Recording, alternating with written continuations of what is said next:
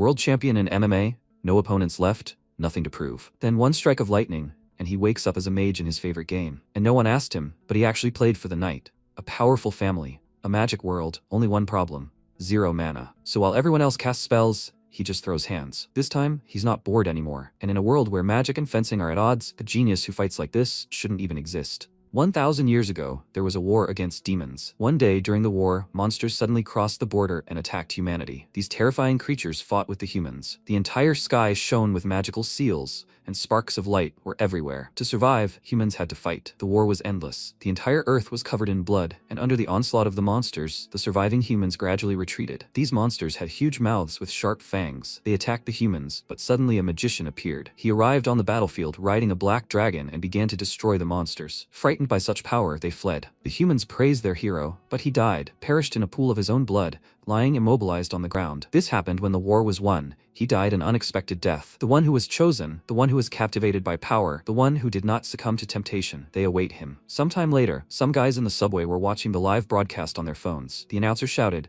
"Ladies and gentlemen, hello, the main event of the day. The 17th battle for the world title is about to begin." It was an interesting battle, watched by a whole room of spectators. The announcer shouted, "The opponents are here. Patrick occupies the blue corner." All the spectators were unhappy and shouted for him to die. Now the people in the red corner were shouting, 37 out of 37 matches won. The world champion with a percentage of knockouts, Jinho. This guy was incredibly muscular and confident. The announcer asked what kind of match today would be. In an interview, Patrick said that in the last fight, Jinho didn't use his legs, but judging by that, he assumes he has some kind of injury. Perhaps Patrick will take advantage of this today. Jinho is already over 40 years old, and if his injury is to his legs, then today a new champion will likely be born before their eyes. The pain is already beginning. The battle between the rivals has begun. Patrick thought fearfully about the incredible fear he was spreading. It was expected of the champion, but if he grabbed his leg, then at that moment, he suddenly decided to attack. The announcer shouted that Patrick was attacking him unexpectedly, and their fight began. He couldn't understand how he dared to go against him with a sore leg. The insolent man? He would make it so he would never be able to take advantage of it. At that moment, Patrick attacked his leg with incredible bloodlust, and a moment later, he was knocked down. Jinho struck back with lightning speed, and Patrick fell on his back, motionless. The announcer shouted that Patrick couldn't get up. The first round would end in a knockout. Patrick was unable to move, and blood was pouring from his nose. Jinho turned around and asked, "Does he understand? That's why he doesn't use his legs." After a while, Jinho got dressed in the locker room and silently left. His friend asked where he was going. Wasn't he going to give an interview to the reporters? He told him to answer their questions himself. He shouted, he should answer them. He has so many fans. The guy was perplexed and tried to stop the main character. Jinho put his hood up and wished him a good job and to contact him when the next match came up. The guy grabbed his head and replied that he should at least go by car. The weather was terrible. He replied that everything was fine. There were traffic jams now. He'd rather go for a run. But at that moment, the coach was dumbfounded and his eyes widened in surprise, after which Jinho closed the door behind him. He screamed, "That bastard. His home is 30 kilometers away. How is he going to do this?" At that moment, many reporters held their microphones to him and asked, "Mr. Coach, where is Jinho now? Let him say something about today's match." The coach was angry because he had already run away, and the reporters were asking when he would hold a press conference. Did he deliberately plan the course of his leg injury? The coach sighed, unsure how to respond. Meanwhile, Jinho went outside and thought about how he understood him. He recalled their fight and the announcer shouting at him, "Lightweight division." The fight ended in a knockout. A moment later, Jinho had won, and he felt sorry for him. But for the rest of his career, he wouldn't find an opponent he was interested in fighting. Did he really believe those rumors about his leg? Jinho simply decided to limit himself, right? After a while, Jinho arrived at a multi-story building and entered the building. He went up to the 34th floor and entered his apartment. There were numerous gift bags outside his apartment, and he was angry because he had already told people not to leave them at his door. After this indignation, he entered his magnificent and spacious apartment. He bathed, washed his hair, threw down the towels, and said, "Well, now he'll begin." At that moment, he happily sat down at the computer desk and started playing. The system announced The Last Savior. The console game The Last Savior is so difficult that even Koreans have stopped playing it. But Jinho had played it absolutely every day for the past 10 years. Because his life was filled with training, hardening, and battles with the strongest opponents, he had long since burned out. He smiled and asked, "Will he fail again today?" At that moment, he realized he could feel the competitive spirit here. There was a demon king in the game, and he was shouting, "Attack him, you bastard." At that moment, bright lightning and thunder roared in the sky. The protagonist lowered his gaze when he was facing his opponent. He didn't understand what was happening. Was he really going to lose like this? His health was already at 0, and at that moment, his hero struck his opponent's sword, and he shouted, "No, let him get his strength now." How could he avoid this? He didn't know what to do, and cursed. A multitude of bright beams emanated from the collision between his player and his opponent. At this point, Torz continued to fight, gritting his teeth in anger, before attempting to land another blow on the monster. Jinho wondered why he was so predictable today. He'd been hit several more times, and he didn't understand why his attacks were so good. He frowned and looked ahead. A huge magical beast appeared before his face, roaring and opening its mouth. Torz confidently attacked the creature with his sword. It was ironic. He'd started the fight with the desire to win, yet he was afraid of victory. Let him gain strength. The Demon King, he can do it. He supported with words, and attacked flawlessly with his hands. And finally, Torz attacked the Demon King. The system congratulated him for defeating the Demon King. The last savior, thank you for playing the game. Jinho frowned and realized he had already become a champion in 2 worlds. A moment later, he smashed the computer mouse against the monitor, smashing it while muttering, "Who am I supposed to fight now? Maybe he could do it against the brown bear and get out?" He cursed, but he had nothing to say. Meanwhile, a bright bolt of lightning lit up the entire sky, and he looked out the window and was surprised. These bright sparks struck his house and window. After some time, he woke up and realized that his head was spinning and his body was burning. Suddenly, he felt rain on himself and asked, when did he manage to get outside? He was stepping in puddles, and someone was shouting at him to wake up so they could come together. At that moment, someone grabbed him by the shoulder and shouted, 218. He turned around, and the guy said that he'd been calling him forever. And what was he doing here? Now he didn't have time to just stand there. They needed to leave any minute. He asked again, "Who is he?" And suddenly he saw the number on his jacket, 172. His mouth dropped open in shock, and he asked again, "But where is it?" At that moment, many of the same people in orange jackets ran toward the gate. The rain continued to pour, and Jinho couldn't understand. He'd seen the symbol somewhere before. He saw a flag fluttering in the strong wind. Ryu came right up to him and shouted at him to get ready. Did he really want to rot here forever? Perhaps today was their last chance to escape this damned carrion. He looked at him in surprise and asked, "What? Could this place really be a carrion?" He was dumbfounded by what he heard and couldn't move for a while. When he realized what this place was, he started to fall to the ground, but Ryu grabbed him and shouted at him to hurry up and not waste time. He didn't know what to say. Could this all be a dream? Many people grabbed the gates with ropes and began to pull. They were getting the hang of it, almost there. Jinho continued to think, no, this wasn't like a dream at all. So he really was inside the game he was playing, and a prisoner at that? Ryu grabbed his hand and pulled him along, shouting that they needed to run faster. It was all doubtful, of course, but first he needed to get out of here. Suddenly, he told them to stop and clenched his fist. Ryu turned around and screamed, "Have you completely lost your mind? Now's not the time to do this." He asked again, "But isn't that weird? Such a thing simply can't happen in this city. It's all too simple." He shouted that it was all because General Clark wasn't here right now. He asked again, "General?" Ryu replied, "Yes, he just left, so they had a chance. Let him get ready and run faster." At that moment, the protagonist grabbed him by the hood and dragged him in the opposite direction. Ryu screamed, "What is he doing?" He was completely out of his mind. He knew that if it was true, he understood the situation somewhat, but his champion's instincts told him that he absolutely mustn't go beyond these gates. Ryu screamed at him to let him go and called him a scumbag. At that moment, the doors opened, and now they were free. People ran out at breakneck speed, one after another, running at incredible speed. Ryu screamed at him to let go. No, he had to get out of here too. The guys were rejoicing at having managed to escape, when suddenly everyone froze, and one by one was destroyed. Someone pounced on them and began attacking, chopping off their arms and legs. It was General Clark, laughing and shouting that these worthless people should die, and shouted at his soldiers to kill them all right now. At that moment, Ryu asked in confusion, "General Clark? Why was he acting like this?" Jinho replied, "Didn't he understand? This was a trap, and he should shut up and run away from here." At that moment, many prisoners were killed, and some of them began to run back, crying in fear. After some time, the walls of the fortress were covered in the prisoners' blood. The rain continued unabated, and General Clark, walking around the slain people, ordered the remaining men to line up the prisoners. They shouted, "Yes, General, let them all stand up straight and don't move."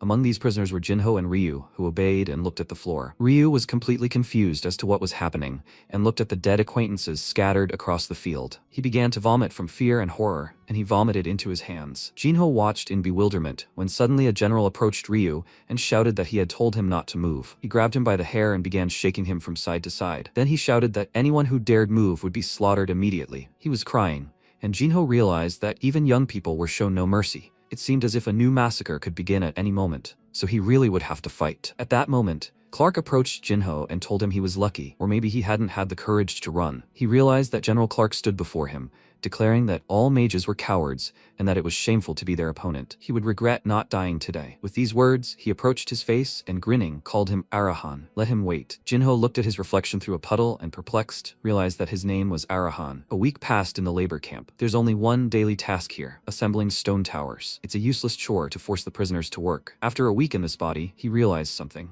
He looked at his hands and realized, firstly, that this body was extremely weak. His hands were shaking, Just lifting a single stone made his breathing ragged. He was about 15 years old. Secondly, he tried using magic at night when no one was looking, but it hadn't worked. It's strange that Arahan can't use magic. After all, the Arahan family is the strongest mage family. Why can't he use it? Or maybe that's why they threw him here? This sounds like something the Arahan family might have done. At that moment, the general turned to him and shouted, "Okay, now he has to move the tower the other way." Why was he fidgeting like that? He should move faster. Jinho grabbed a stone and understood. And yet, the system reported synchronization. Due to the large amount of data, synchronization is delayed. His progress is 78%. He wondered when this would all end. After some time, he arrived at the dining room and took a plate of food and bread. Since coming here, he had started exercising regularly, but the only food here was this. Ryu approached him and said, 218. Won't he want bread again today? He was surprised and said that he had come and said, no, let him take this. Ryu was very happy, and the protagonist realized that everyone else was avoiding him, but he was special. He began to eat his bread with joy. Archons are the most powerful mages, and rumors circulate about their red eyes. They are a curse for how many people they have destroyed, and that anyone who looks into them will die. They are about the same age and live in the same room. He has no memories of what happened before he ended up in this body, but it seems they are friends. However, how could someone so young end up in a carry-on? Ryu said for sure, he should be more careful. He asked again, why is that? He replied that because of him, their workload had been increased, something the other prisoners weren't too happy about. Maybe he should relax? Why was he fussing so hard with those rocks? He realized that this explained all the murderous looks he'd been getting lately. Ryu had told him to be especially wary of number 589. He knew him, right? He was the leader of the prisoners. He was also known in the arena, and they said he was here for murder. Jinho asked again, then wasn't it dangerous for him to go with him? He smiled and replied that he didn't care, since it was obvious they knew each other. He asked again, so what? He might get in his way, so let him go somewhere. At that moment, he stood up, and Ryu asked in surprise why he had suddenly started acting like that. He heard approaching footsteps and said,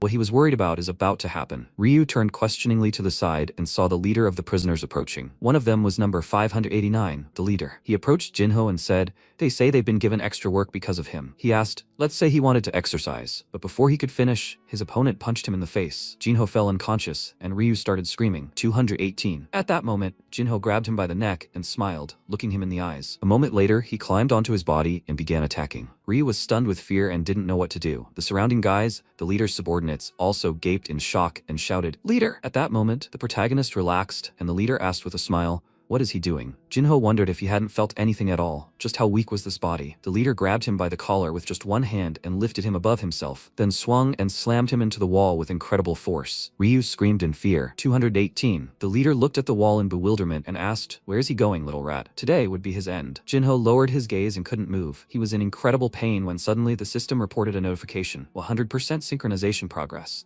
Synchronization was complete, and he smiled as he looked at his opponent. Suddenly, magical beams of mana appeared around his body and continued to spread throughout the room. He clenched his fist, pushed off the ground, and deliberately glared at his opponent with a terrifying expression. He pulled out his fingers, then took a special stance, and clenching his hands into fists, told the leader to come closer. He laughed loudly and coming closer, said that he had even been kicked out of his family. Who does he think he is now? He told him to stop talking nonsense and come here. Or was he chickening out? The leader shouted that he was now fulfilling his wish. With these words, he rushed to attack. But at that moment, the protagonist pulled out his leg and kicked his opponent. Unfortunately, he was unable to do so, as the leader grabbed his leg with his hand and said that rats need to know their place. At that moment, the protagonist kicked him in the neck with his other foot, and he was dumbfounded by the pain. He grabbed his neck and pulled back, then exclaimed, what? Jinho delivered another kick to his face, causing the leader's blood to spill, and he began to fall to the ground. Jinho continued to destroy his opponent, with one blow after another, and after a moment, the leader finally fell to the ground and did not move. Smoke emanated from his powerful blows, and Jinho muttered that he hadn't planned on using his legs. At that moment, the leader's subordinates shouted, why are they standing there? They must kill him now. All the guys rushed to the attack,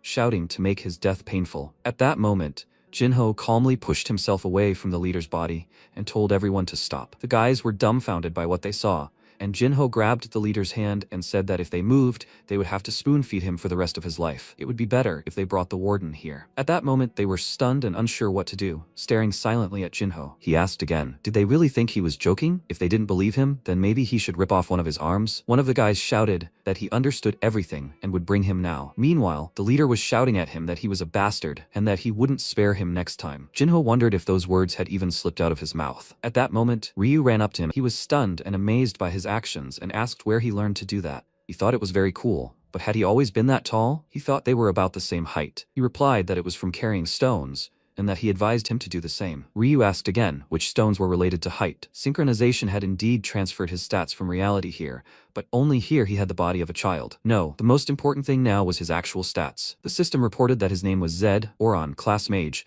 with traits including steadfastness, a victor in hopeless situations, a natural-born warrior, the soul of a champion, and the blessing of great S-rank mages. Stats. Penalties for underdevelopment have been applied. Strength, dexterity, endurance, and perception were 100, but are now 50. Magic is 0. He was dying to see this. At that moment, he saw that his magic was 0 and asked, could this be a mistake? Magic could be 0, but he's a mage. How could he have 0 magic? Why did he possess such a loser? He continued to stare at the number 0 in bewilderment and laughed at the system. Ryu, who couldn't see the system in front of him, didn't understand what he was doing. After some time, the protagonist found himself in his prison, and as he lay down on his bed, he thought, such bad characters really exist. That's probably why they kicked him out of his family. The Archon could have done this. They have neither blood nor tears. He first needed to calm down and slowly check everything out. But he's at least grateful for the fact that all his other stats are 100. He doesn't care that he has penalties. In such a crappy body, he wouldn't be able to maximize them. He's also young. He thinks the penalties can be worked off with hardening, but food will still be scarce. And he's never seen such traits before, and they're all high-ranking. He's only familiar with steadfastness. He's a winner in hopeless situations.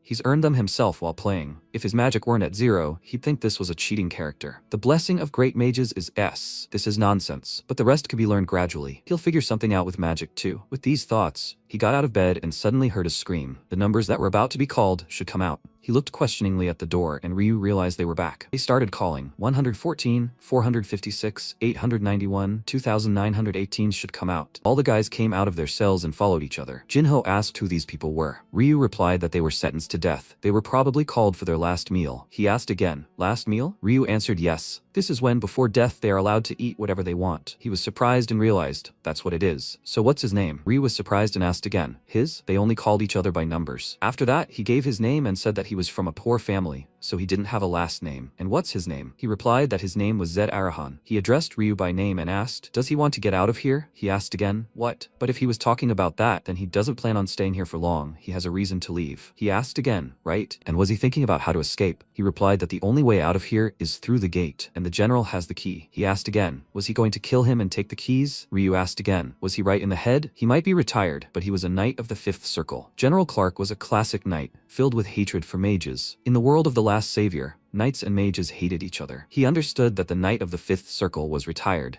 Would the current him be able to defeat him? Jinho said there had to be another way, and he replied that they could simply steal. He asked again, what? Ryu asked a question, and he didn't know. Children of the lower classes put their hands in other people's pockets more often than they say hello. But there were always a lot of eyes on the general, so there weren't many options. He grinned and looked sadly at the floor, then smiled and replied, that's right. He was gradually beginning to understand how to escape from here. After some time, a new workday began. The sun shone brightly, and all the prisoners went outside. The general announced that from that day on, he had decided to increase the workload again, so they would be running instead of walking. At that moment, all the prisoners were dumbfounded by what he had heard and asked again, what? Let him be human. How much longer can he bully them? Let him at least give them achievable tasks. Clark's subordinate shouted, are they disobeying the general's orders now? The prisoners exclaimed in response that it was truly difficult, but suddenly one of them saw the blade that was already near his neck, and the knight said he was only relaying the general's words. If he had any complaints, he should bring them to him. The young man asked again, what's wrong? Isn't that too much? What's the reason? The worker asked again, why? Did they still not understand who caused this? At that moment, Jinho approached them, and everyone looked at him with hatred. The man cleared his throat and said he thought he was going out for a smoke. The guys wanted to attack him, and Ryu turned to him and said the atmosphere was bad. He asked him to step back and realized,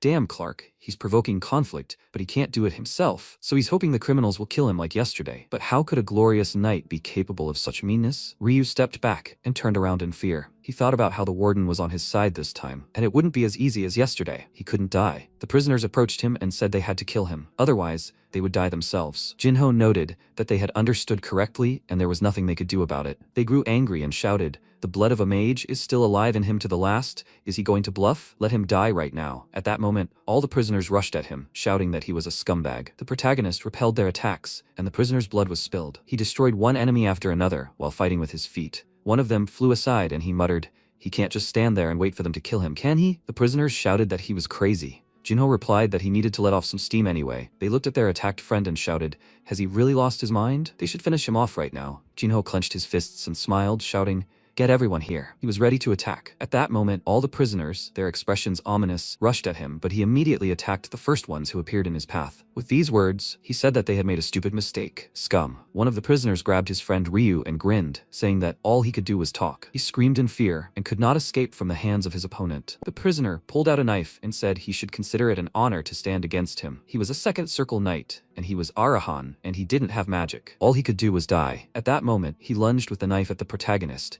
who looked confidently ahead and suddenly vanished. The guy was stunned, confused as to what was happening or where he had run off to, when suddenly he looked in shock at how Jinho saved his friend and destroyed the guy who grabbed him. The prisoner asked in surprise, what did he just do? He couldn't use magic, could he? He hinted and replied that it wasn't magic, then abruptly kicked off the ground, spun around in midair, and attacked the prisoner, kicking him. He too fell to the ground and was destroyed. At that moment, the general arrived, called for number 218, and told him to explain himself. At that moment, he decided to stand up for him and shouted at him to stop, saying he was the victim. He'd been taken hostage and was about to be beaten. It was self-defense. Clark frowned, and looking at the prisoners, realized they were idiots, then asked a question. Jinho looked at him carefully, and the general asked, did he have mana? He replied that he knew nothing, and at that moment, a bright purple flame appeared from behind the general. All the prisoners began to rise from the ground, and he ordered them to breathe. Ryu fell to the ground, unable to move. The protagonist realized he wasn't taking damage from the general's energy, but it was impossible to resist the power of the fifth circle. He stood motionless, looking at the general in surprise and asking, what's wrong? The system reported that he had a special ability, the Champion Soul S, which resists suppression. This was the same ability he hadn't seen before. Resistance? Could this really be a feature that grants them immunity? He smiled and realized it was truly imbalanced, after which he rejoiced and realized that in the real world, his body had reached its peak, and it would be a shame to waste it on some knight. This game knows something. The general was dumbfounded when he saw that he couldn't suppress Jinho, and wondered if he could really stand there calmly. He was just some idiot who didn't even have mana. This thought angered him greatly, and he exhaled heavily and added even more mana, causing the ground beneath his feet to crumble into tiny pieces. All the prisoners were pinned to the ground and unable to move, but the system again informed Jinho that his feature resisted suppression, so he easily handled such pressure and stood confidently on his feet. This was even more than just an S rank. What would he do now? Clark was dumbfounded by what he saw, and his mouth fell open in amazement, not understanding how this was possible. His subordinates turned to him in trembling voices and asked him to stop, as they were already feeling unwell. The energy was affecting them as well. The general stopped adding energy and silently looked at Jinho. Jinho chuckled at the fact that he had finally finished,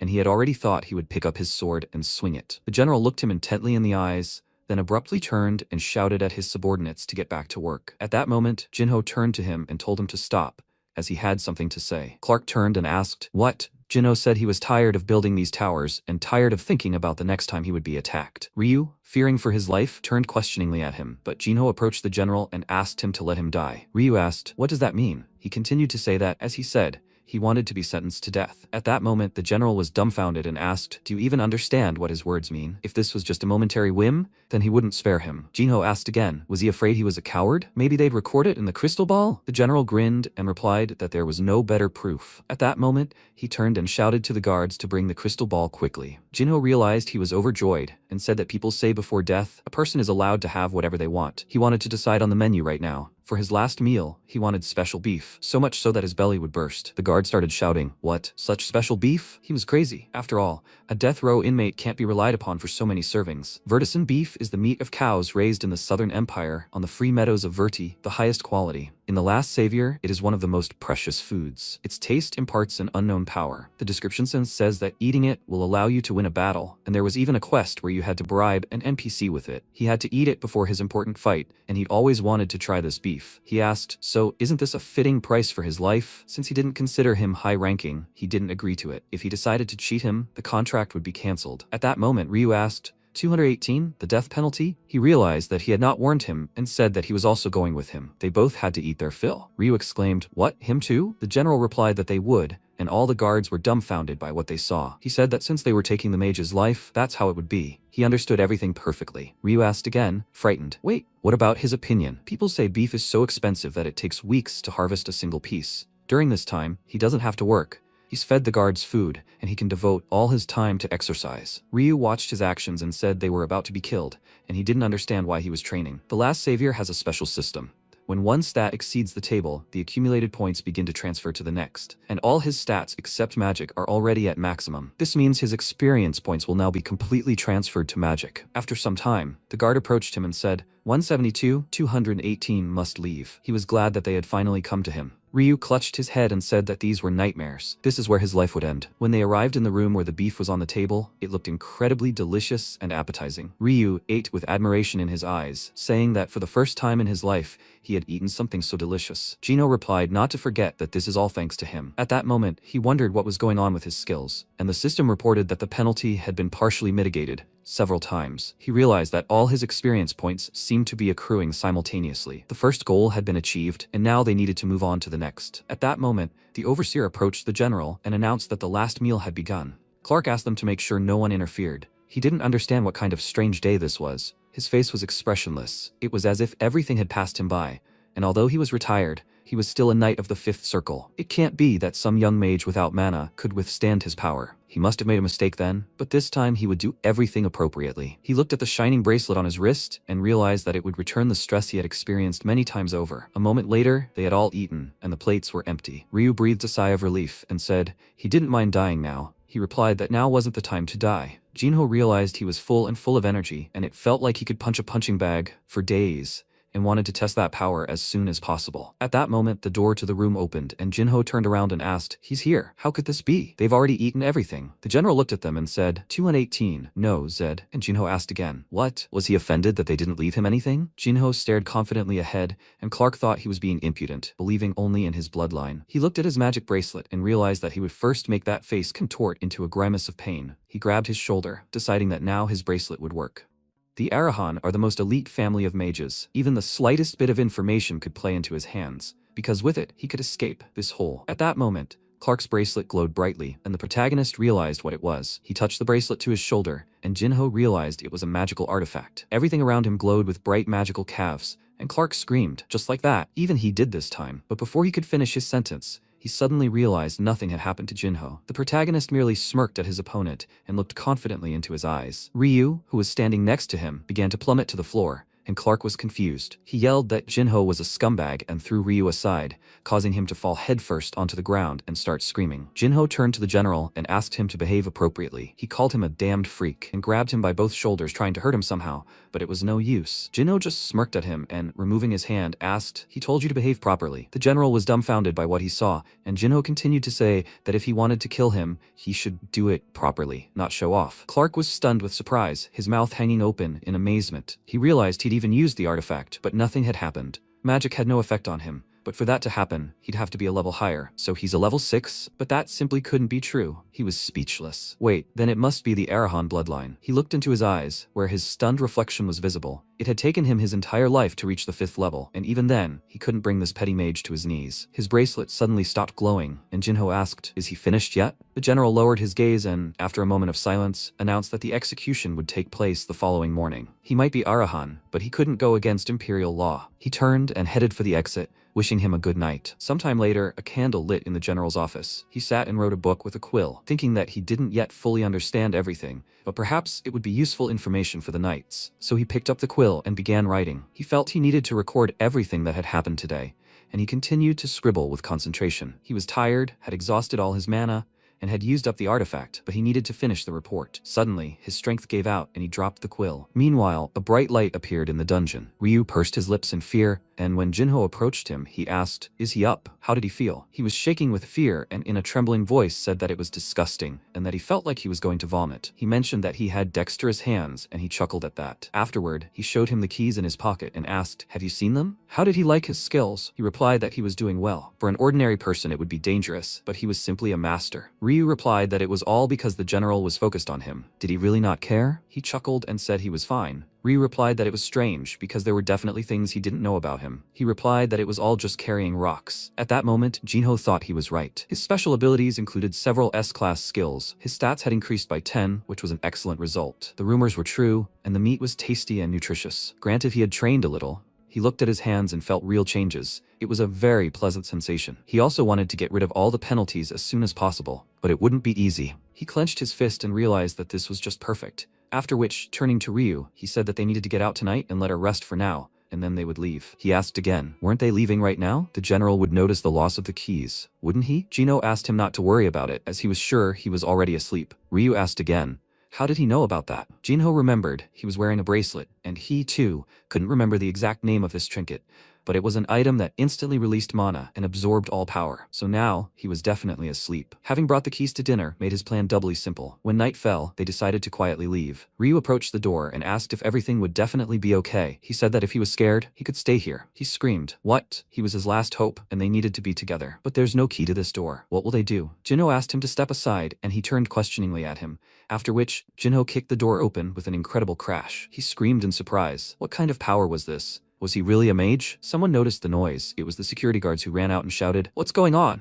Room 218. What's he doing there?" Jinho turned around and asked again, "What else?" The guards realized it was an escape and shouted to report it to the general quickly and seize him. The guys ran outside, and Ryu shouted that there was something out front. He was dumbfounded and realized the gates were blocked, and there was already a crowd of armed guards there. Jinho didn't slow down, and one of the guards said to stop them at all costs. Everyone understood his order, and Jinho ordered Ryu not to stop and to keep running. After these words, he sped up, and Ryu responded in surprise. Okay, before watching in amazement. Jinho was able to get past the first opponent thanks to his incredible agility. He struck the man in the face with his palm, sending him flying. He did it with such speed that everyone else was stunned and surprised, and they began to fall one after another. When several guards were struck, one of them became frightened and realized the dire situation they were all in. At that moment, Jinho decided to pounce on him too, striking him in the neck. The man cried out in horrific pain, and a bloody ball appeared on his neck. Jinho moved past guard after guard, approaching the main ones, who were already cowering in fear, some of them lowering their swords. Jinho pounced on the remaining opponents, destroying them with his feet, and they continued to shout that he must be killed. Everyone attacked him from different sides, but Jinho was so agile that he was able to defeat each of the attacking opponents. He kicked the guards in the face and landed ready for another push. After a moment, he finally stopped and turned around to see two more guards attacking, causing him to grin and hit them with a single kick. Ryu, who saw what was happening, was dumbfounded and remarked that such astonishment would drive one crazy. The general, who later saw the destroyed guards, watched silently in bewilderment. They tried to rise from their seats and apologize to him, but the general only looked toward the open gate. When he was told that this was number 218, he froze with irritation and shouted for everyone to grab him and bring him back. Sometime later, the guys arrived in the village of Moda, near the colony. Once there, they hid in a barrel and a chest located outside. The main character stood up and said that he thought they had managed to break away. He breathed a sigh of relief, and turning around, they looked around. Jinho asked Ryu where they were. He replied that they were in the village of Mota. There was nothing else around the colony. He assumed that meant they'd come here first. He asked again, what could he do? The other towns were very far away, but if they blended in with the crowd, everything would be fine. The protagonist decided to believe him and then asked what he was doing. He handed him some strange clothes from the trash and said they were just right, let him wear them. Jinho asked again why he'd chosen the most homeless clothes. He replied that there were plenty of poor people here and it was easiest to blend in. He would go collect the bare necessities, and Jinho should wait here and keep a low profile. He'd explained everything, but they didn't have any money, did they? Ryu asked, who needs money? He understood that he really was different from the others. Ryu said he'd be back soon, so he shouldn't go anywhere, because he was his last hope. He silently looked into his eyes and understood, his last hope. An hour later, Ryu arrived, and Jinho asked again what he'd brought. He said they were colored contacts. When Jinho put them on, his eyes turned blue, and he asked, how do you like them? Ryu replied that it wasn't bad. Red eyes betray a mage, so he should be careful. This was the land of the Bahals, so blue contacts were popular. For aristocrats, eye color is just another accessory. The Bahal family was familiar to him because his character was a Bahal, the one with whom he'd fought to the very end. The clan of mages is the Arahan, and the clan of knights is the Bahan. Even the eye colors of the warring clans are opposites. Thanks for taking care of him, Ryu replied. You're welcome. He found a spot on the way here and offers to rest there. After a while, they found themselves in a small house in the forest. There they lay down to sleep on some hay, and Jinho couldn't fall asleep. He stared at the floor and wondered how it had happened that he was here, also as a prisoner. He opened his eyes and suddenly found himself in a game, and now he even had to hide in the stable. Well, at least it was fun here. But why did Ryu follow him everywhere? He called him his last hope, knowing he would always be in danger since Clark was hunting him. He didn't know anything about him yet. He was a street thief, and now he was with him because he needed help. It turned out that Ryu hadn't slept either. Jinho wondered if he could trust him. The next day, the sun rose brightly. When the guys woke up, the protagonist realized what he hadn't seen in the darkness yesterday. Had he really slept this? There were flatbreads under his body. When Ryu woke up, he stretched and said, such an elite aristocrat probably doesn't feel very comfortable. He asked again, who likes that? He replied that people learn to live within their means. Jinho replied that that wouldn't do. He needed to earn money, and they needed to live somewhere. Ryu asked again, how would they do that? They couldn't be seen by the guards, could they? Maybe he should teach him how to steal. And Jinho replied, no, it's better for him to find a place. Ryu, surprised, asked again, what did he mean? What place? Jinho replied, the ring. Underground fights take place in the ring. Heavyweights fight there. A serious struggle ensued, and Jinho and Ryu entered this dungeon, looking around in surprise. A crowd of fans screamed with joy when they saw the fight. Ryu whispered that he thought they'd come to the wrong place. Jinho replied no, this was exactly the place they needed. At that moment, one of the fighting men bit his opponent's arm, but immediately received a heavy blow to the cheek. The rivals were engaged in a serious struggle when suddenly one of them was attacked. People shouted at him to fight with all his might. After all, someone had bet everything on him. Let him kill him. Jinho expected it to be a regular street fight, but even more intense. Ryu didn't understand why they were there and said it was scary, so he suggested they fly away. At that moment, one of the rivals lunged at the other and punched him in the face, drawing blood and sending the man falling to the ground. His opponent continued to punch him, and Ryu couldn't understand. Had Jinho seen it? Didn't people kill each other here? This Ikas was no match for any carry-on prisoner. He didn't think he could defeat him with his hold, did he? When he turned around, he saw that Jinho was no longer nearby, and suddenly everyone around was stunned by what they saw. Blood continued to flow from Ikas's hand, and Jinho approached him, removed his hand, and asked, "Can't he see that his opponent is already unconscious?" He wasn't fighting according to the rules. Ikas turned around in surprise, and at that moment, Ryu twisted his face in confusion. He didn't understand what this idiot was doing there. Jinho turned to the referee and asked, "Have they paid him or something?" The winner had already been decided, so why didn't he stop the fight? Or are there no rules here? At that moment, Ikas turned his hand away and shouted, "Who is he?" If he's an aristocrat, he's even more infuriating. Jinho asked, "Is he him? But can't you see?" At that moment, all the spectators fell silent, stunned, and quietly watched what was happening. He asked again, "Can't you see that he's a homeless person?" He smiled, and people started shouting, "What? This was just a poor guy? How dare he interrupt the game?" It only made them more curious. "Let him give him his money back." Jinho replied, so he would take responsibility for it. Would they like it if he fought the Ikas? Let them wait, because he would show them something interesting. Jinho smiled, and Ryu shouted his name in fear. He had told him they didn't belong here. The Ikas were 100 times stronger than all the prisoners. His chance was 1 in 100, or even 1 in 1,000. Did he even understand what he was getting himself into? He wouldn't be able to defeat him. Did he understand that he was absolutely no match for him? Let him choose another opponent. Ryu screamed so loudly in fear that Jinho had to cover his ears. He asked him to be quiet and instead go and bet everything on him. Ryu asked again, stunned. Was he even listening to him, or was he going to continue making unjustified moves? Let him get better, and then they'll get out of here. At that moment, Jinho addressed him by name and offered to eat some beef when he finished and fill their bellies. Ryu asked not to be bribed, and a moment later, the fight began. Jinho found himself facing a serious opponent who was extremely angry. He kept saying that this homeless person had completely lost his mind from poverty. Then he noticed something strange and asked, "What's going on? How unusual. He looks about 15 years old, but what's with that look in his eyes?" He also breathes calmly, and his stance is definitely different from the others. It's threatening, but at the same time very calm. Magical energy formed around Jinho, and he felt uneasy, not understanding what was happening. Was he really afraid of some homeless person? He was Ikas after all. At that moment, he became enraged and rushed at Jinho with incredible speed. But a moment later, he realized he'd easily dodged his opponent's punch and had been hit in the nose, drawing blood. Jinho asked him not to put his fists behind his shoulders. The punch should be delivered from a defensive stance directly into the opponent's face. It's the fastest way, and it's easy to hit. It's also very fast. He struck his opponent and understood that sometimes you can shift your center of gravity to hit even harder. Jinho struck his opponent right in the jaw, and he lost several teeth and suffered numerous bruises. People started screaming. Who is he? Or is Ikas giving in to him? Jinho thought. War, god of luck, god of miracles, ban of life, please let him come back alive. People started screaming. Why is he giving in? He should keep his eyes open. Ryu opened his eyes and realized what was happening in the ring. People started shouting that this poor guy was beating him, and Jinho was confident and smiling. Ryu was frightened and wide-eyed asked, what, was he really winning? How was this possible? Ikas frowned with anger, not understanding what was happening. Was he really losing to such a brat? He gritted his teeth in anger and pounced again, but Jinho easily dodged and hit him in the stomach, and Ikas couldn't understand why he couldn't dodge his small fists. A moment later, he received several more blows and screamed, "There are no words. He needs to pull himself together." Jinho hit him again in the head, and a moment later he fell to the ground, motionless and unconscious. At that moment, Jinho turned to the referee and said, "Let him look here. What is he doing?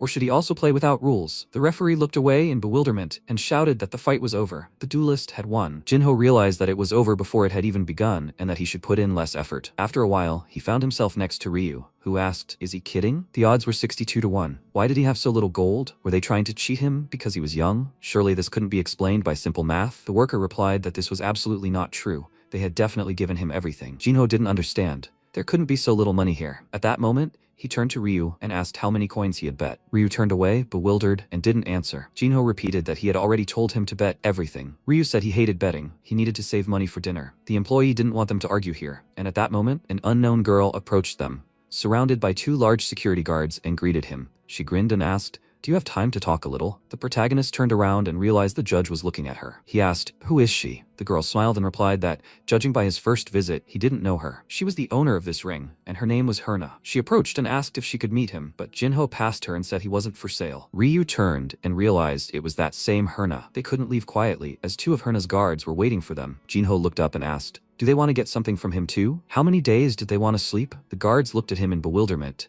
and Jinho realized they weren't even blinking. Were they really that devoted to that woman? Herna replied that she had found the game's champion he had beaten today in the big city. Did he understand what that meant? She would let him go today, but they would still meet again. Next time they would talk in a more pleasant setting, because she really loved strong people. Jinho frowned, looked at her silently, and said nothing. After a while, the guys went into a cafe to grab a bite to eat. They sat down at a table and waited for the meat. Ryu rested his head on the table and muttered that they shouldn't mess around with that woman. He looked at him questioningly, and Ryu continued to say that it seemed like she was simply the ring's mistress.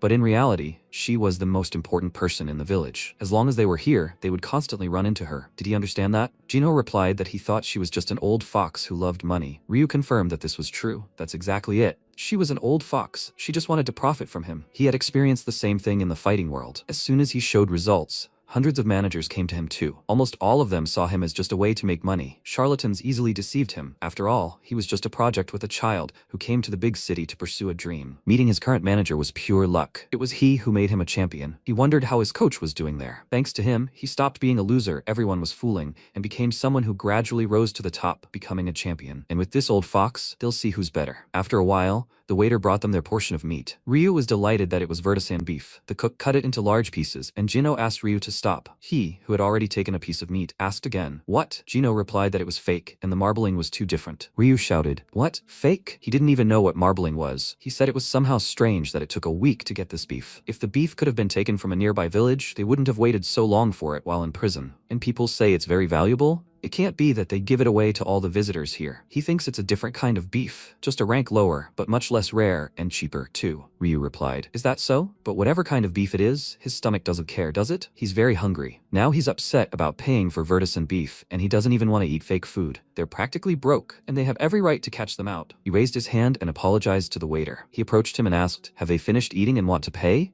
When he got closer, he realized they were taking a long time to eat one portion. Jinho replied that it was fake. He'd ordered vertisan beef, hadn't he? He offered to bring his order first. The waiter was irritated by the protagonist's gaze alone. He asked again, "Does he even know where he is? This is no ordinary eatery." Jinho told him to stop and call the manager right away. The waiter asked again, "Have you completely lost your nerve, kid?" Jinho replied, "Maybe the kid should tell everyone about this." At that moment, the surrounding patrons began to notice the altercation and turned to eavesdrop. The waiter realized this and asked him to shut up and follow him. A moment later, he brought them in and reported it to the manager. The manager sat surrounded by his subordinates, all holding sharp weapons. He asked if they were the scandalous guests. Jinho replied that he was one himself and that he sold counterfeit goods. The manager laughed and shouted that he was good, but he should know how to read the atmosphere. He didn't know what the atmosphere was, but he was the one who couldn't read the situation. Who should he kill first? When Jinho asked this question, the manager became angry and shouted that he deserved a lesson in life. And at that moment, his subordinates pounced on Jinho with fists and axes. Jinho easily defeated his opponents one after another, fighting with incredible agility and speed. He eliminated each one individually, and when he managed to defeat all the guards, the director was stunned by the situation he was in. He was terrified when he saw the guards lying motionless on the ground. He screamed, "What's going on here?" Jinho stood silently, looking him in the eye. Ryu was glad he dealt with those idiots so well. Did the director even know who he was? He was the one who knocked down Ikas. The director remembered hearing a story about some homeless guy defeating Ikas. Could that be true? And what did he want from him? Jinho replied that now he had to listen to him.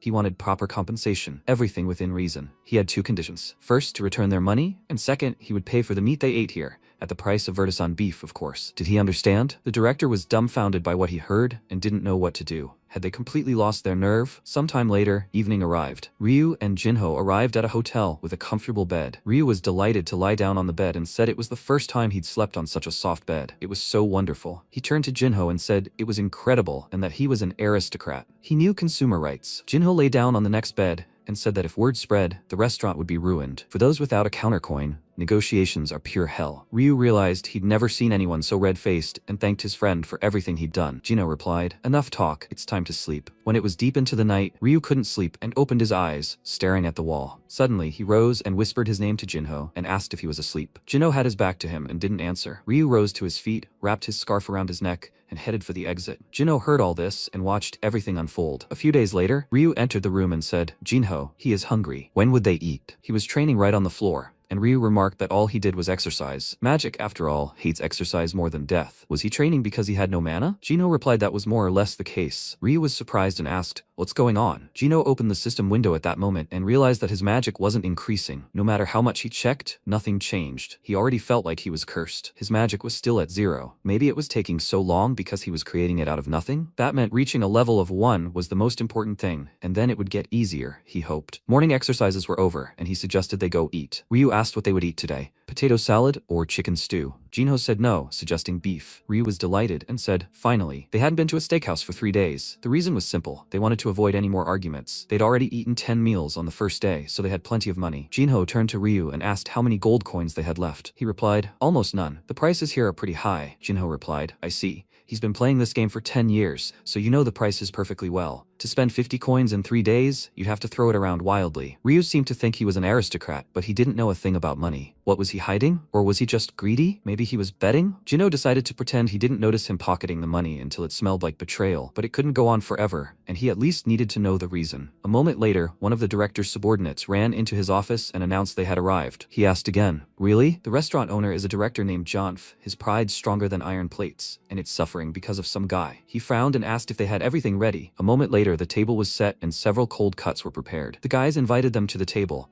and the waiter bowed and said that the meat was prepared in abundance, so they should eat together. Ryu was surprised and asked how much it all cost. The waiter replied that if they needed anything, they should call him. Jinho wondered why they had suddenly become so helpful. Ryu suggested that maybe it was because they had changed clothes. Jinho seriously doubted it and realized that there were no killers among them, and inside everything was the same as last time. What were they planning? At that moment, Ryu turned to Jinho and asked if he was hungry. He wants to give him a special salad.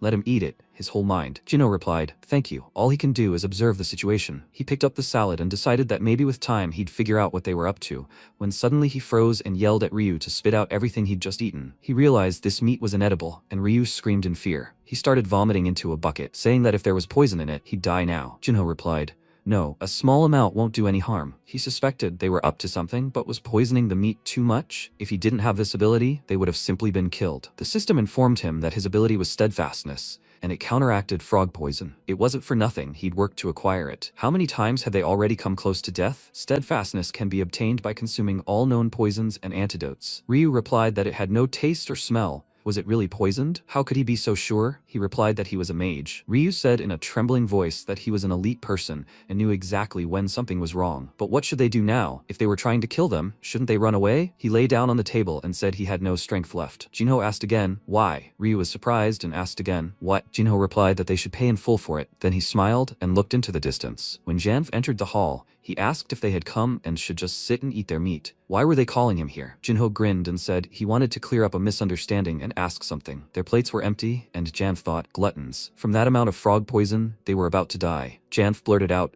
what misunderstanding could there possibly be? They're bandits, blackmailing him out of his money. Jinho asked again, does he see? He couldn't understand them at all. He invited him to sit down and talk over a piece of meat. Ryu handed him the remaining package of meat and offered it to him to eat. Janf got scared and screamed, why is he shoving this at him? He replied that it was necessary to maintain conversation. If he listened to them, they would cancel their previous terms because they weren't bandits. He screamed, enough! He had nothing to talk about. Jinho asked, how strange is that? Does he want to keep giving them money? Or is there a reason he doesn't want to eat? Maybe the meat was poisoned? Janf was dumbfounded by what he heard and screamed, what nonsense? He asked again. Is he surprised they understood everything? At that moment, Jinho flipped the table over in anger, smashing the dishes, and then pointed to the untouched hidden meat on the floor. Janf was dumbfounded, not knowing what was happening, and shouted, what is he doing? All the meat was on the floor. They just threw it away. Did they really guess about the poison? That simply couldn't be. Jinho replied that they felt sorry for him and didn't come here, and yet he turned out to be such a scoundrel. He dared to poison the meat? Janf decided to pretend not to, because there was no way they would actually guess. He shouted that there was no poison there. Do they have proof? He wanted to ask them about it. He started punching the wall, and Jinho asked again, proof? Yes, he has it. He looked at him with his eyes, which had turned bright red, and said, this. Janf realized that he had red eyes and was a mage. Jinho asked again, had he really dared deceive the Arahan?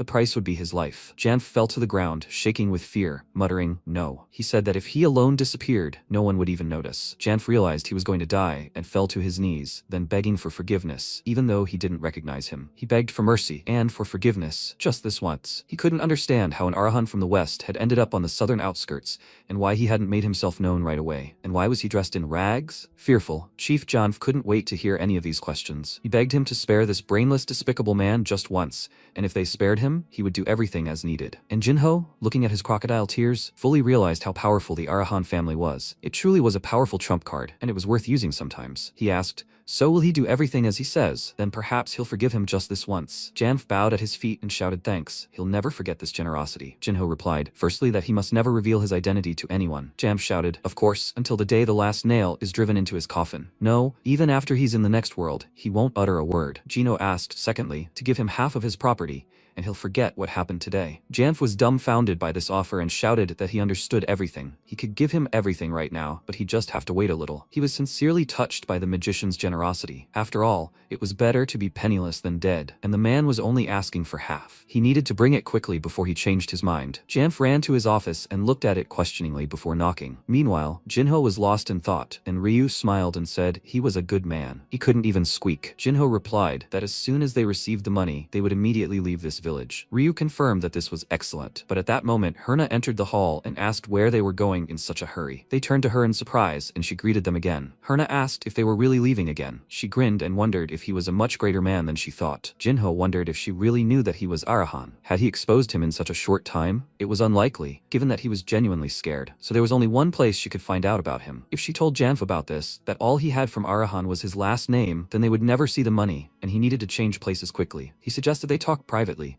and she grinned and replied, okay. When she sat down at their table, Jinho asked why she had come. She wanted something from him? She assumed he seemed to have misunderstood her. She had business with him, but she had come here to meet a client. He turned to Ryu and asked, with a client? He had done this. Ryu looked down and apologized, as he shouldn't have hidden it. Herna found out what he had asked her for, but she would have to pay more for it. Ryu was dumbfounded and shouted that this was what they had agreed upon. After all, he had paid so much. She replied that this money wouldn't even be enough for a day. Did he really think it was that easy to look for a missing relative? It was hard for her to find out his whereabouts when he didn't even know if he was alive. Ryu screamed, with tears in his eyes. How could this be? This was his last hope. Jinho seemed to understand what was going on and asked them to stop, suggesting the following. She had said he had business with him, hadn't she? Then he suggested tying it in with the current problem. Herna asked if he was offering to do business with her in exchange for helping him. That was great. Then her conditions were simple. He has to fight Ika's one more time and that's it. Ryu asked Jinho not to, but he said okay, he'll accept the second fight. Then will she continue with Ryu's assignment? She responded, licking her lips. Naturally, she always keeps her promises. Sometime later, evening arrived and the guys headed home. Ryu looked at the chest and remained silent. Jinho turned around and asked why he was so sad. They had earned so much money after all. He silently looked at the floor and apologized. He didn't want to deceive him. Jinho replied that he knew about it, and Ryu continued to say that he hadn't told her and that he had gone from him to her and understood that it was stupid.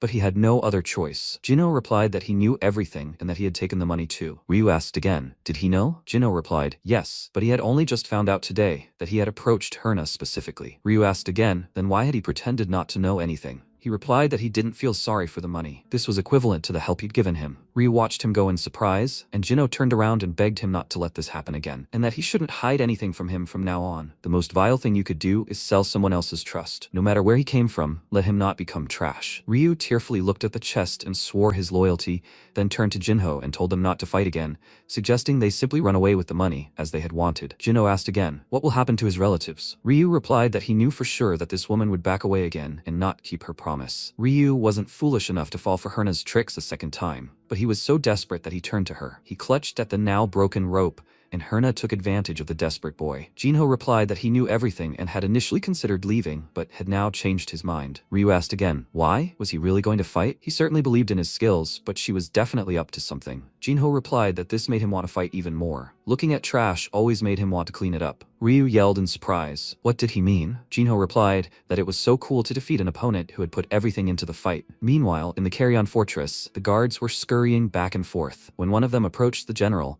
He announced that they were ready to capture him. Clark replied that was excellent. Let the first group leave already. He grew angry and, releasing his dark mana, said those little rats were hiding right under his nose. This time he would definitely finish him off. At that moment, he shouted his name and clenched his teeth in anger. 3 days later, the protagonist found himself back in the arena. He didn't understand why he was still alive. He had just hit him so hard. Something was wrong here. Ryu, watching from the sidelines, asked if he sensed danger. Maybe they should call off the fight then. Jino considered this, and at that moment, Ika's and the homeless man had their rematch. It's starting now. When the host announced this, those around him were dumbfounded and shouted, "Ikas?" Ryu also noticed something was wrong, and they shouted that he was copying his technique. Ikas wondered if Herna must have given him some advice. Maybe she said he was a mage without mana. He thought it was true that he was thrown into a concentration camp. He needed to check it out. At that moment, he rushed at his opponent, and Jinho was surprised by such a sudden movement. He decided to thrust his fists straight from his chest, applying maximum force. Ikaz grinned and suddenly shouted. He thought he was the only one who could do this. He had practiced, and it had proven effective. Jinho was a little surprised and began to brush off his blows,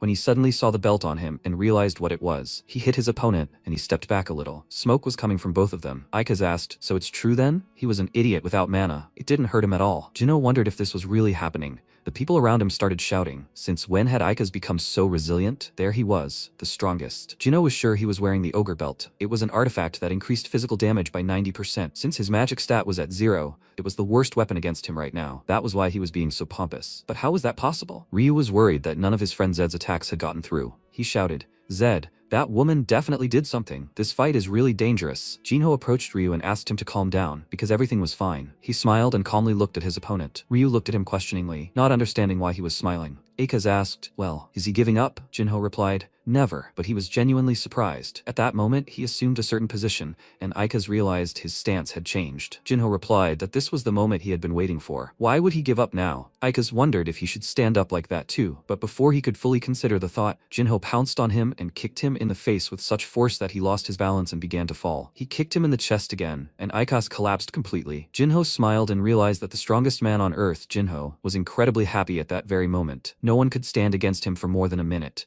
Because of this, he couldn't test the techniques he had spent so long perfecting. Let them all look at him. He was covered in blood, but he was still standing. Zed or Jinho, this was the first time he had ever seen such a thing. He decided to pounce on his opponent again, and used an overhead kick. Ikaz didn't understand what was happening, and tried to defend himself. But at that moment, Jinho's foot came from a completely different direction, then hit him in the chest again. He was dumbfounded by the pain and screamed, then began to fall. He realized he'd lost again and cursed, unable to even predict his punches, much less block them. What was going on? Jinho screamed at him not to even think about falling. Was it hurting anymore? A moment later, he shouted, "Enough." He gives up, but Jinho didn't even let him finish and kneed him in the jaw. After a while, everyone in the hall was stunned by the sight. Jinho attacked Ikaz again in the side and broke the special belt on his pants. His belt was shattered and he fell to his knees. Jinho, coming closer, asked him, what happened? Was he really not getting up? He didn't answer, only thinking that he was now fighting a crazy freak. Ikaz screamed that he had lost and no longer had the belt. "Referee, please stop this fight." But at that moment, Jinho kicked him in the face again and said, "No.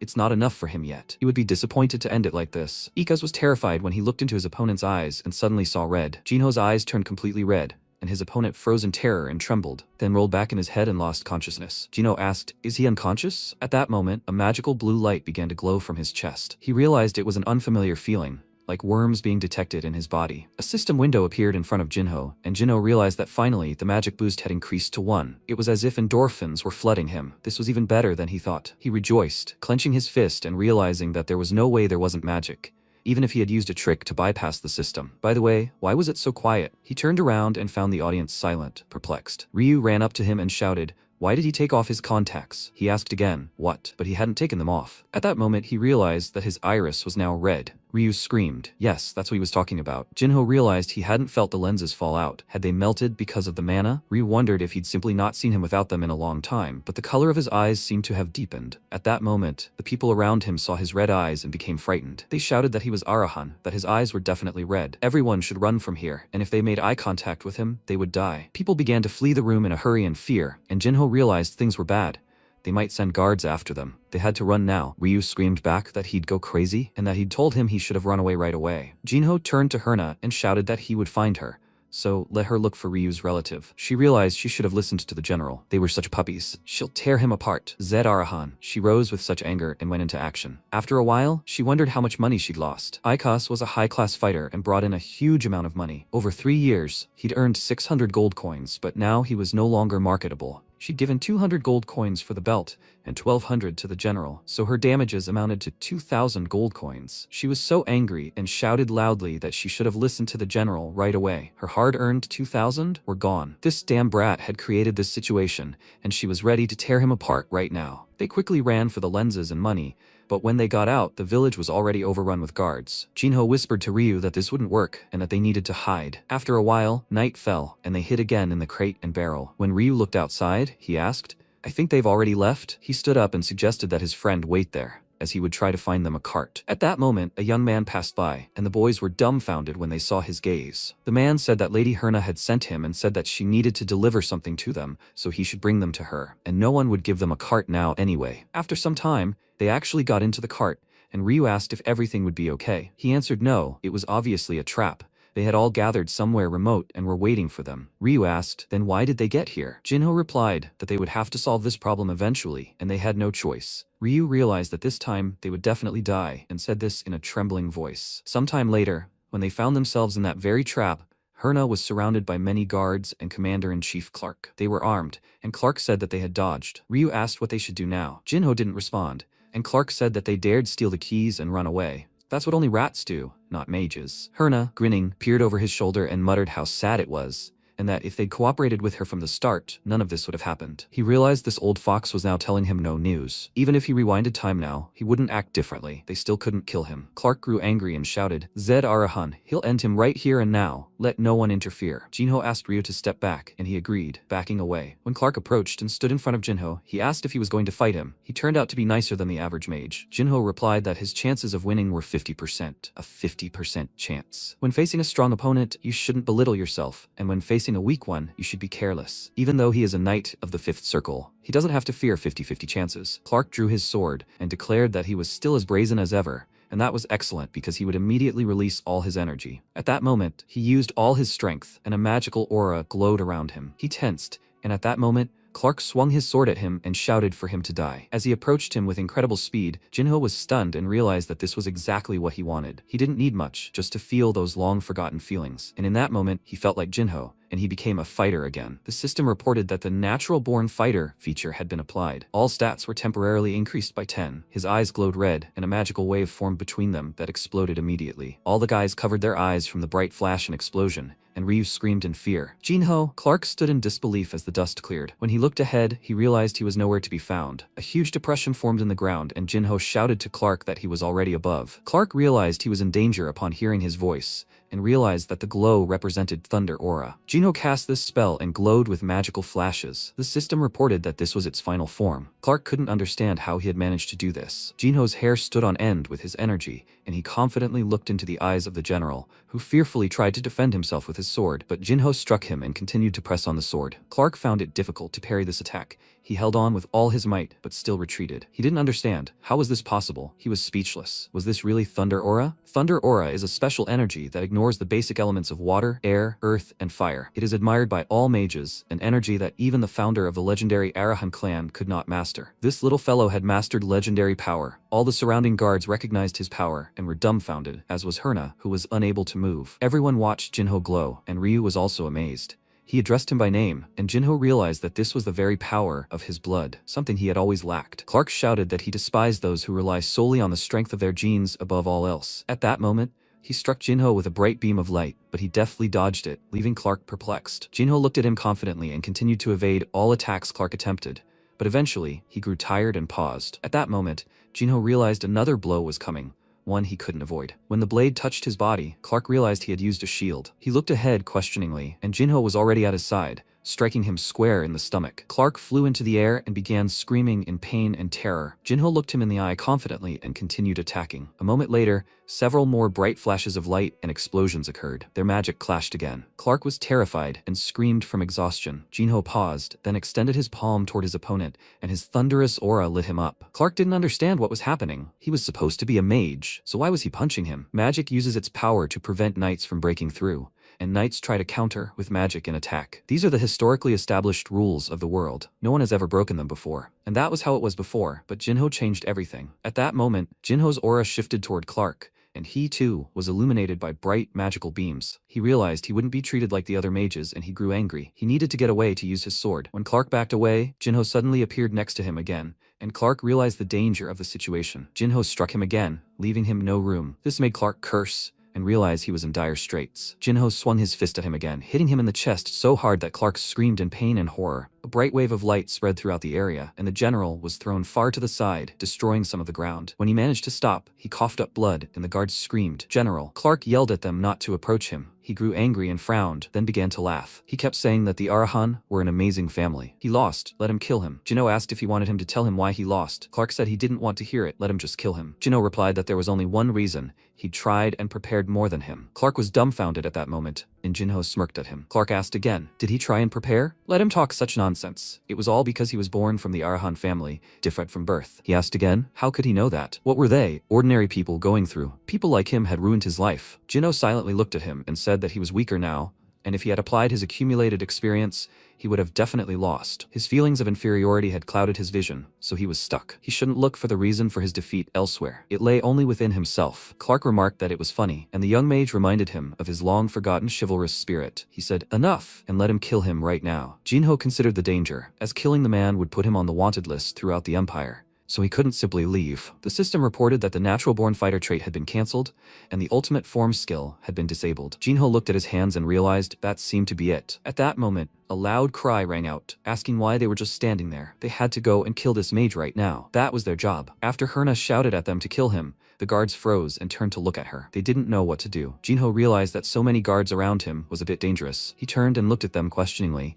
and suddenly a strong wind began to blow. They began to wonder where the sudden wind was coming from. He froze and realized it was someone's magic. There was definitely a mage nearby, and things were bad. But where was their opponent? At that moment, he realized he needed to dodge quickly. Suddenly, the storm began to subside, and Jinho realized everything. He saw the guards in front of him, destroyed and unconscious, lying in pools of their own blood. This frightened him greatly, and he asked, what is this? Everyone died in an instant without making a sound, even Herna. But then, did this someone help him? When he turned around, he saw that Clark had also died, and he realized that he would have to take the blame for all this. When he started to turn around, he asked Ryu, is he alive? Where is he? Let him answer him right now. Ryu, who emerged from the bushes, called his name and Jinho, and this pleased him. When Ryu ran out, he asked, what is this? Zed, what did he do? Jinho answered, no, it seems there's a powerful mage around here somewhere. He needed to get out of here quickly. At that moment, Ryu asked him to wait and look here. A card appeared here from somewhere. He picked it up from the ground and said it was clean, as if it had just been dropped. Isn't that strange? It turned out the mage was watching him from behind a tree. He donned a cloak and a bandage over his face to avoid detection. After a while, night fell,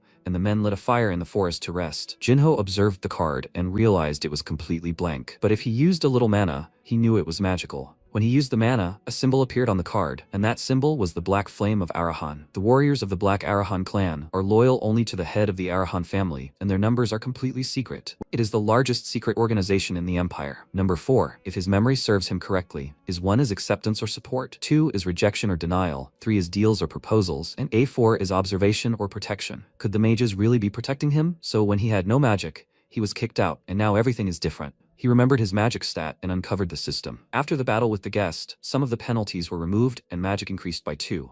So in this world, experience is gained the same way as in the game. The ultimate form skill greatly increases physical strength and raises it, but now it's disabled, apparently due to a staff shortage. So to activate it, they need 5 magic points or 10. Ryu addressed his friend by name, and Jinho asked again, is he awake? Ryu confirmed that he couldn't sleep and asked what they should do now. He replied, something like that, they have to go. They got lost there, right? Ryu replied that he had already said there was no coachman's body, and by now rumors should be spreading, and then he would be put on a wanted list throughout the empire. They wouldn't reach the city without a carriage, and it's a very long way to walk. Jinho replied, speaking of which, they need to change their route slightly. He went crazy and said they would go to Tamaya. It's a village, a southern frontline outpost. When they arrived at the fortress, a magical seal appeared before them. Inside this magical seal was Torres, who was spreading this magic everywhere. He was followed by several knights on horseback. They decided to set out directly to search. When Torres looked into the distance, he said his name and that he would find the dishonest Arahan and punish him. After a while, Torres knelt down and asked, he summoned him? Master? Fernando sat on the throne before him and said, yes, he had a matter. Several years ago, an Arahan was exiled to Carrion, but he had recently escaped, killing several guards and residents of the nearest town. He entrusted everything to him. He was the heir of Bahal, so he must manage everything himself. He needed to protect the family's honor. He looked up at him and replied, yes, he, Taurus Bahal, swears on his life that he will carry out his orders. Meanwhile, Ryu shouted, Zed, no matter how you look at it, this is madness. He turned slightly and said that he had been repeating this for 5 days already. How much longer can this go on? And he shouted, only idiots like them would go straight through the front lines. On the outskirts of the empire, there are front lines to protect against demonic monsters. Each family is responsible for a certain zone, and the southern territory belongs to Bahal. The place they're heading to is called Tamaya. It's a village on the front lines, so monsters often pass through. They head there because there's a transport gate there. It's so expensive that not every rich family can afford it, but they have a ton of money. Then Ryu added that he'd understand everything when a monster tears him apart. The protagonist laughed and said he knew he had no better option. He sighed. After a while, they sat down by the fire and Ryu handed him some food and told him to take it. Beef. He thanked him, and he told him to eat a lot. You never know when you'll die. He replied yes, he did too. Then the protagonist looked ahead in surprise, then turned around and thought, that noise. He became alarmed and whispered, Ryu, something's coming. At that moment he began to put out the fire and was surprised. What? He told him. Then they hid behind the bushes, and Ryu whispered, is that really a monster? And the protagonist said, it better be so. He thought that there weren't just one or two, at least a couple dozen of them. The Bahal would never have let so many monsters through to the southern front line. In that case, he noticed the approaching knights and noticed a white horse with blue eyes. He thought it was a Bahal squad. It seemed there were at least 50 of them. He was begging they should just ride past. But at that moment, one of the knights shouted that they had found traces of the camp. The protagonist thought, damn, you can only get into the knightly order from the 5th circle. In other words, there are about 50 Clark here. If you hide, there's a chance of getting caught, but if you run. At that moment, Ryu looked at him and said, Zed, at least he should run. It's quite possible. He was surprised. What? And he said he was Arahan. They'd definitely kill him, but they might leave him alone. He shouldn't worry about him. They wouldn't finish him off, would they? He laughed awkwardly and started shaking with fear, and MC noticed that he was shaking all over himself. He whispered not to worry. He wouldn't abandon his own. At that moment, the knights spread out across the square, and the protagonist, whose eyes were only visible from the bushes, asked what they were looking for. They were looking for only 2 people. Why was it taking so long? He wondered if the card had been surveillance or protection. Then he emerged from the bushes and said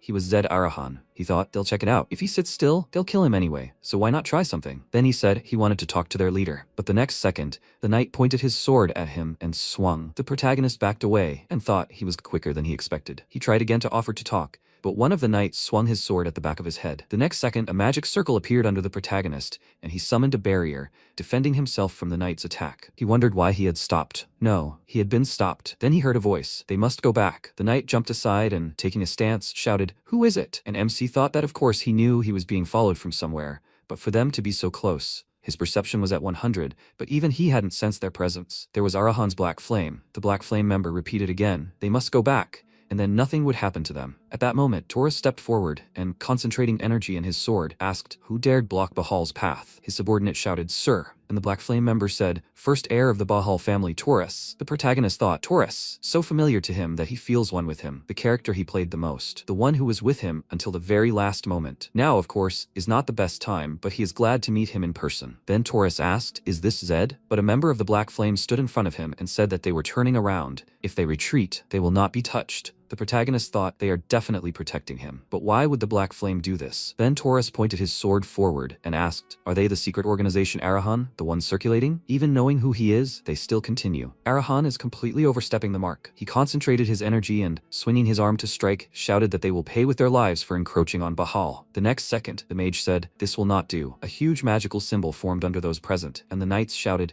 it's a magic circle. When did they manage to do that? And MC thought the circle was a trap. It could be stepped on, but it could also be avoided. They were able to predict this situation and the place where it could be placed in advance. This isn't even the level of the 5th or 6th circle. This guy is a 7th circle mage. At that moment, the mage said that when they raised their leg, an explosion would occur. And Taurus, continuing to stand in place, asked, do they, Arahan, want a war with Bahal? And he answered, as he had already said, they just have to leave. The head of the family would want that too. And then Taurus got angry and said this.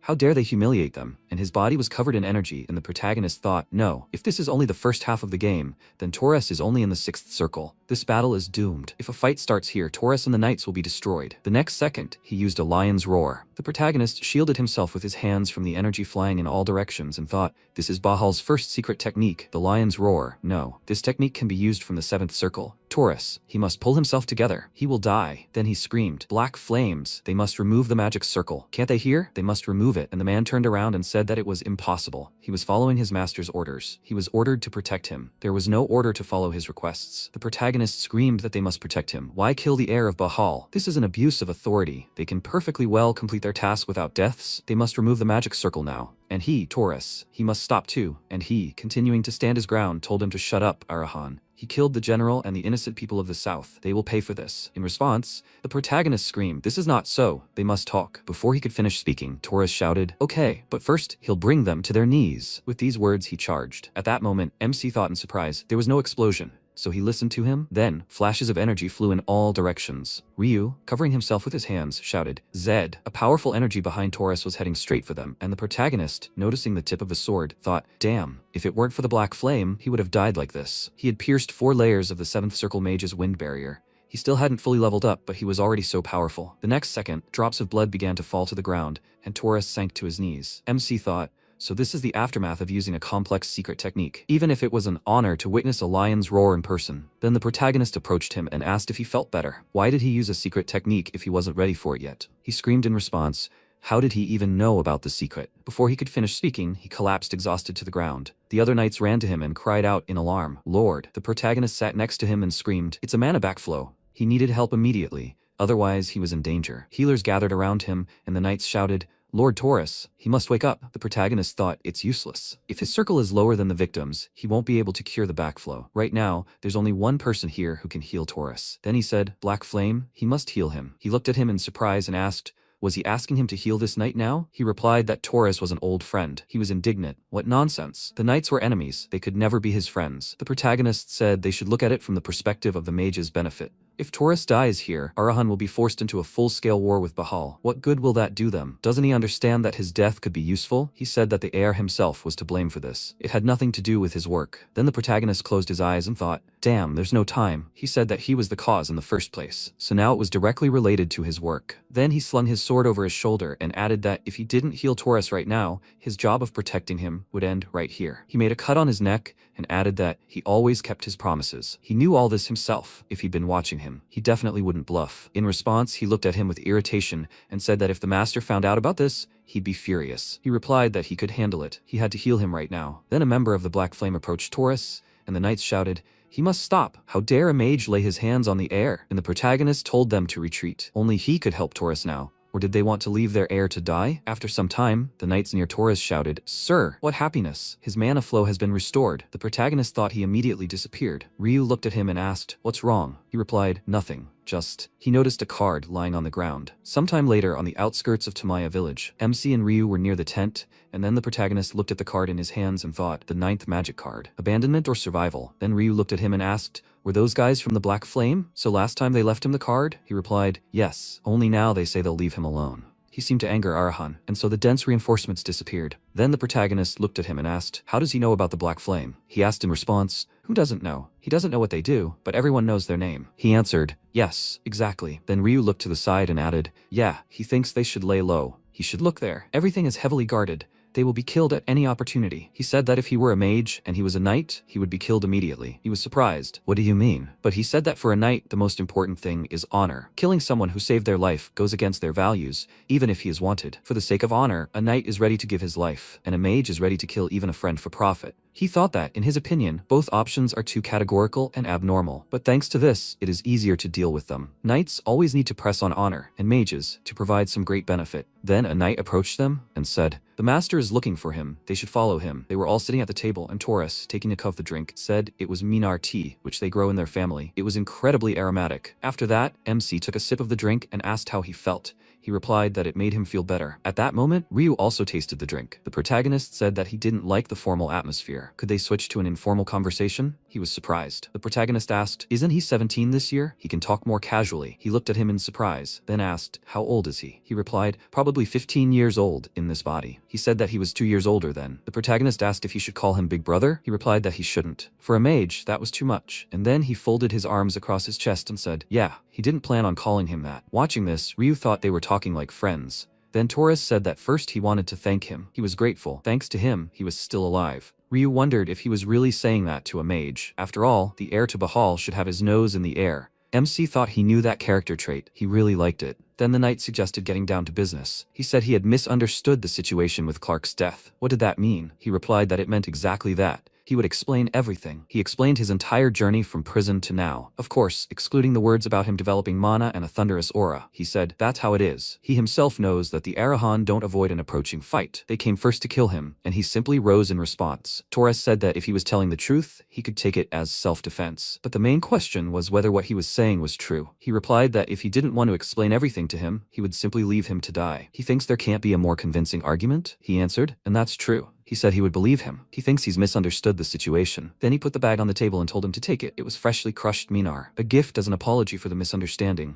The protagonist looked at him and said that if he was going to apologize, he'd better fulfill one request. He asked, a request? If he was able to fulfill it, then of course. He said he was able. He had to find the person Ryu had lost, and he cried out in surprise, Zed? Torres asked, what's in it for him? He didn't sound like a mage at all. He said it wasn't that important to him. He had promised to help him in his search. The next morning, the protagonist was training, and Ryu looked at him in surprise and thought, to just ask Bahal to find a person for someone else, he really is strange. Then he asked, Zed, is he hungry? There's no Vertisan beef here? Should he look for it? He replied that he'd finish one session and they'd go look together. At that moment, Torres stood behind the tent wall and wondered what he was doing. Sweating? A mage who would mock sweat as something barbaric? He'd heard that Zed had no mana. For a knight, this was the equivalent of not being able to wield a sword, but he didn't give up and kept working. He seemed so honorable. Could he, in his place, act so proudly? Torres decided that he would definitely become friends with such a mage, more like a knight than some of them. After a while, they stood next to a huge piece of meat. Ryu, smiling, asked, isn't that Vertisan beef? He prepared such a rarity for them. Torres smiled and said, of course, they're hosting Arahan himself. It's so healthy. It's also good for building muscle mass, as it's high in protein. Ryu asked, muscle mass? After that, Torres suggested they sit down. They wouldn't waste time before eating. MC thought that because the table was round, everyone was sitting on an equal footing, and no one stood out. That sounded just like Torres. He liked him more and more. After that, they started eating, but Ryu looked at the protagonist and whispered,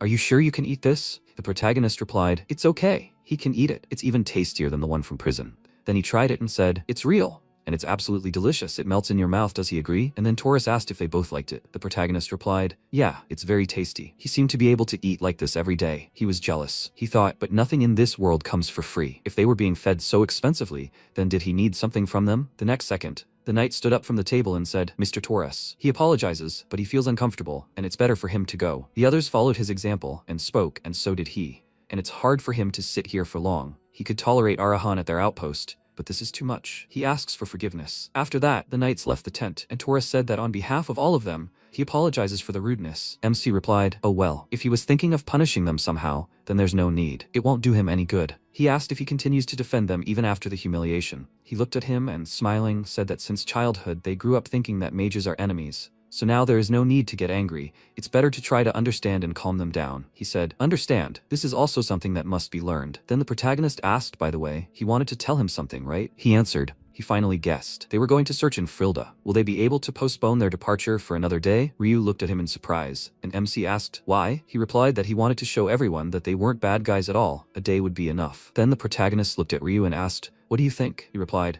yeah, he agrees. And the knights will be doing the searching. I don't want them pretending to be doing it. He said, then it's decided. This is what they'll do. The southern front, outside the walls of Tamaya. The knight defeated the monster in front of him with one attack and happily said, it was a low-ranking monster, Taurus. He looked at him and said, good job. They will continue the search. They should go. The others replied, yes. And at that moment, the protagonist thought, Taurus. What was his intention in bringing him here? He followed him himself, of course, but Taurus had assembled a frontline search party of 20 people. Since the south and west had the highest concentration of monsters, search missions here were the most difficult. He wondered, could it be because of the party? Bahal has a tradition of throwing a celebratory party at the end of a search to celebrate the soldier's safe return. Apparently, his plan was to include him in this atmosphere of mutual support, as befits a 17-year-old. Then, one of the knights shouted, Lord Taurus! There are unidentified tracks here. He approached the spot and said it was the first time he'd seen anything like it. Then he turned and asked if anyone knew who these might belong to. The others remained silent, but one of the knights said, they look like the tracks of a previously undiscovered monster. Lord Taurus? According to regulations, he should return and report this to headquarters. He said thoughtfully, but to just up and go back. They were in the first zone. Even if it was an unknown type of monster, it would still be low ranking. The knight said,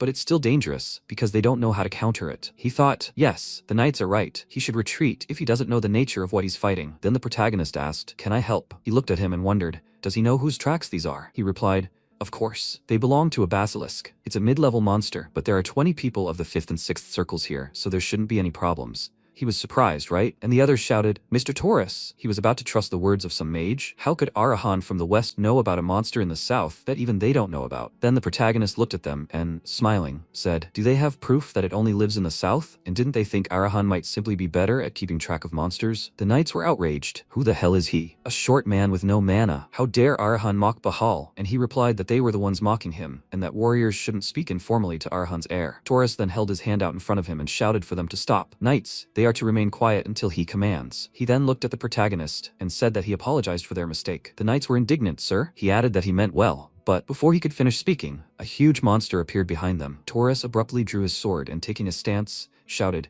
everyone prepare for battle. Everyone disperse. The others shouted, ready. The knights began to concentrate energy in their swords, and then Taurus shouted, attack. He struck, and the other knights followed suit. He shouted in surprise, the blows aren't landing? MC thought the knights had nowhere else to train, but no attacks from the 5th or 6th circle could pierce them all. Then the basilisk prepared to strike with its spiked tail, and the protagonist shouted, now they attack. They must lie down quickly. But the knights didn't move, and Taurus shouted for them to listen to Zed's instructions. The knights abruptly sank to the ground, and then the protagonist noticed the knight still standing. He looked at him and indignantly asked, why should he listen to what some mage says? MC shouted, he must lie down, idiot. The next second, the basilisk swung its spiked tail and sharp needles flew forward, but crashed into a tree. Taurus turned slightly and thought, an attack with poisonous spines, but not a single one of them fell to the ground. At that moment, the protagonist, holding his hand on the knight's head, said that they were very painful. So it turns out, he saved his life. Then he turned to Taurus and said that next time, they would direct the attack to the ground. It would be difficult to avoid. He said that means they need to be taken out before that. And then MC asked if he could trust him and the knights with the one on the left, and he was surprised. What? He was going to take on one of them alone? Did he really know their weak spot? He shouted back, there's no time. He just had to tell him whether they could do it or not. And he frowned and said he understood. They would deal with him quickly. He shouldn't think about dying. He wondered who else here should be worried about whom. He really was a tough guy. He said he was counting on him. After that, he stood in front of the knights and shouted, everyone behind him. They're taking on the one on the left. He'll stand in front. Everyone. The system reported, the natural-born warrior stat has been activated. The protagonist thought, since his favorite character was fighting hard, he couldn't just stand by. The system reported, all stats were temporarily increased by 10 points. Transcendence magic had been applied. Electrical impulses surrounded his body. He looked at the monster and asked, where is he looking? Here is his opponent. Then he pushed off the ground and charged, while the basilisk charged forward. Taurus, raising his sword above himself, began concentrating his energy and shouted for the others to focus all their strength on the one on the right. He abruptly stood up and shouted that there were 2 of them. At that moment, the protagonist charged at the monster. He grinned and thought, a basilisk on its first hunt. What luck. He moved from side to side, and at some point he found himself above the monster and thought that it had only one weak spot. If you hit where the top of his head is, he's finished. With these thoughts, he delivered a powerful blow to the monster's head, and the basilisk fell to the ground. MC said, okay, now let's go. A sphere appeared from the monster's mouth, and the protagonist shouted. Out came demonic breath.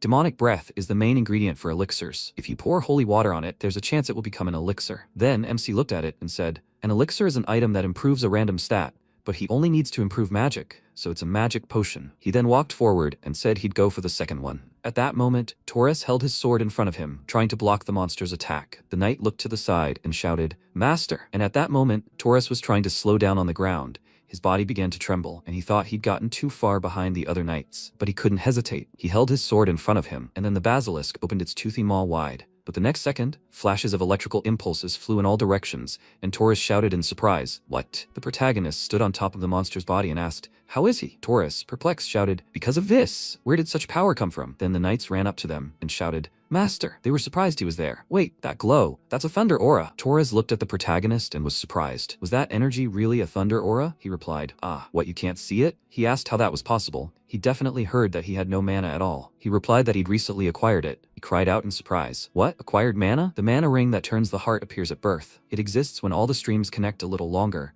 but that happens before age 6. Taurus thought it looked like Zed, who was already 15, didn't have a mana ring to begin with. It would be akin to a person born with 9 fingers, suddenly growing a 10th. Such a thing had never happened in the 1,000-year history of the Empire. Even the heavens bowed to Zed's will. And then the protagonist reached for the sphere and asked, Taurus, can he take this? He replied, of course. He caught this monster, so he should take everything from it. He replied, no, that was enough for him. The skin could be peeled off and sold for the price of beef. He smiled and thought that he had been playing for over 10 years and had never collected 2 at once. Today really was a great day. After a while, the knights were chatting. Had he heard about Arahan Arahan, who had gone with everyone to the front line?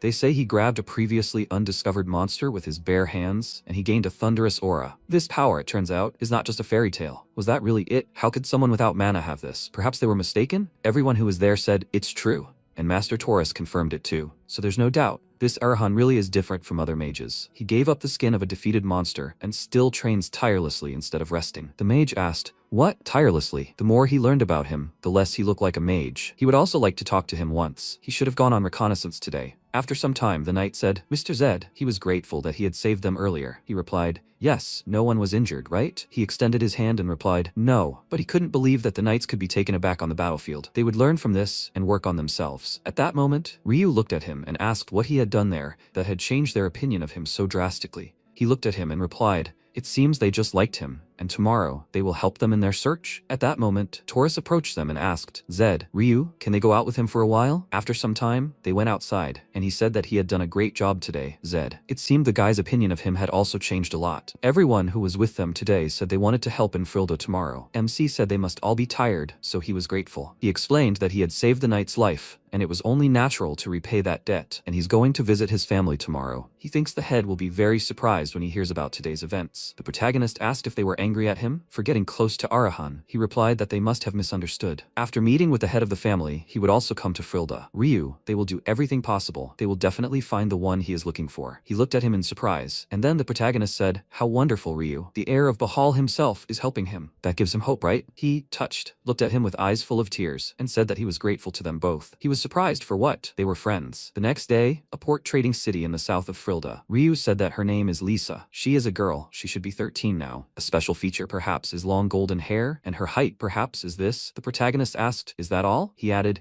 yeah, and she has a cute face. Then the protagonist turned to the knights and asked, did they hear everything? They don't know how far she went, but she's definitely in this city. They should search among the slaves of medium and small families in the city. They should definitely be able to do that. The knight replied, yes, they got it. Then the protagonist looked at Ryu and said that they would first go to where they worked. He replied, yeah, we should start there. He added, by the way, are there any clothing stores around here? He wondered why he suddenly needed that. After a while, Ryu said, Zed, over there. It's that same drunken organization, the trading firm where he worked. The protagonist in a nice suit looked at him and said that he understood. He might be recognized, so he would go there alone. He replied, he apologizes. He looks just like an aristocrat like that. Then the protagonist approached the worker, who bowed and said, welcome. He was grateful that he had stopped by. What merchandise was he interested in? MC asked, is this a hops company? He laughed and said, I think the gentleman is mistaken. It's a slave trading company. He clarified, a slave trading company? But hadn't he just asked him about the merchandise? Then the man sat up and calmly said, hey brat, he's not a nobleman, is he? What kind of circus is he trying to put on? He replied that he was mistaken. What would he do if he turned out to be a nobleman? He laughed and asked,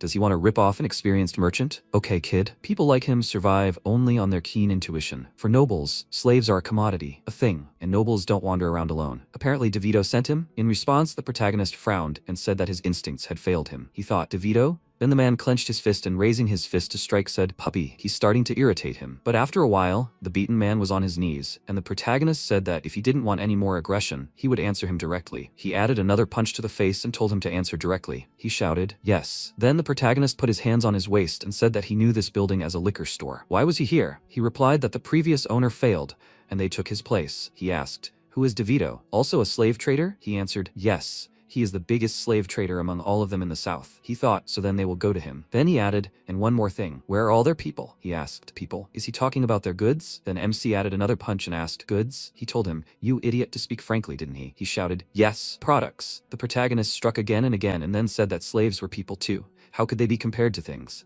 He should live with at least a shred of dignity. It's that simple, right? He shouted. Yes. The protagonist told him to show him. He shouted that he would show everything right now. After some time, they approached the right place, and the man, throwing back the curtain, said, they are here, sir. The protagonist looked at the people sitting behind bars. He thought, people in such a place are filled with rage at just one look. Then he looked at the man and asked, are there no more prisoners? He answered, no. This is all they have. The protagonist thought, there are no blondes or children here. Young slaves are expensive. There is a high probability that Lisa has either already been sold or she is in some larger place. Apparently, Next, it is worth paying a visit to this DeVito, but first, he smiled and said he would give him one last chance to get back on track. The man looked at him in surprise. He told him to bring him all the money he had and the key to the prison. After a while, the protagonist closed the bars, leaving the man inside, and told him to stay there for a while and experience it for himself. After a while, the freed people thanked the protagonist. He divided all the company's money among the freed slaves, and led them to the overnight stay the knights had told them about. The people bowed before him. One of them said, "His mercy to them." The protagonist said no need. He must feel free. He listened to their lives while sitting over food. He also learned many unexpected things while talking with experienced people, including Now. At that moment, the man sitting opposite him said his name was Gordon, and he used to serve as an assistant to the Cherville family. The family fell apart, and he ended up here. The protagonist asked if he really belonged to the Cherville family. He thought everyone there had died, but luckily, he was alive. He said it was pure luck. The Cherville family. If mages have Arahan, then blacksmiths have Cherville. During their prime, people flocked to their artifacts. However, they were exterminated by the Empire for treason. Now their name has been erased from history. They are no longer spoken of. He knows about this part of the lore from the game's plot. They have no heir left who could take up their business. For an empire at war with monsters, this is a great loss. Then Gordon sighed and added, "The golden days are in the past." The protagonist said it was a shame. If the Cherville business had continued, great artifacts could have appeared. He thought it was a great loss for him too. Then Gordon said he wanted to help him, so he would tell him something. He could keep it a secret, right? He replied, "Yes, of course. He must tell this." Then Gordon suggested moving for a moment. The protagonist agreed. He suggested doing so. A few seconds later, Gordon said that Cherville had a true heir named Lacto. MC was surprised. "Is this true?" And Gordon made a gesture for him to be quiet and whispered not to scream. He asked where he was now. He looked down and said that his main assistant died for him. They exchanged clothes, and then he, so as not to be recognized, singed his face. If everything went according to their plan, then he is now living under the name Myers. The protagonist thought, it can't be. What valuable information. But even if he survived, he will forever remain a criminal. So meeting him will not be easy. And then he looked at Gordon and said that he was grateful for what he told. He would like to meet him someday. He replied, "Yes, this is the first time I have met someone like that, sir, who could be trusted with this. Please, he must not harm Lacto." He replied that he didn't have to worry about him. He understood the situation he was in. He suggested they go back first. It wouldn't be good if they were gone for too long. He replied, "Yes, fine." After a while, Ryu sighed loudly, holding a forkful of meat. The protagonist approached him and asked why he wasn't eating. Was it tasteless? He replied, "Ah, Zed." He told him not to be sad. Today's slave trader was just a small fry. Tomorrow they would find this DeVito, and something would come of it. He said desperately, "Yeah." Then Gordon said, "He must wait, sir." "Did he just say DeVito?" He replied, "That's right, that's what he said." He shouted, "Don't go near him under any circumstances. His level is much higher than where they were. Doesn't he know who's behind him?" In response, the protagonist folded his arms across his chest, and grinning, asked whoever it was. He had the entire Bahal garrison. Why were they so worried? He replied, "Sir, DeVito's hands have reached every corner of the empire. They say his biggest clients are the Arahan." The protagonist thought in surprise, "Arahan?" Then he smiled and looking at him, said, "No way. Why would the Arahan from the west deal with the distant south?" He replied, "It's a great benefit. For them, losing an enemy is a victory. Buying southern slaves will harm all the noble families in the south." Then MC thought for a moment, and now he sounds quite like Arahan. Wait, in that case, doesn't the Black Flame protect DeVito? If so, then it's not just slaves that are at stake. Perhaps this could be the start of a silent war between the Arahan and Bahal. Then Ryu looked at him and said, "Zed, if that's really the case." He looked down and thought, is he worried that he'll get into trouble? Then the protagonist said, he shouldn't worry about that. He does everything for him, of course, but there's also the idea of honor. He asked, "Honor?" He answered, "Yes, he's just following his own convictions. And in any case, he has to resolve the slave issue." The next day, the DeVito slave market. The protagonist climbed the stairs and approached the building. The guard looked at him and said, "Welcome." But before he could finish speaking, the MC walked past him and into the building. The big guy ran after him and shouted, "What is he doing, you brat?" And the protagonist went even further and asked, "Where is DeVito?" The people present were surprised. Who is he? Doesn't he know where he's going? He looks like a southern aristocrat, but even such people can get beat up here. The protagonist put his hand to his face and said that doing business with Arahan has completely ruined them. Then his eyes sparkled, and the people present fell to their knees, shouting that they apologize. They didn't recognize him as Arahan. They begged for forgiveness. And then the MC looked at the hooded man and thought, is this man DeVito? No. Judging by his clothes, he's a subordinate. But the way he reacted, he must be made of black flame. As much as he didn't want to, it's all true. At that moment, DeVito, who was on the second floor, put his hand on the railing and said, "Well, there you go. What business did a high-ranking gentleman have in such a filthy place?" He came down and added that he'd already heard that he'd broken into the hobo company yesterday. The protagonist thought he'd missed the mark on being Arahan. After that, DeVito reached for the shelf and said, if he'd made it all the way here, he must be braver than he thought. Or does he have no idea about the world at all? The protagonist replied, "Starting today, Arahan is ceasing to work with them. He's taking all the remaining slaves. It's better for him to cooperate." DeVito looked at him indignantly, then laughed and apologized for laughing. He asked, Does he have no manners at all? He asked. Does he want to live after daring to look Arahan in the eye? DeVito replied, really? Will he die too now? The others also started laughing. Then he added, okay. Stop wagging your tongue, but he still won't kill him. He must take this as a life lesson. At that moment, those present drew their weapons and began approaching the protagonist. He frowned and thought there was nothing left. There was only one of the black flames. I wondered what circle he was from. If he was fifth, then he could try. If he attacked first, and deal with him first. Then he heard a shout. Surround the building. He was surprised. That voice? Torres shouted. The first and second squads are going inside. They must kill them all. Powerful energy flew away from him in all directions. By order of the Emperor, they must kill them all. Knights ran into the building after him, and DeVito cried out in fear. Where did the heir of Bahal come from? He fell abruptly to the ground and covering himself with his hands thought, something's wrong. Then a severed head fell before him. He screamed in fear, jumping back, and Torres approached him and said, Slaver DeVito. DeVito frowned and thought, how so? Torres added, for the illegal kidnapping and imprisonment of the weak, as well as for mocking Bahal's honor by committing dirty deeds on their territory. He, as Bahal's heir, will cut off everyone's limbs as a lesson. They, along with the protagonist, looked at him with a serious gaze. And he thought, eyes that should glare at each other with hostility are directed at him. This cannot be. Then he shouted, they must not kill. He is no longer there. Before he could finish speaking, his hand was severed, and then Torres chopped off his other hand. Then DeVito screamed, he must wait. He began to ask for help, but with his next move, Torres left him without legs, and the last to go was his head. He went on and said that the first floor was clear. MC approached him and said, absolutely right on time. What did he say before that? By order of the Emperor? He replied, ah, Zed, that's exactly it. The order came from him to destroy the root of the slave trade. The protagonist thought in surprise, the Emperor? He asked, so they dealt with the other slave traders too? He replied that knights had gone to the other firms. This was the largest, so he came in person. What was he doing here? Did he really want to go and deal with DeVito himself? He replied, yeah. He came to check something. Developing a thunderous aura at his age is certainly great, but he's not even in the first circle yet, so there's no point in being a hero. The protagonist asked, is he in the sixth circle or something? He thought, but the Emperor's order came at just the right time. Arahan wouldn't let this go. Then the protagonist looked at the severed head and thought that his face was different from everyone else's. He either couldn't resist, or he didn't. If the latter, then this is some kind of extreme blood loyalty. At that moment, a knight approached them and shouted, Mr. Torres, they found slaves in the dungeon. After some time, the freed people lined up in the main hall, and Ryu began to look at everyone hopefully. A subordinate said, Mr. Torres, there are about 600 people here. He replied, well, that's it. If they see a golden-haired girl, they must bring her to Ryu. The knight bowed and replied, yes. At that moment, Ryu nervously repeated, Lisa, Lisa. Then in the crowd, he noticed blonde hair. He shouted, Lisa. He extended his hand to the woman. She turned around and asked in surprise, huh? He replied, nothing. He's apologizing. Upset, he walked back. MC thought there were already about 500. Could it be that she's not here either? It's terribly true. But young girls are very expensive and in demand. There's a chance she's already been sold. Then he placed his hand on Ryu's shoulder and told him not to give up until the very end. He replied, aha. After some time, the knights checked the empty dungeons. And after that, one of them, approaching Torres, said he was sorry, but these were the last slaves that were here. Ryu said desperately, I understand. After some time, everyone went outside, and the knight standing next to the horse said, Lord Torres, as ordered, they sent all the slaves to the imperial palace. He replied, yes, he is grateful. Then he looked at the guys and said that the two of them had worked hard today. Tomorrow they would continue the search and would definitely find her. The protagonist replied, that's right, he is grateful for their help. At that moment, the horse behind them reared, and the girl standing next to it fell to the ground in fear. Torres came closer and said that she gets scared when someone is standing next to her. He looked at the girl and asked, how is she? The golden-haired girl? Then the protagonist asked, Ryu, had he seen her before? He asked, what? Then Lisa looked at Ryu and asked, brother? He ran towards her and shouted, Lisa. Tears appeared in his eyes. They hugged each other. She shouted, brother. MC looked at Torres and said that she was wearing a hood. Apparently they didn't notice her. If it weren't for the horse, they wouldn't have met her. What?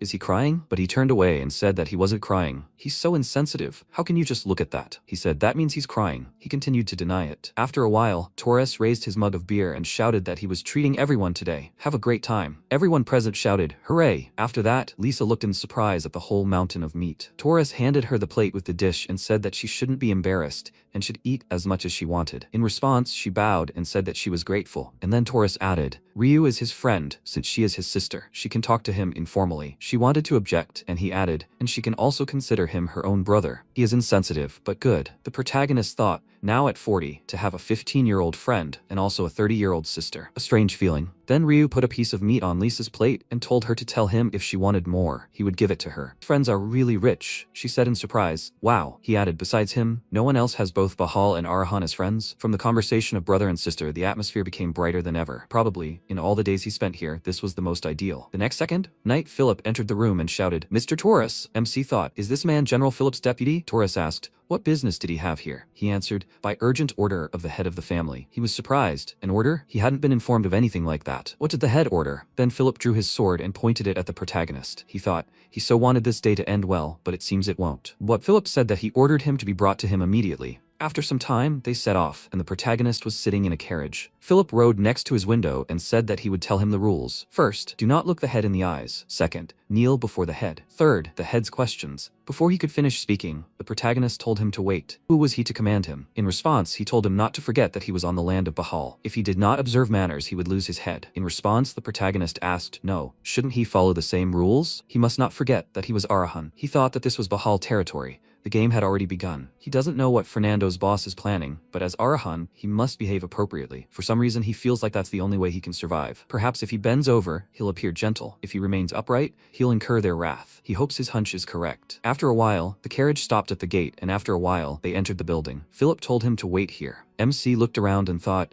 the reception room is on the 5th floor, just like the one he saw in the game. The fact that he invited him to the 5th floor and not the office on the 7th meant he was a guest. Sounded reassuring. The next second, an eerie aura engulfed his power, and Fernando said he was the first Arahan to come to the Bahal house. The protagonist frowned in surprise, thinking, what is this? Is he right behind him? The head of Bahal. Even being in the same room with him makes his soul sink into his boots. He can't even turn around, and it's not some kind of energy. If that were the case, his abilities would have reacted. It's just him, a knight who managed to transcend the 10th circle of the Swordmaster. Then Fernando walked past him and sat down on his throne. He looked at him seriously, and the protagonist pursed his lip. After that, Fernando said thoughtfully, he must admit defeat Arahan. He is in the house of Bahal, so he must follow their rules. Sweat began to pour down the protagonist's face, and he thought that he could not bend his knees here. Submitting to the strong is shameful. If you show your pity, no more friendliness can be expected. Then he bowed slightly and said that he was grateful that he invited him. He asked, invited? He answered right, and he took him in a carriage, brought him to this room. Isn't that how he treats guests? Even though he came here as a guest, he can still kneel if their rules require him to. Fernando looked at him in surprise and then laughed loudly and shouted,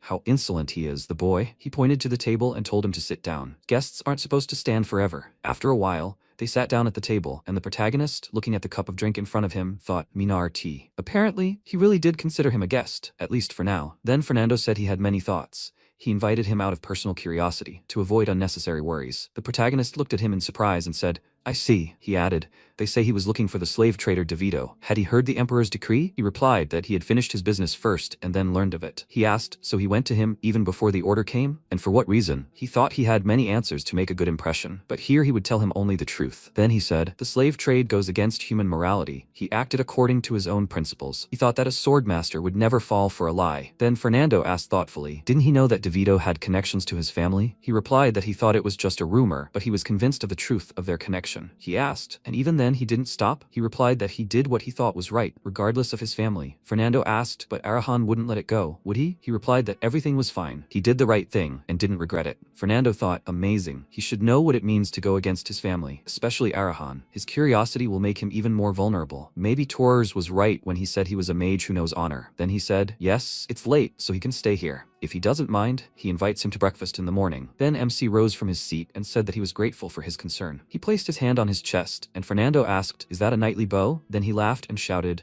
receive a knightly bow from the magician. Today truly is a special day. Sometime later, in the guest room, the protagonist sat down on a chair and sighed with relief. He said he was glad everything had gone smoothly. He was completely exhausted. It was lucky that Fernando was the same as in the game, otherwise he'd already thought his head would be chopped off. The decision to not act like anything really was the best. After such a heavy burden, he begins to feel hungry. Then he looked in surprise at the cart full of food, and then the worker placed it on the table, and heading for the exit, wished him a pleasant evening. MC looked at the plate and said, well, he took care of everything. Then he was surprised to notice a card on the edge of the dish.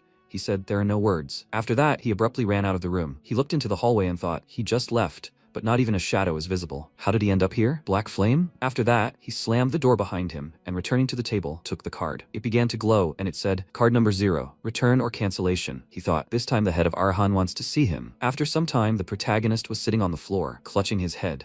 He thought that he could not believe that he received the Arahan card in the Bahal house. How far could they go? Then he heard a knock on the door, and the person behind the door shouted, Zed, is he here? The protagonist opened the door and said, ah, it's him, Taurus. He asked why he was alone. How were Lisa and Ryu? He answered, everything is fine. He was worried about him, so he couldn't just sit there. They walked down the hallway, and Taurus added that they told him little. He's glad that everything is fine. He was even invited to breakfast? He answered, it's hard to say, it's exactly good. Taurus said that the head already understands what kind of person he really is. They say he wants to call off the hunt for his head. He was surprised. What? A hunt? He thought it was very unusual. If not for the card, everything would be perfect. Since he couldn't hide from Arahan anymore, he had no choice but to push forward. After a meal in the main building, Taurus gave him a tour and introduced him to the family. After a while, they stopped at the next area, and Taurus, pointing forward, said that this was the knight's dormitory, and over there was the training ground. MC thought maybe it was because his head was filled with thoughts, but he felt nothing. Looking in person at a world he had previously only seen on a screen, he looked ahead in surprise and asked what this was. He said it was a slightly special place. He must have heard that the white horses of Bahal personally choose their masters. All the horses that haven't made a choice yet are kept there. Then they approached the stables and the protagonist asked, there's only one horse there, right? Someone reached out to the animal, but the horse irritably jumped aside. He said that horses usually choose an owner when they're 3 months old, but this guy is so mean that he hasn't let anyone near him for 2 years. He doesn't even let the boss touch him. The protagonist was surprised. How is that possible? Should they give in to the strong? He replied, not necessarily. It seems each horse has its own criteria. He replied, interesting. Then Taurus smiled and said that he had nothing to do, but the horses suddenly became so interesting. He replied that whenever he looks at the white horses of Bahal, he always thinks how cool they are. He replied, that's true. It's not for nothing that they are called intelligent creatures. A white horse is not someone's property. He is a friend and comrade, so their choice is respected. Then MC looked into the horse's eyes and then extended his hand to him. At that moment, the knights who had approached the place were surprised. What? Who is this? Isn't it the guy from Arahan? The protagonist turned and thought, that voice is Philip. Then he said that they were training, but noticed Mr. Taurus and wanted to come over to say hello, and Arahan was also there with him. Taurus said that he was a guest invited by the boss. He should show respect. Then Philip put his hand to his chest and said, yes, of course, Mr. Zed. Then he extended his hand forward and asked, would he like to train with them? Taurus asked, training? He replied, he's sorry, there's no cozy meditation room here. Then probably not, maybe sparring? Can he teach them something? Taurus was indignant. What was he talking about now? Had they forgotten that he was a guest? And Philip asked, Mr. Taurus is asking for sparring against guest etiquette. It will be a good experience for the guys. Oh, but for Mr. Zed too, of course. He said that he was not ready yet. They should have the fight next time. Philip then pointed to the knight next to him and said, sir, but surely this will be an easy fight? If it's a matter of skill, they have a newcomer who joined the day before yesterday. He can handle it half-heartedly. Before he could finish speaking, the protagonist said, why not, if that's what he wants? With these words, he pointed a finger at the knight and added that he would fight. After a while, the horse snorted in displeasure, and the knight chuckled and said that since this was sparring, he would take a wooden sword. The protagonist began to stretch his body and said that he would regret it. It would be better to fight with all his might. He replied that he hoped he could fight as well as he could talk. At that moment, Taurus looked at the protagonist and thought, Zed, what is he thinking? Even though he has a thunderous aura, he's not even in the first circle yet. He knows perfectly well that he can't defeat a knight of the 5th circle. Then the knight held his weapon out in front of him and asked, curious, if he really thought he had a chance. MC replied, 50-50. He concentrated the energy in his body and laughing asked, equal chances? Very optimistic. The protagonist released his energy and said he hoped he could hold out long enough to at least warm up. If it was over too quickly, it would be boring. Philip looked at him and thought, so this is the aura he'd only heard about. It really does sound like something called a dream ability. He can literally feel how much stronger and more dangerous it is than any other, but his mana, judging by everything, is only good for a second round. So the outcome is obvious. The knight shouted for them to begin. The next second, the knight instantly kicked off the ground and swinging his sword, thought, who the hell is he? Being a mage, he doesn't even try to get away. And he's in no hurry to use magic either. Maybe he attacks so quickly that he doesn't have time to react. And you can't kill a guest, so he should tone it down a bit. But the next second, everyone looked ahead in surprise, and MC said that he was speaking for the last time. He must fight with all his might. He approached the knight, who looked at him in surprise. The next second, the protagonist kicked him, thrusting his sword forward and flying backward. What kind of power is this? The protagonist then appeared in front of him and began to easily dodge each of the swordsman's attacks. Then he concentrated his energy in his fist and delivered a powerful blow to the enemy's body. He coughed loudly, and his sword flew far back. After that, MC followed up with a punch to the face, sending the knight flying to the ground. The other knights ran up to him, crouching down next to him, shouting for him to pull himself together. He seems unconscious? Healers. They must call a healer immediately. Then they looked at the protagonist. One of them, pointing his sword at him, angrily shouted, how dare he? This time he will deal with him himself. He must attack Arahan. At that moment, Taurus stood before the protagonist, shielding him with his arms and indignantly demanding to know what they were doing. The duel is over. They must leave. And he screamed, Mr. Taurus, he's asking. He must make way. He must fight this damned mage. And the protagonist thought, have they all gone mad to even start a fight here? Taurus shouted, are they all starting a duel or a brawl? MC watched the healers treating the knight and thought they would abandon their preconceived notions of the dynasty and act according to the circumstances. Both Clark and the newbie knight lost only because of the preconceived notions ingrained in their heads, not because of a difference in strength. Objectively, the knight of the fifth circle certainly possesses far superior combat power, but it seemed he couldn't be calmed, and there were nights it wouldn't work. After that, he placed his hand on Torres' shoulder and asked, "Is one fight not enough?" He'd heard that the ability to gracefully admit defeat was also part of the knightly spirit. The knights were outraged. Who was he? He dared mention the knightly spirit. Damned mage, who knew nothing of honor. He replied that he'd taken part in the duel at their request, and right in the heart of the Bahal clan. Didn't they understand what that meant? He thought they should ask themselves if they could duel a mage in the very lair of the Arahan clan. At that moment, Fernando appeared behind the protagonist. His powerful aura spread around, and he said, "Excellent." The knights cried out, "Lord Clan Leader," and Fernando told him to put away his sword. The knights then knelt, and the protagonist turned around and thought he had 100 perception points, and he hadn't even noticed how he'd gotten so close. "What about sword mastery?" Then Fernando said, "So, Arahan had a duel in the Bahal training hall, an event worthy of going down in the annals of history." MC bowed and offered his deepest apologies. He knew it was disrespectful, but he couldn't refuse the request for a sparring match. He replied, of course he would. Arahan never backs down from an impending fight. Then he shouted, "Has everyone understood everything well? This proves they have a white knight master, but more important than leveling up is gaining experience and learning the lessons learned from it. Did they understand him?" The knights shouted, "Yes, sir." The protagonist looked at him and thought there was a hidden hint in his words. What was he thinking? Then Fernando said, "He taught their clansmen a good lesson. He won't forget what happened today." MC thought, "This is just a warning, like on pins and needles." Then he nodded and said, "Yes." The next second, the horse ran out of the stable and, running after the protagonist, began to run in circles. The others were surprised. "This is impossible." "What?" Torres shouted.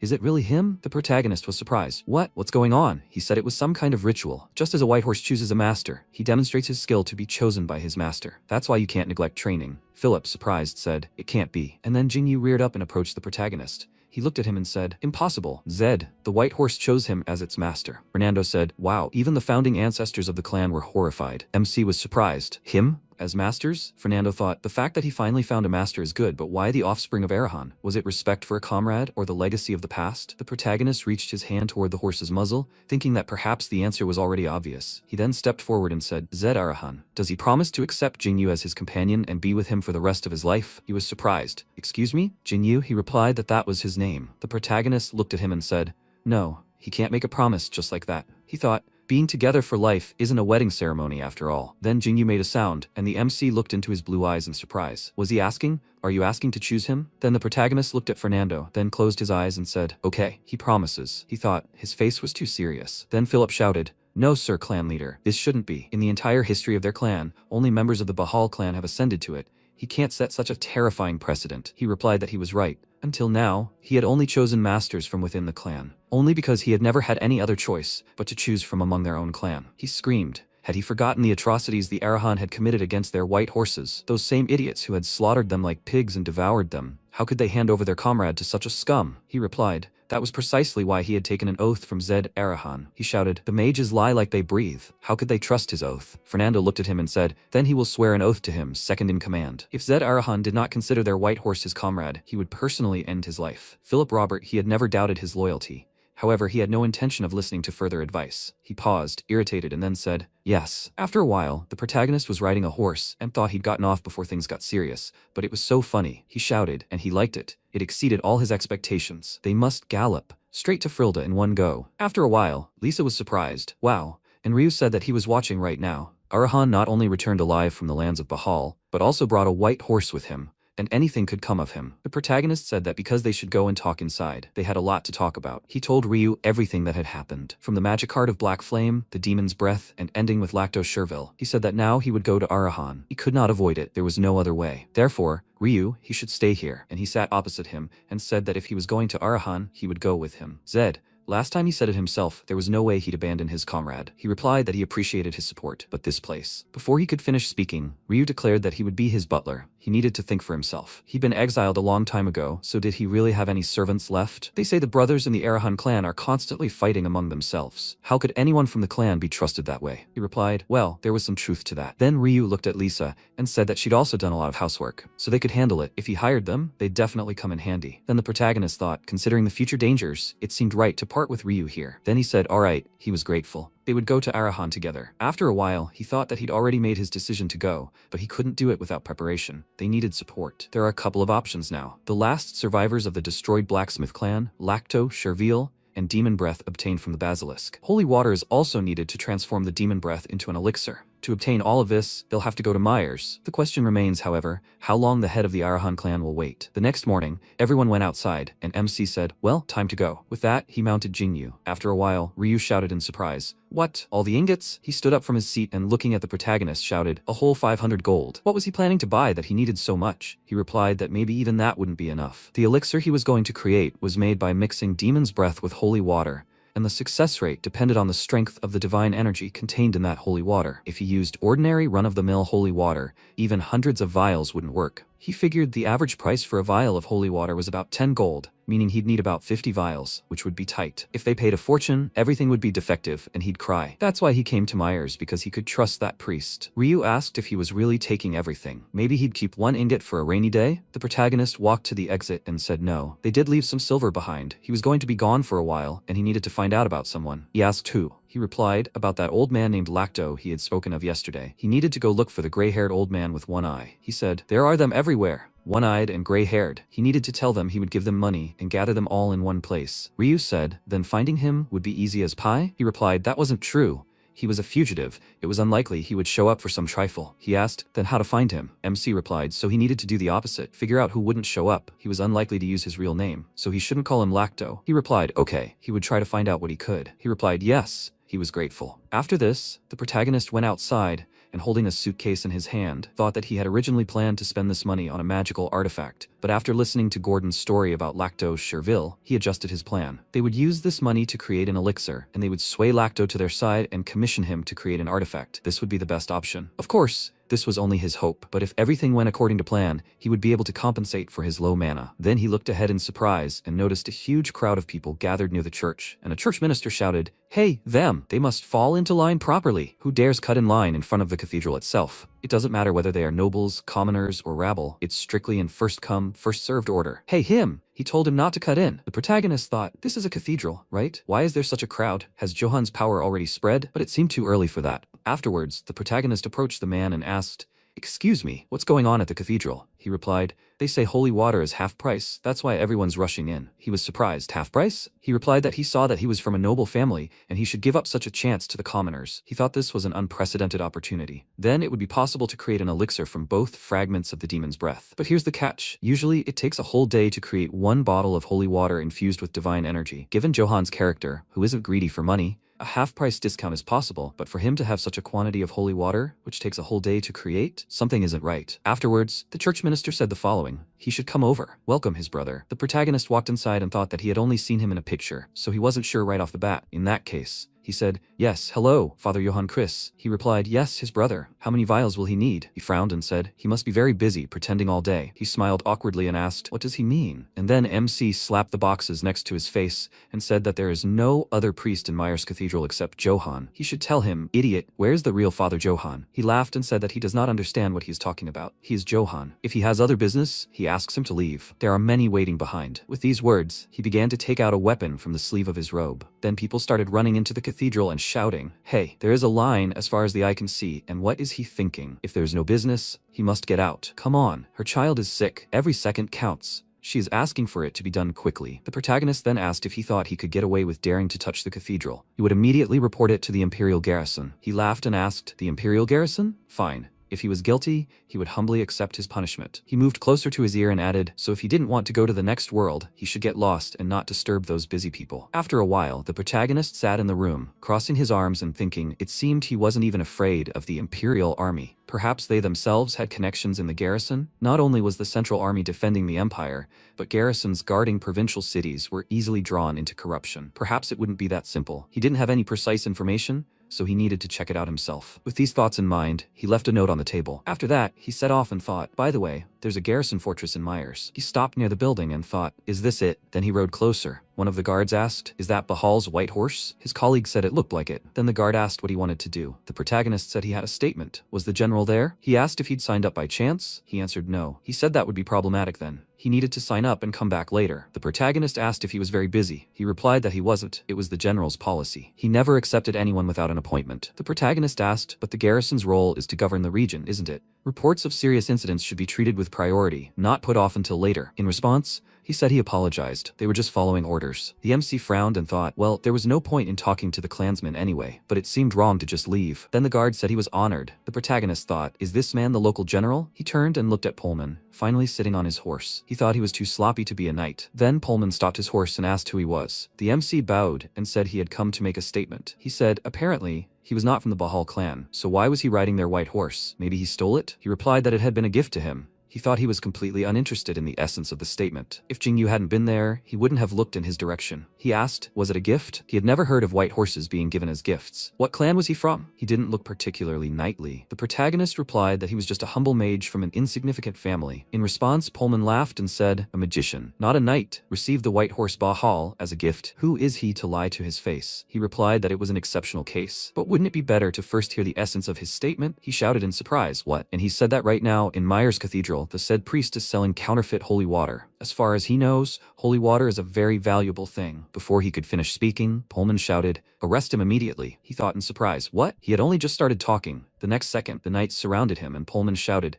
throw him in the dungeon and confiscate the horse. He said, so he really was with them. He thought, because he thought so. Then Pullman said, he would regret that he dared to insolently talk to him. Idiot, hey them, take him immediately. The others answered, yes. After this, the protagonist's hands were tied, and he said, that was a shame. They started to lead him away, and Pullman shouted after him, he'll see if he's still in the mood for threats after they break all his bones. Meanwhile, the great Bahal estate, Fernando, looking at Taurus kneeling before him, said, they say the emperor is granting a great reward. He asked, was their clan the one who brought back the most? He answered, yes, indeed. He held up a document and recited, the Bahal clan saved 1,720 imperial citizens from the slave markets. Arahan followed with 2,580. He reflected that he strived for balance and harmony between knights and mages and usually discouraged conflict. The fact that he so openly disclosed the rankings meant that this matter was truly important to him. The fact that Bahal made the greatest contribution to this matter was significant. Then he said, so he should go and receive the gifts. The journey was long, so he must prepare. Before he could finish speaking, Taurus asked, what is it? At that moment, a subordinate entered the room and bowing said, Lord, clan leader, a young man has arrived at the estate gates and requests an audience. He was about to send him away, but he called himself a friend of Lord Taurus and Zed, so he decided to report. Taurus asked if his name was Ryu by any chance. He answered, yes, sir. He really knew Lord Taurus. He answered, but why on earth did he come here? Then Taurus looked at Fernando and said, Lord clan leader,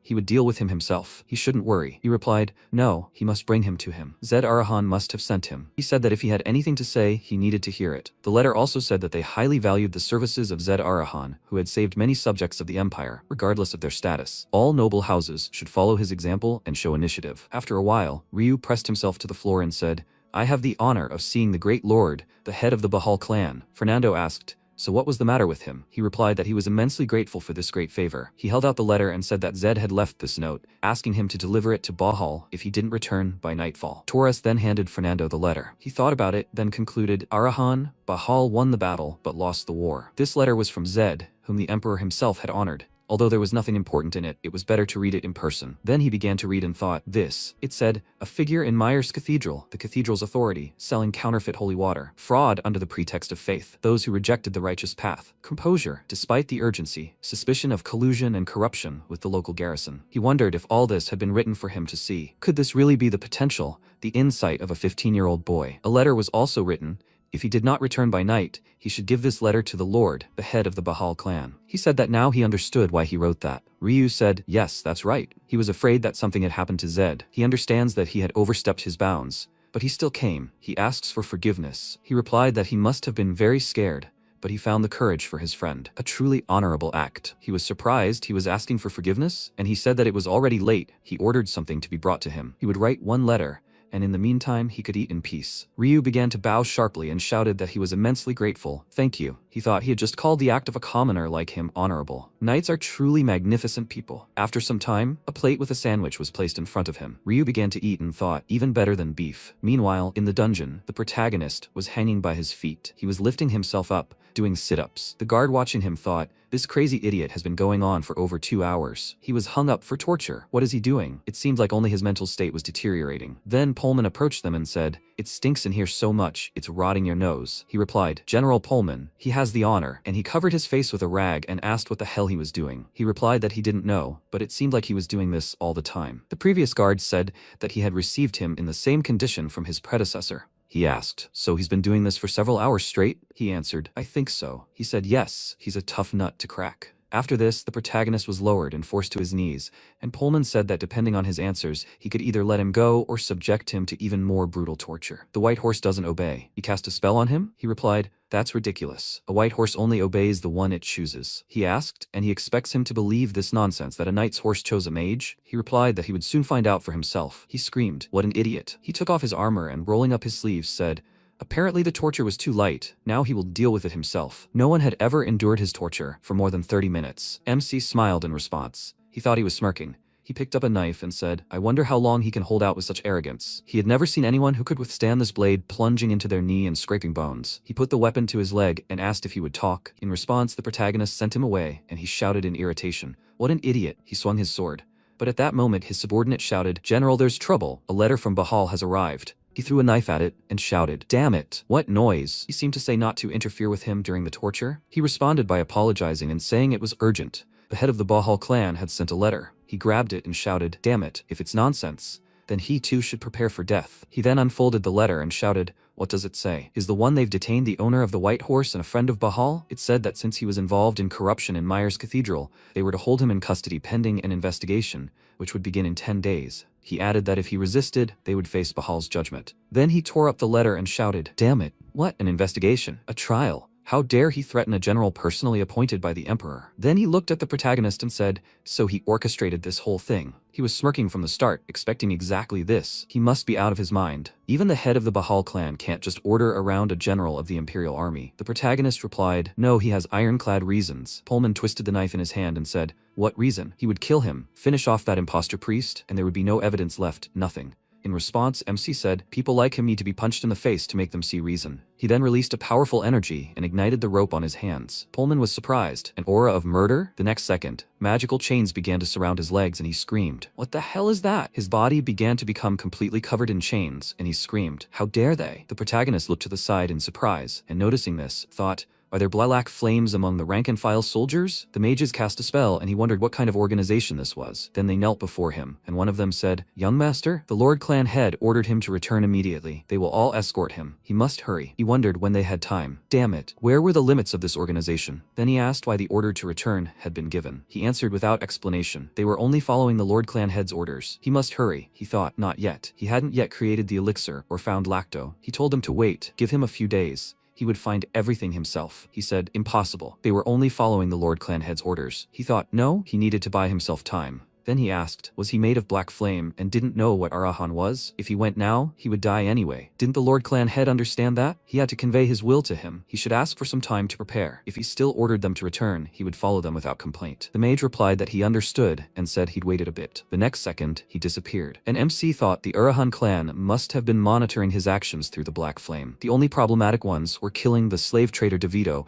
and visiting the Bahal clan. He would definitely be interrogated for that, so he needed to prepare. Then the mage returned and said, young sir, the clan leader has agreed to give him time. He must return to the clan within 14 days. There will be no further delays. The protagonist thought, 14 days. The countdown began. He thought it was good that at least this grace period had appeared. 14 days he would have to act very quickly. The messenger said that the head of the clan asked to tell him that he was entrusting the problems with Pullman and the Myers Cathedral to him, and also added that an investigator would arrive soon. He should act prudently. He asked, so quickly? He thought it would take at least 1 day. Is this also the hand of the Black Cohort? The more he learns, the more amazed he is by this organization. The man said that there is one more thing. The head of the clan wants him to be honest about being a scion of Arahan. He stared at him in bewilderment and asked, what does this mean? Is he talking about the contacts? Does he want him to stop wearing them? He confirmed it and he asked, what is the reason? When they needed to, they threw him in prison. And now, what if this? The man did not answer his question and said that he conveyed everything the head of the clan ordered, and now it was time for them to leave. They disappeared into the shadows, and he noted with displeasure that they had said their piece and disappeared. 2 hours later, Imperial Investigator Cox arrived. He greeted the young man with a smile and said that he had accomplished a great deed, uncovering corruption in the Imperial Army. What lineage was he from? The Emperor will honor his merits. He removed his lenses and told him that he was the 7th child of the House of Arahan, Zed. Cox was very surprised and asked if it really was him. He confirmed it with bewilderment, and he laughed, saying that it was such a coincidence. And that same Arahan from the decree. He didn't understand what he was talking about, and he said that he saw it, but he didn't know it yet. He showed him the scroll and said that his name was on the decree, personally signed by His Majesty, and at the very end, the decree stated that they highly value the merits of Zed Arahan, the savior of the subjects of the Empire, regardless of status. All noble houses should follow his example and show initiative. He put it away and said that he was much talked about at court. He really wanted to meet him, and this is how fortunate it turned out. Zed asked in surprise, but how did the Emperor know this? He answered him that His Majesty loves to talk, regardless of rank and title. Among those returned to their homeland, there were those who talked about him. He wondered, could it really be Gordon? He said that he would repay him for his kindness, but so quickly? Cox said that the Emperor would be very pleased to hear about this, and it would be good for his house. Because of these words, he remembered something and said that he had a favor to ask of him. He wants to personally bring the matter of Myers Cathedral to an end. Is this possible? Cox thought for a moment and said that he understood his desires. He probably wants to finish what he started. Let him do as he pleases. Zed thought this was to be expected from a Central Army investigator. He didn't even hesitate, even though he was essentially taking away his credit. He bowed and thanked him for his understanding, and he laughed, noting that he'd just thanked him. He'd obviously been around too long. After that, he patted him on the shoulder and told him to take the Central Army soldiers who had come with him. They were criminals who had violated the Empire's laws, and if they resisted, he was to execute them on the spot. And if any problems arose, he would take responsibility. Zed said he could only thank him for such support, and he laughed, noting that he was very polite for Arahan. He liked him. He looked at him with a puzzled look and wondered if Arahan really was full of madmen. After a while, Zed and the soldiers set off for the cathedral. The townspeople were surprised by what the Central Army was doing in Myers and began discussing General Pullman's affairs. MC stopped right outside the cathedral and, calling its inhabitants swindlers who had defrauded the Empire and profited from it, listened to him attentively. He would count to exactly 3. If they didn't come out before then, they would die. No one answered him, and one of the soldiers asked if they should drag them out by force. He replied that carrying weapons and using forbidden magic inside the Imperial Cathedral was dangerous. He noted that he was right, but there was no other way, and then another man asked if they should wait for the certificate. Zed declared that he would handle it himself and headed toward the cathedral, saying they didn't have much time. He could handle it himself, and they should stay here. They worried that something would happen to him, to which he replied that everything would be fine. While they were anxiously discussing what to do, Cox approached them with a scroll in his hands, and they asked, "Is this a certificate?" They immediately reached for their weapons, and one of them said that now that they had the certificate, there was no reason to hesitate. They would immediately enter and capture the criminals, but Cox told them to wait. He gave Zed his token precisely so that he would finish this job. He himself wanted it. They worriedly said that there was an armed group inside after all, and he refuses to help him. If problems arise, they will not escape responsibility either. Let him order them in. Cox said that they apparently do not know the Arahan well. Do they know why they are the first clan? Why do people fear them? Because they are stronger than the other clans, but not because of their strength. There is something more important. The Arahan always keep their word, no matter what they say, regardless of the means and methods. That is why they are feared. At that very moment, MC entered the cathedral, and meeting with an armed squad, said with a grin that he told him he would be fine. He headed towards them, and Cox told the soldiers to watch out. Today's main hero is this Arahan. After that, a fight broke out in the cathedral, and various sounds began to be heard, but after a while they died down. Because of this, the soldiers became worried. They began to think that something had happened to Zed, and when they saw someone coming out, they immediately prepared for a fight, and then their looks became surprised. MC led the tied-up criminals out of the cathedral and followed them out, after which everyone screamed, rejoicing at his victory. They were surprised and delighted that he dealt with them without mana, to which he replied that it wasn't that hard. The criminal was taken into custody, and Cox laughed and said that he once again earned his respect. It was simply magnificent. Zed pointed to the criminals and said that these scoundrels were selling counterfeit holy water and that he should take the necessary measures. He promised him that he, as the investigator, would take responsibility for solving this part of the case, and MC turned to the cathedral, telling the Holy Father that he could now leave. Holy Father Johann emerged from the darkness, shielding his eyes from the bright rays of the sun, and the townspeople burst into tears of joy, seeing that he was alive. The Holy Father approached the criminals and blessed the fake priest, surprising the others. Just looking at him, MC felt a mysterious power that warmed and comforted them. He bestowed a blessing on the other priests and told them to repent of their sins and live according to the will of the Lord. Then he would always be with them. They bowed their heads, asked for his forgiveness and thanked him, from now on they would not go against the will of the Lord. Everyone was very glad that Father Johann had finally returned. After this,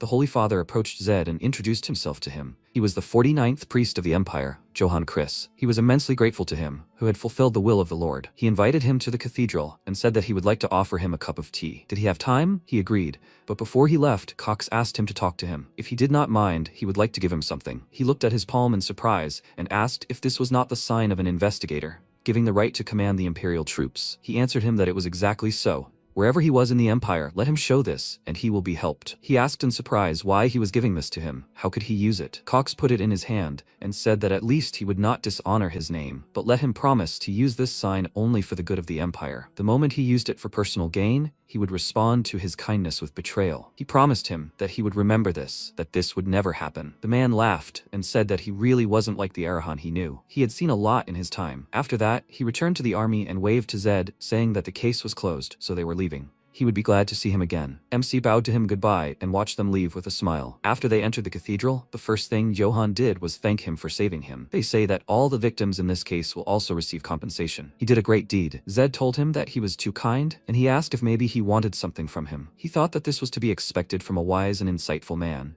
He knew that his actions were not dictated by simple faith. He answered him honestly that he needed his holy water, to which he said that it should only be used to heal the sick and fight evil. What does he need it for? He answered that he needed it to create a magic item. He doesn't know if it can be called fighting evil, but it will save his life. He is Arahan, but he was exiled because he cannot control mana, and now he is ordered to return to the clan. Does he understand what this means? Johann replied that he had heard there was a fierce struggle between the brothers, but could a simple magic item really stop this fratricidal feud and save him? He replied that he was simply trying to use all the means available to him, and considered that the maximum stat he could obtain with this elixir was 2. If using the comprehensive transformations skill required a magic stat of 5, then for him, with his current magic stat of 3, it would be incredibly valuable. After all, there was a huge difference between something that could only be used by raising morale and something that was always available. The Holy Father glanced thoughtfully at his reflection in the tea and said that, in fact, he had already heard of him. He was said to have dealt with the infamous slave trader Eversworsider. Arahan was under his protection. He believed that the fact that that same Arahan had come to Myers and protected the Lord's abode was also the will of the Almighty. Perhaps helping him is part of his plan. He placed the box on the table and said that he was just saving it to give to someone who really needs it. The effect of holy water depends greatly on the amount of divine energy invested in it. He put all the power he could accumulate over a long time into these vials, and he hopes this will help him. Opening the box, he showed him 3 vials, and he excitedly jumped up from his seat, saying that he was grateful to him for giving him such precious holy water. In addition, Johann gave him a personal gift from himself and prayed for him before leaving. Returning home, MC looked at what he had received and wondered if he was dreaming. The item he so wanted to get in the game was now in his hands. It was the sign of a priest, or, in other words, a priest's guarantee. You might think that a priest's guarantee means nothing, but in this world, it has tremendous power. The cathedral gained its current authority thanks to the emperor's investment in creating an empire where morality and conscience reigned. So the priest's guarantee is an indirect guarantee from the emperor. With the priest's mark, he can no longer be put on the wanted list, and he can't be arrested on the spot. And more importantly, he can't be killed without a trace. This mark alone will ensure his safety in this underhanded struggle. Johann must have known this, which is why he gave it to him. Now he has the mark of an investigator and a priest. This is the best he could achieve upon returning to the clan. Anyone who wants to kill him will have to take a great risk, and he will be able to receive help from the Imperial Army anywhere. One glance at these marks is enough to make him feel confident. He glanced at the box, picked up 1 vial, and thought that in the game, holy water had about a 20% chance of success. But Johann said he put all his effort into it. Holy water, 3 vials, and also demon's breath. It would be great if he could succeed on the first try. He decided to give it a try and uncorked the vial, thinking that if he ran out of holy water, he could just get more. After that, he poured the holy water onto the demon's breath, and a reaction occurred. The holy water completely enveloped the sphere. Then a vial appeared out of thin air in front of him, and he was overjoyed. He'd succeeded on the first try. Deciding not to wait, he drank it all down in 1 gulp, and the system informed him that his magic stat had increased to 4. He clenched his fist victoriously and thought that if he succeeded next time, he'd have 5 magic points. He had 2 vials of holy water and 1 demon's breath left. If he succeeded on the first try now, he'd have 1 vial left. He poured the holy water onto the sphere, hoping for success, and he succeeded again. He thought this chance of success is over 80%, right? It wasn't for nothing that he put all his effort into this holy water. With such a concentration of divine energy, it was almost like a second life. He poured out the contents of the vial, increasing his magic, and the system informed him of a new spell. Comprehensive Transfiguration, human, significantly enhances the caster's physical abilities, grants a shield effect proportional to the strength of his magic. He jumped with joy, then fell onto the bed and thought that his tension had finally eased. He had been really nervous. It was good that this spell required so little magic. He laughed and exclaimed that this was even more interesting than the game. A new day dawned. He met with Ryu, and he told him that he had been looking for the one-eyed, gray-haired men he had requested, but so far only about 40 people had shown up. Not as many as he expected. He did as he was told. He offered money for them to gather in one place, and exactly 34 people showed up. This meant that the one he needed was among the remaining 6. He asked if he had found out where all 6 were. He replied that he had even written down the exact locations just in case he thought they would be able to find them tomorrow. He handed him the list, and he said with a smile that it had helped him a lot. The guy replied that it was easy. He could do much more complex things. So, how did he like him? Was he quite a capable guy? He replied that he knew he was smart, but he shouldn't try too hard. He would be responsible for him and his sister until the very end. After all, he was his first comrade. His words touched them so much that they burst into tears, and he told them not to react like that because of such obvious things. That was also an illness. He was distracted from the conversation by a woman. She came up to him and asked if he was Zed Arahan by any chance. He turned to her, asking how she knew him, and she delightedly answered him that now, in Myers, only a spy could not know about him. Young Arahan, who punished the swindlers and protected the cathedral and the Holy Father. The whole town is talking about nothing else. MC looked around and realized why they were looking at him so strangely. He thought it was because of his eyes, but it turned out there was something else. The townspeople standing nearby started whispering about him. Someone asked if this was Zed Arahan. The man told him to call him more respectfully, and someone asked if it was okay to look at members of this clan like that. They say people die from that. Someone told him that he was a messenger of God's will, so it was okay to look at him. He thought his entire family was merciless, but apparently that wasn't true. Ryu was surprised, not understanding what was happening, and his sister hid behind him in fear. All the townspeople crowded around them, thanked Zed for protecting the cathedral, and promised to remember his good name for generations. He even felt a little awkward, although he thought he was used to such situations. He suggested that his friends leave quickly, and suddenly he felt something foreign. In the middle of the crowd was a man, one-eyed and gray-haired. He immediately realized that it was Lactose Sherville. He rushed towards him, asking him to wait, barely squeezed through the crowd and ran after him, but he was already nowhere to be found. Ryu ran up to him and worriedly asked what happened. He answered him that he had just seen him, and he asked in surprise, was he really talking about the one they were looking for? He said that he had just been here, but ran away, and asked his friend to name the nearest places from those 6. They needed to hurry. They ran, and he thought that he would try to escape, and if he hid seriously, they would not be able to find him. Ryu took out a list on the run and showed him the direction. They turned left and ran to the house, room 203. Having burst into the room, MC found an old man inside, but it was not him. The poor old man fell to his knees in fear, thinking he had come for the rent, and then Zed jumped out of the house through the window and told Ryu to show him the next location. Seeing this, he exclaimed in fear that he was just crazy, and then they began checking one house after another, each of them containing ordinary people. There was one last place left, a basement room. Just as MC was about to open the door, he felt energy and told his friend to go upstairs, after which he thought that he needed to hurry. But what was this ominous premonition? His opponent was the best blacksmith and also a fugitive. If this really was the place where Lacto was hiding, then it was definitely a trap. He used magic, comprehensive transformation, and only then opened the door to the room, after which an explosion immediately occurred. The system notified him that the spell had deactivated, activating the Immortal Fighter feature. The entire room was engulfed in azure flame. Ryu went down to check, and Zed cursed, thinking that azure flame was an advanced fire element. Even ordinary fire is difficult to embody in a magical item with such a powerful explosion, and he had realized azure flame in a simple trap. Is that even possible? Everything here was shattered into pieces. If not for the immortal fighter, he would have definitely died. This is a feature that, as the name suggests, ignores on-the-spot death damage. He knows this well, having used it often in the game. Simply put, with this feature, no one can kill him with one hit. He thought it was a 4th or 5th circle level explosion,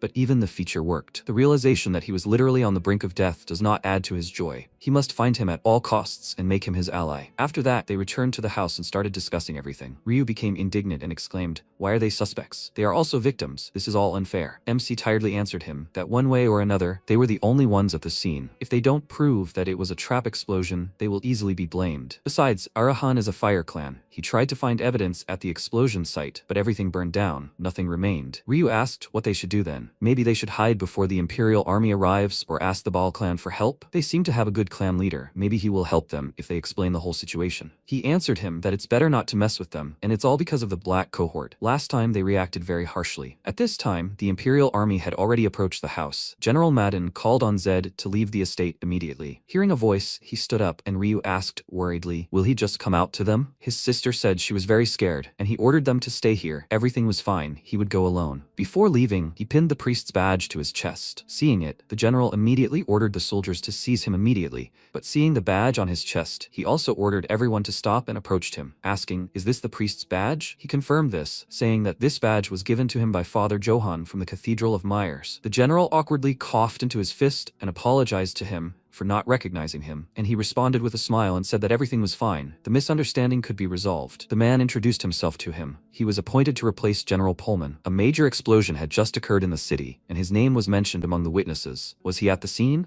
He told him that he was right at the epicenter of the explosion, and he clarified, that is, he is saying that he is not a suspect, but a victim. He confirmed this and asked if he could say why he was in that place. This is a procedural question. He is not obliged to answer if he does not want to. He answered him that he had no reason to refuse. He went there looking for one person, but there was a trap. He was also very surprised. The general sighed heavily and thought that because of the priest's sign, no matter how much he suspected him, he cannot treat him as a criminal. And MC at that time thought that he came just in time. With the help of the garrison, it will be much easier to find Lacto, who has completely disappeared. He turned to the general and asked if he could help him. He immediately refused him, saying that the Imperial Army cannot act on personal matters. He cannot waste state resources without any reason. He pulled an investigator's badge from his pocket and asked if that would be enough. The man was very surprised and asked where he got it, to which he replied that it was given to him by Imperial Investigator Cox. As far as he knew, he said that with this badge, he could count on the assistance of the Imperial Army. The general immediately confirmed this. According to the sacred laws of the Empire, they are obliged to provide maximum assistance to the bearer of this badge. He was shocked. He had 2 badges at once. What kind of person was he? Zed said that this matter concerned not only him personally, but also the capture of the culprit of the explosion. That was work for the garrison. The general immediately stood at attention and told him to simply order them what was needed. From that moment on, the Myers City garrison was at his service. MC thought that the investigator's badge was still more significant. If the priest's badge meant immunity, then the investigator's badge meant the right to command. He said that first they needed to draw a profile of the criminal, let them find someone suitable. The general answered him that he would take care of everything, and Ryu, who was watching all this from the window, let out a loud and surprised sigh, then shook his head and thought that he was a scary person. The next morning, wanted posters were posted all over the city, but the portrait did not depict Lacto, but some other man. People crowded around the notice board with interest, and among them was the man from the poster. It turns out it was Lacto in disguise. He thought, did he mistake him for someone else? But that can't be true. He definitely knows him. He deliberately portrayed him differently. But why? Maybe he wants to meet him? He walked away from the notice board and thought that what was on his mind would only become clear when they met. He couldn't even remember what number city he was in anymore. He was tired of being a fugitive. Maybe it was time to put an end to this? He had lived long enough. He had no regrets left. He noticed a guard ahead and stopped, thinking that a lot of people had gathered. First, he needed to blend in and get a better look. He felt a touch on his back. It was Zed. He praised his skill at disguise, and when he opened his mouth to speak, he ordered him to act naturally. If he aroused suspicion, the soldiers would come running. Lacto asked who he was, and he told him his name in response, saying that he had finally met him. The man asked why he was looking for him, but before answering his question, he suggested that they change places. After that, MC removed his hood and said that it was nice to meet him. He reintroduced himself, and when Lacto took off his disguise, he said that he already knew his name. The man asked why he was looking for him, and he answered with a smile that the reason for looking for the legendary blacksmith must be simple. He had come here to hire him as Arahan's personal weaponsmith. The game and reality are definitely different, and one of the differences is equipping items. In the game, everything is simple, double click and done, but in reality, you have to equip everything yourself. Not only do you have to compare stats, but you also have to consider fit and weight. Magic items sold on the market are created to adult standards, so there are many variables. No matter how many good stats a player has, if the size doesn't fit, the item is useless. That's why Zed wants to hire Lacto. He can create magic items that fit him perfectly, and with each stat increase, he can receive new equipment or additional items for specific situations. He simply must make him his ally. He said that a warhorse is born to race, and a sword is made to be used. What does he, as the last descendant of the Chervil clan, want to live for? For the greatest master to create magic items for the greatest clan, so that the Chervil technique is passed down to descendants and continue the history. He believes this is his destiny. Lacto said it all sounded like a fairy tale. The mere thought of it filled him with joy. But his clan isn't what it used to be. He said he knew they were slandered. He would remove this long-standing stigma from his clan, and with Arahan's help, this could become reality. The man asked if he knew the whole truth about the Cherville massacre. He answered that he didn't know the details, and then he chuckled and exclaimed, and he was going to help them without knowing all the circumstances. Then how could he be sure it was slander? He remained silent and thought. The Cherville affair happened long before the start of the game scenario, so he could only roughly guess from NPC dialogue. According to the records, it all boiled down to them rebelling and being destroyed by the Imperial army. He replied that he couldn't know all the details, but he knew his clan well. The Cherville were a clan whose sole occupation was the creation of superior magical items, so they had no reason to rebel. Furthermore, the Emperor was a being who had attained both the ranks of Swordmaster and Archmage, the absolute ruler at the very pinnacle. Beneath him was the central army, consisting of knights and mages. Even if Arahan and Bahal united, they would not be able to defeat the Emperor. The Emperor was an immortal being, living forever, and the absolute ruler of this world. Then the Cherville had even less reason to rebel. He asked Lacto to tell him the whole truth. He had no doubt it was slander. The man took a deep breath and said he must know about the Martin clan. It was the second most influential clan among mages. They mainly traded with them. The Martin always wanted to surpass Arahan. MC agreed with him, noting that in practice this was an impossible dream, and the man said it was true. The Arahan were so great. The problems started when Clan Billy intervened. Zed recalled that they were a mediocre magic clan that suddenly rose to prominence, and by the end of the game was on par with Martin. Lacto told him that Clan Billy once came to them and demanded that they break their deal with Martin and trade exclusively with them, but they, naturally, refused. Apparently, they harbored a grudge against them. They framed Martin to harm them, trying to sow discord between them. MC asked, so both Clan Billy and Martin were involved? He replied that he didn't know. Then, the Imperial army burst in one day and started killing everyone. They had no time for explanations, no chance. Now Zed understood what had happened, but one thing troubled him. Could it be that the Arahan really weren't involved in that matter? If they were, then his action, taking Lacto with him, might seem despicable. The Arahan didn't trade with the Cherville, so perhaps they saw them, supplying other clans with the best artifacts, as a threat. And if the Black Cohort was also involved, then they destroyed all traces, committing the perfect crime. Knowing how terrible the Black Cohort was,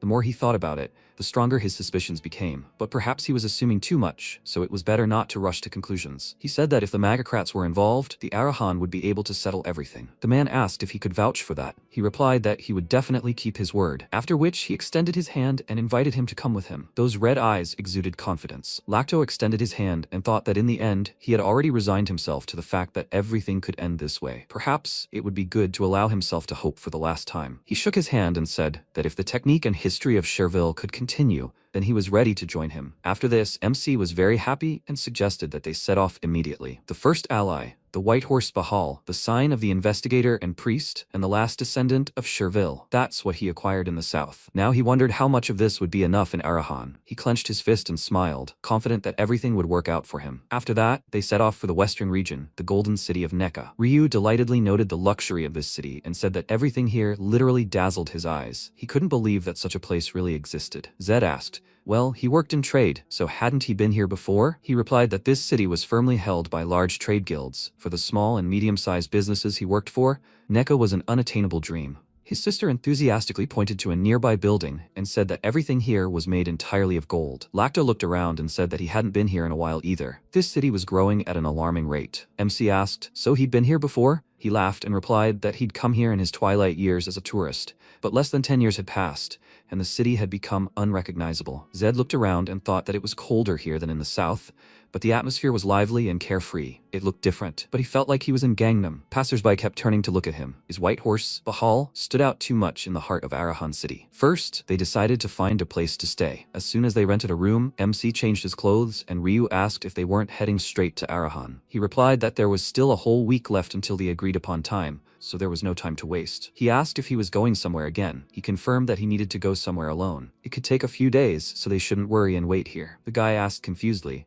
so he wasn't coming back today. He replied that a week might not be enough. They should eat somewhere close to the place, and if possible, try not to go far. Otherwise they might get lost. Ryu said that he was certainly not a child, but it was indeed easy to get lost here. After that, they said goodbye to him and told him to come back safe and sound. He smiled at them goodbye and then left the hotel, noting that everything smelled of gold. As bright as this place is, it has a dark side. People who came to the Golden City hoping for opportunity became losers and settled in the alleys, and he wonders if he could be in such a place. He went to a store. There he asked for black contacts, and the seller asked why he needed such a cheap and ordinary color. He remained silent, and he, realizing that he asked too much, exclaimed that he would bring everything right away. After that, he went to a clothing store, chose some rags, and the seller told him that these were work clothes, they don't sell that. He quickly changed and handed him his clothes as payment, and then went to a shoe store, where he was already mistaken for a tramp and almost kicked out. Finally, his new image was ready. He looked at his reflection. Now he looked like a real tramp, and now it was time for him to go meet the king of the back alleys. He waited until nightfall, sitting near a ruined house in a pool of filth, and decided to start. He walked down the street and entered a narrow alley, all this time being watched by other vagabonds. He had noticed them long ago and thought they were small fry, and really, just observing, exactly 7 around the perimeter. Now it was hard to see them even a couple of meters away. Just when he thought it was time to act, his stomach growled loudly, and he thought that maybe the beggar's clothes made him too hungry. If he had known this, he would have at least taken some dried meat with him. But then, those guys would have pounced on him even sooner, and then a large man came out to meet him with some other guys, and the ones behind him blocked his retreat. The man called him an idiot and asked what he was doing here,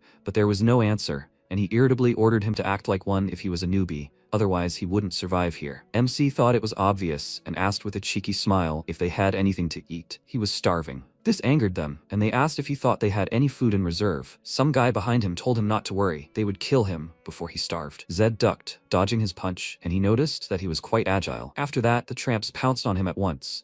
One of them attacked him from behind, then he simply hit him with his shoulder, knocking him down on his comrades, and he was about to hit the other guy with his elbow in the face, or rather, pretended to, and then simply knocked him out with a quick blow to the neck with the edge of his palm. Seeing this, the other tramps were shocked, and MC smiled at their faces, but instead of running away, they pounced on him and suffered the same fate as their friends. Zed thought his strength was now 70, so even a light blow would knock them out. The man woke up, and MC asked if he was in a lot of pain. He responded by exclaiming that he was a psychopath, and said that he had just asked them a question, and they had immediately attacked him, while they could have just given him a crust of bread. They made him even hungrier. The man helped his comrade up and exclaimed discontentedly, "Does he think he'll get away with all this? He wouldn't live here. Their gang would finish him off without anyone knowing." He responded by saying that then he just needed to capture their gang, and the man exclaimed that his head was full of nonsense. Suddenly, someone pointed a blade at Zed. He quickly reacted and dodged, and the attacker smirked and asked, "Is he unusual?" It was the squad boss. They all happily ran over to him, and MC thought that he had caught a real beast from the very first day. Perhaps his plan will be realized faster? One of the vagrants asked joyfully, "Do you know who this person is?" It was the legendary assassin who had terrified Nek, Master Kanzera. The assassin had said that if he wanted to live, he should immediately fall to his knees and beg for mercy. But Zed assumed a fighting stance and asked what had made him the boss of a gang of beggars. He grew angry and lunged at him with a blade, the swing of which Zed immediately dodged. The assassin said that he had managed to dodge his attack twice, but he was still young. He saw potential in him. It was a pity he wouldn't have time to reveal it. He wouldn't live long. Zed grinned and thought, is this him, the world champion, who was being told about potential? Suddenly, the assassin began emitting mana, preparing for a new attack, and he thought that he was at least in the 4th circle. He thought the legends about the assassin were nonsense, but it seemed there was some truth to them. Assassins don't have the support of large clans, so their limit is obvious. They can't pass on their skills. Under such conditions, reaching the 4th circle is truly worthy of the title of legend. Noticing his serious expression, the assassin laughed and said that he must have scared him. This is what happens to those who don't know how big the world is. After these words, he dissolved into mana and began circling around him, but he wasn't distracted by his feints. He mockingly asked if he wasn't trembling, or was he simply frozen with fear? He would check it now. He launched an attack, and MC realized he was about to strike him from above, but his premonition told him otherwise. 3 of them pounced on him at once, and he didn't bother to defend himself and simply jumped to the side, dodging. Their blades clashed, and the assassin asked if he had dodged their coordinated attack. The other asked who he was. A knight or a mage, perhaps? All 3 looked very similar. They were actually triplets, Draw, Jay, and Dekai. Zed looked at them more closely. They were similar, but each had their own unique mana. They cloaked their presence with mana, so he didn't immediately understand. What good is his 100 perception points if his mana is only 5? They ran towards him, and Jay remarked that this guy was a braggart, and his brother said he got lucky once, but he wouldn't dodge it a second time. MC then used the comprehensive transformation skill, and his lenses burned out. Seeing his red eyes, the killers were very surprised and exclaimed, "Why is he here?" They ordered the tramps to run. "It's a trap," and sparks began to quickly spread across the alley, capturing the killer's mana. The system notified him of the activation of Tough Fighter, temporarily increasing all his stats by 10. He had access to a new spell, Comprehensive Transformation, Falling Lightning. He glanced at the notification. Meanwhile, the killer ordered everyone to disperse, because if they stayed here, they would die. Zed began to gather a ball of lightning in his hand, and the further away the tramps got, the larger it became. The moment came. He clenched his fist and threw the ball at Jay, who was running along the rooftops. The killer failed to react and was hit, and the lightning strike roared, after which Jay fell unconscious. MC, looking at his hand, wondered if this was the power of second-level magic, and this with his mana at only 15. Maybe it was the power of lightning? He simply repeated the movements from the game, and the magic worked. The fact that he didn't need to cast spells was a huge advantage. Suddenly, the voices of the city guards were heard. They must have come running at the roar. He quickly ran into the alley, picked up Jay, and thought that the power was good, but it came out too loud. He needed to escape quickly. A second before the guards appeared in the alley, he managed to escape. They decided to inspect the scene, and as soon as they turned on the light, they saw traces of blood. Zed didn't notice it at first. The tracks led straight to his feet, and he glanced at the killer, wondering if he was wounded. The guards followed the trail, and he became nervous, thinking they were about to show up, and he thought he really wanted to resolve everything quietly. He calmly walked out of the alley, and they immediately shone a light on him, thinking he was a criminal, and he angrily asked them to put it away. Seeing his eyes, they immediately bowed to him and apologized for their tactlessness. They were patrolling the area and heard the explosion, looking for the culprit, but he didn't seem to be Master Tunda. MC thought they were talking about the 6th offspring of Arahan and told them his name, saying he was the 7th. Don't they know him? Although, how would they know? He'd been in exile the whole time. They excitedly apologized to him, and he said that if they were looking for the culprit of the explosion, he saw him running in that direction. They should quickly run after him. They thanked him for the information and gave chase in a false direction, and he sighed with relief. In the end, everything was resolved with a few words. It seemed that his status in the city of Arahan was absolute, which was not bad. He returned to the alley, raised his hand to the killer's mouth. Fortunately, he was still alive. The lightning strike was stronger than he expected. He picked him up and walked deeper into the darkness. They walked like this for several minutes, and then the voices of his brothers were heard. Zed ordered them to show themselves, and they both immediately obediently appeared before him. They apologized to him for their insolence. They deeply regretted that they dared to show hostility to the offspring of Arahan. Will he show generosity and let their brother go? They even laid down their weapons and began to bow to him, tearfully begging him to let their brother go, and promised him that such a thing would not happen again. MC said that it was ridiculous. They were murderers, and they were talking about brotherly love. They don't care about the lives of others, but they want to save their own brother. They answered him, they simply learned the art of killing to survive. They only killed idiots who oppressed commoners like them and committed vile deeds. They swear that they never killed innocents. Zed noted that they just wanted to finish him off, to which they replied that it was because this was their home. Sometimes those who want to take over their territory appear, and because of this, they lost many comrades. That's why they reacted so harshly. They committed a mortal sin. MC thought that besides him, there were probably plenty of people who wanted to get their hands on the Nekka City underground. He asked if it was true that they didn't kill innocents, and they excitedly swore to him on their brother's life. He said that if it was true, it was impressive. Such orders probably don't pay well. They responded that all they wanted was for their families to live safely. Their teacher, who taught them the art of killing, always emphasized this. Zed thought that murder was evil, but for the commoners oppressed by the nobles, the Kinzera brothers were probably the only hope. He told them that he would let them go, but he had one condition, that they bring him to their boss, then he would cure their brother. These words made them nervous and silent. Despite the fact that their brother's life was on the line, they refused him. They could not betray a comrade to save themselves. He said that he wanted to meet with their boss to buy information from him. They should not be afraid. He had no intention of harming them. One of the brothers exclaimed that everyone said that when they tried to get close to him,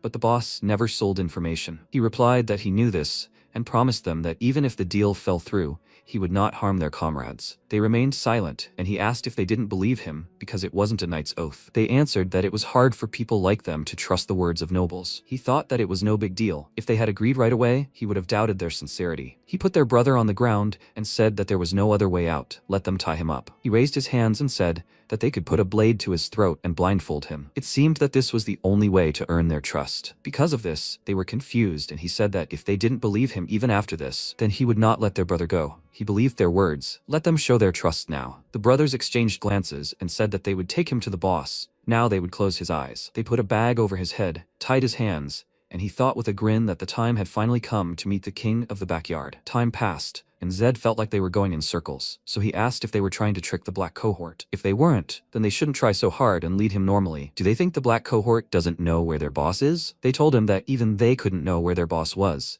and MC said that it seemed like they didn't know Arahan well. If the black cohort he was dealing with were here, they would not only know where their boss was, but they would also be trying to get to him with all their might, so they should just take him there. Dekai turned to him and asked if they were really nearby. He told him that he didn't know, but he knew for sure that they would never be able to compare to them, no matter how hard they tried. He wasn't downplaying their abilities, it's just that the black cohort was in a different league. The guy said that he understood everything, and after a while they were already in some basement. When they arrived, they pulled the bag off his head and Dekai approached the boss. A man named Eddie, who didn't fit in with the general atmosphere, asked "Who is this? Have they forgotten the rules?" The guy apologized to him, saying that he wanted to negotiate with him about something. And Zed thought, is this really the king of the back alleys? Eddie ordered him to stop talking nonsense and immediately lead him. Meanwhile, the MC took out a bottle of holy water and handed it to Draw, telling him to let him drink it. He asked what it was, and he answered that it was holy water, and if he drank it, he would quickly recover. They kept their word, and he should keep his. Of course, he felt a little sorry to give them the bottle, but there was nothing he could do. Now it was the only way to cure him. Draw bowed to him in gratitude,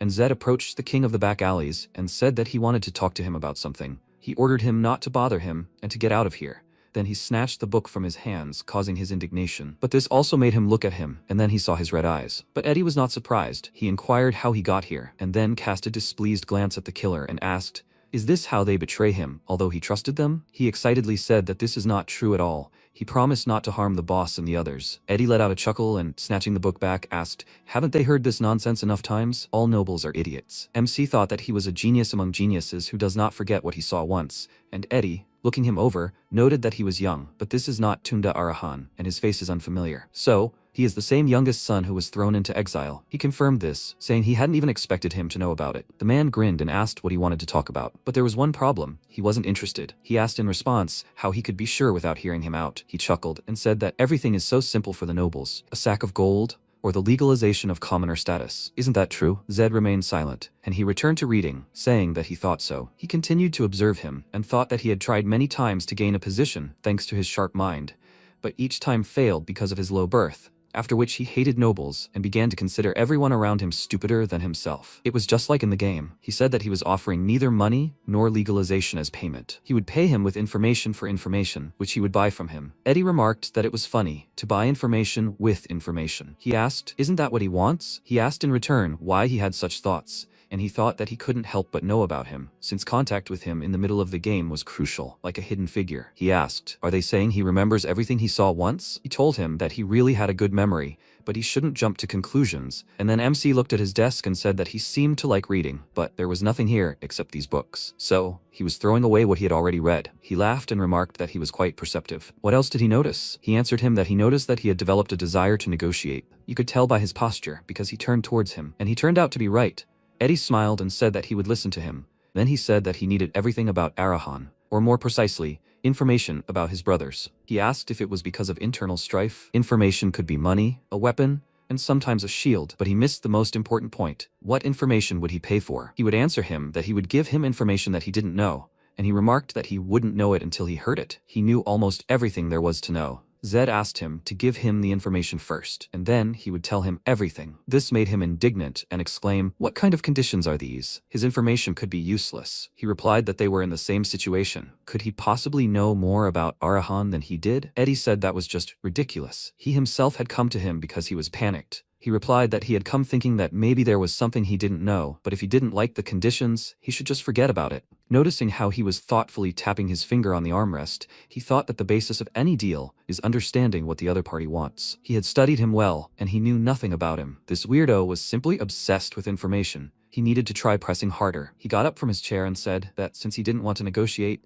he was leaving, and the man didn't stop him. He walked into a dark tunnel and thought that there was no need to rush the deal. Thanks to the Kinzera brothers, he found him quickly, and now he had some time to spare. In any case, he would be the first to contact him, so he was in no hurry. He heard footsteps behind him. The triplets bowed to him, and Ki said that thanks to the holy water he gave, their youngest was almost recovered. It seemed that this was not ordinary water, and they were very grateful to him. He was ashamed that he did not trust him because he was a nobleman. MC said that among nobles there are sometimes good ones. He is not the type to break promises. Tikai almost burst into tears and said that he had never met a nobleman like him. If it were anyone else, it would never have occurred to him to save their younger brother's life. Dra asked if he could know his name. He introduced himself, and the triplets bowed to him, thanking him again. They would remember him for the rest of their lives. Zed thought that it seemed so, and he had warnings about the assassins. They really are deeply loyal to each other and do not betray their comrades. Maybe they are not as bad as he thought. He wanted to leave, but an idea occurred to him and he turned to the triplets, asking, are they the Kinzera? They confirmed it, and he thought that the fourth circle for assassins is an impressive level, and there are 3 of them. If he takes them on, they will be a serious help in the upcoming fight. He invited them to join him, after which he returned to the king of the backwoods, who looked at him with a smirk and thought that it was obvious. His feigned composure will not fool anyone. Information about the brothers will soon become a matter of his survival. He asked, Why did he come back? He pretended not to be interested and left. He stated that he wanted to buy the Kanzera brothers, and Eddie did not even understand what he said at first. When he realized this, he was very surprised and said that he would pay for them with information. He raised his hand, asking him to wait, then asked if he came back because of those guys and not because of information about his brothers. He answered him that he did not need information about his brothers. He thought again and decided that it would not be beneficial for him. Eddie's face darkened. He was silent for a few seconds, thinking about this, and said that there was one problem. They were the commanders of the squads of their organization, and he was the main commander. MC said that he was ready to pay a decent price, and he answered him that the price would be much higher than he thought. He wants to know everything that happened to him since leaving captivity, how he got out and what he did after. He will not accept less. He thought that money is not important, but if he satisfies his curiosity, then it will be quite valuable. The return of young Arahan from captivity is enough to pique curiosity, but he won't reveal his secrets so easily. Zed noted that his ambitions were rather shallow, which immediately made him jump up from his chair indignantly and say that he thought he would demand something more grandiose. Apparently, everyone lives according to their own standards. Eddie was very angry. He grabbed him by the clothes, called him a pathetic puppy, and asked if he thought he was so special. He was simply born into a noble family, a good-for-nothing, talentless fellow who was lucky with his origins. He began to threaten him, but seeing his intense gaze, he retreated, and the triplets worriedly asked him to stop. He was, after all, Arahan's offspring. He coughed awkwardly and took a few steps back,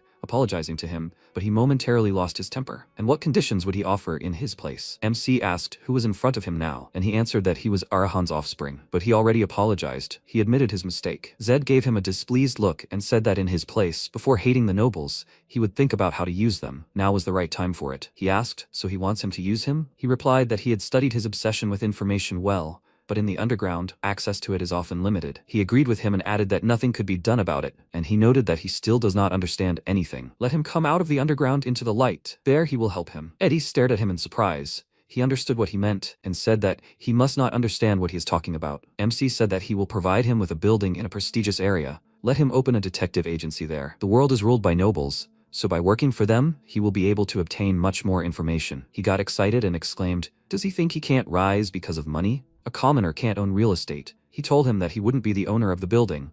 He'd just be a tenant running a business there, and he'd also be stationing a Mahodan squad there to guard it. Aren't these terms more than generous? He's offering to partner with him. He'll help him do what he wants legally, and in return, he'll provide him with information. They'll help each other. Wouldn't that be wonderful? Eddie imagined it. He'd be able to get the information he needed and a Mahodan squad. But could he be trusted? He asked. Was he serious? Would he really provide him with all this? He told him that he didn't break his promises, and the triplets confirmed this, nodding vigorously, and Eddie thought about it. This was the chance of a lifetime. All the important events happen among the nobility, and you could only get a pittance from the vagabonds. And a Mahodan squad to boot, this was a real diamond fortress. He couldn't pass up such a chance. He shook his hand, declaring that he agreed to become his partner, and he remarked that this was an excellent decision, but deals usually require collateral. He knows that. He needed information about his brothers and the Kanzera brothers. This would be his entry fee. Time passed. He gathered all his allies and went to the great Arahan estate. Seeing the majestic black building and the huge gate, he thought that they were finally here. Ryu looked up at him and said that it seemed like he hadn't slept at all yesterday. Is he okay? He noticed the dark circles under his eyes and told him that he should be asking him about that, and he laughed, saying that he just couldn't wait. Zed had spent the entire previous night memorizing the information received from Eddie. What he told him destroyed all his notions. The brothers' friendly forces inside the city, their expenses, even the personal information of the servants. How and where he gathered all this remains a question. If you give him wings, he will truly fly. Now he just needs to buy time to grow stronger within the Arahan lands and survive the fratricidal struggle. And today is critical in this regard. His position will completely change depending on how he passes this test. They approached the gates, and the guards ordered him to dismount and identify himself. But seeing his eyes, they quickly realized who he was and said they had been informed of his arrival. MC approached them and asked them to show him the way. He was returning on the orders of the clan leader. The guard agreed, but those behind him could not enter, to which he replied that they were his companions, and he vouched for them. The guard apologized. Entry was prohibited to outsiders without the clan leader's permission. He frowned with displeasure, thinking that the hitch had arisen on the very first step. He could certainly force his way in, but breaking the laws of the Arahan lands was not the best choice. He approached Lacto and asked him to wait here. He would be back soon. He responded by telling him not to worry about them and to take care of himself. An old man's senses couldn't always be relied upon, but he had a bad feeling. Zed told him not to worry. Everything would be fine. After which, he looked at the Kanzera brothers and said that he was counting on them. They nodded to him,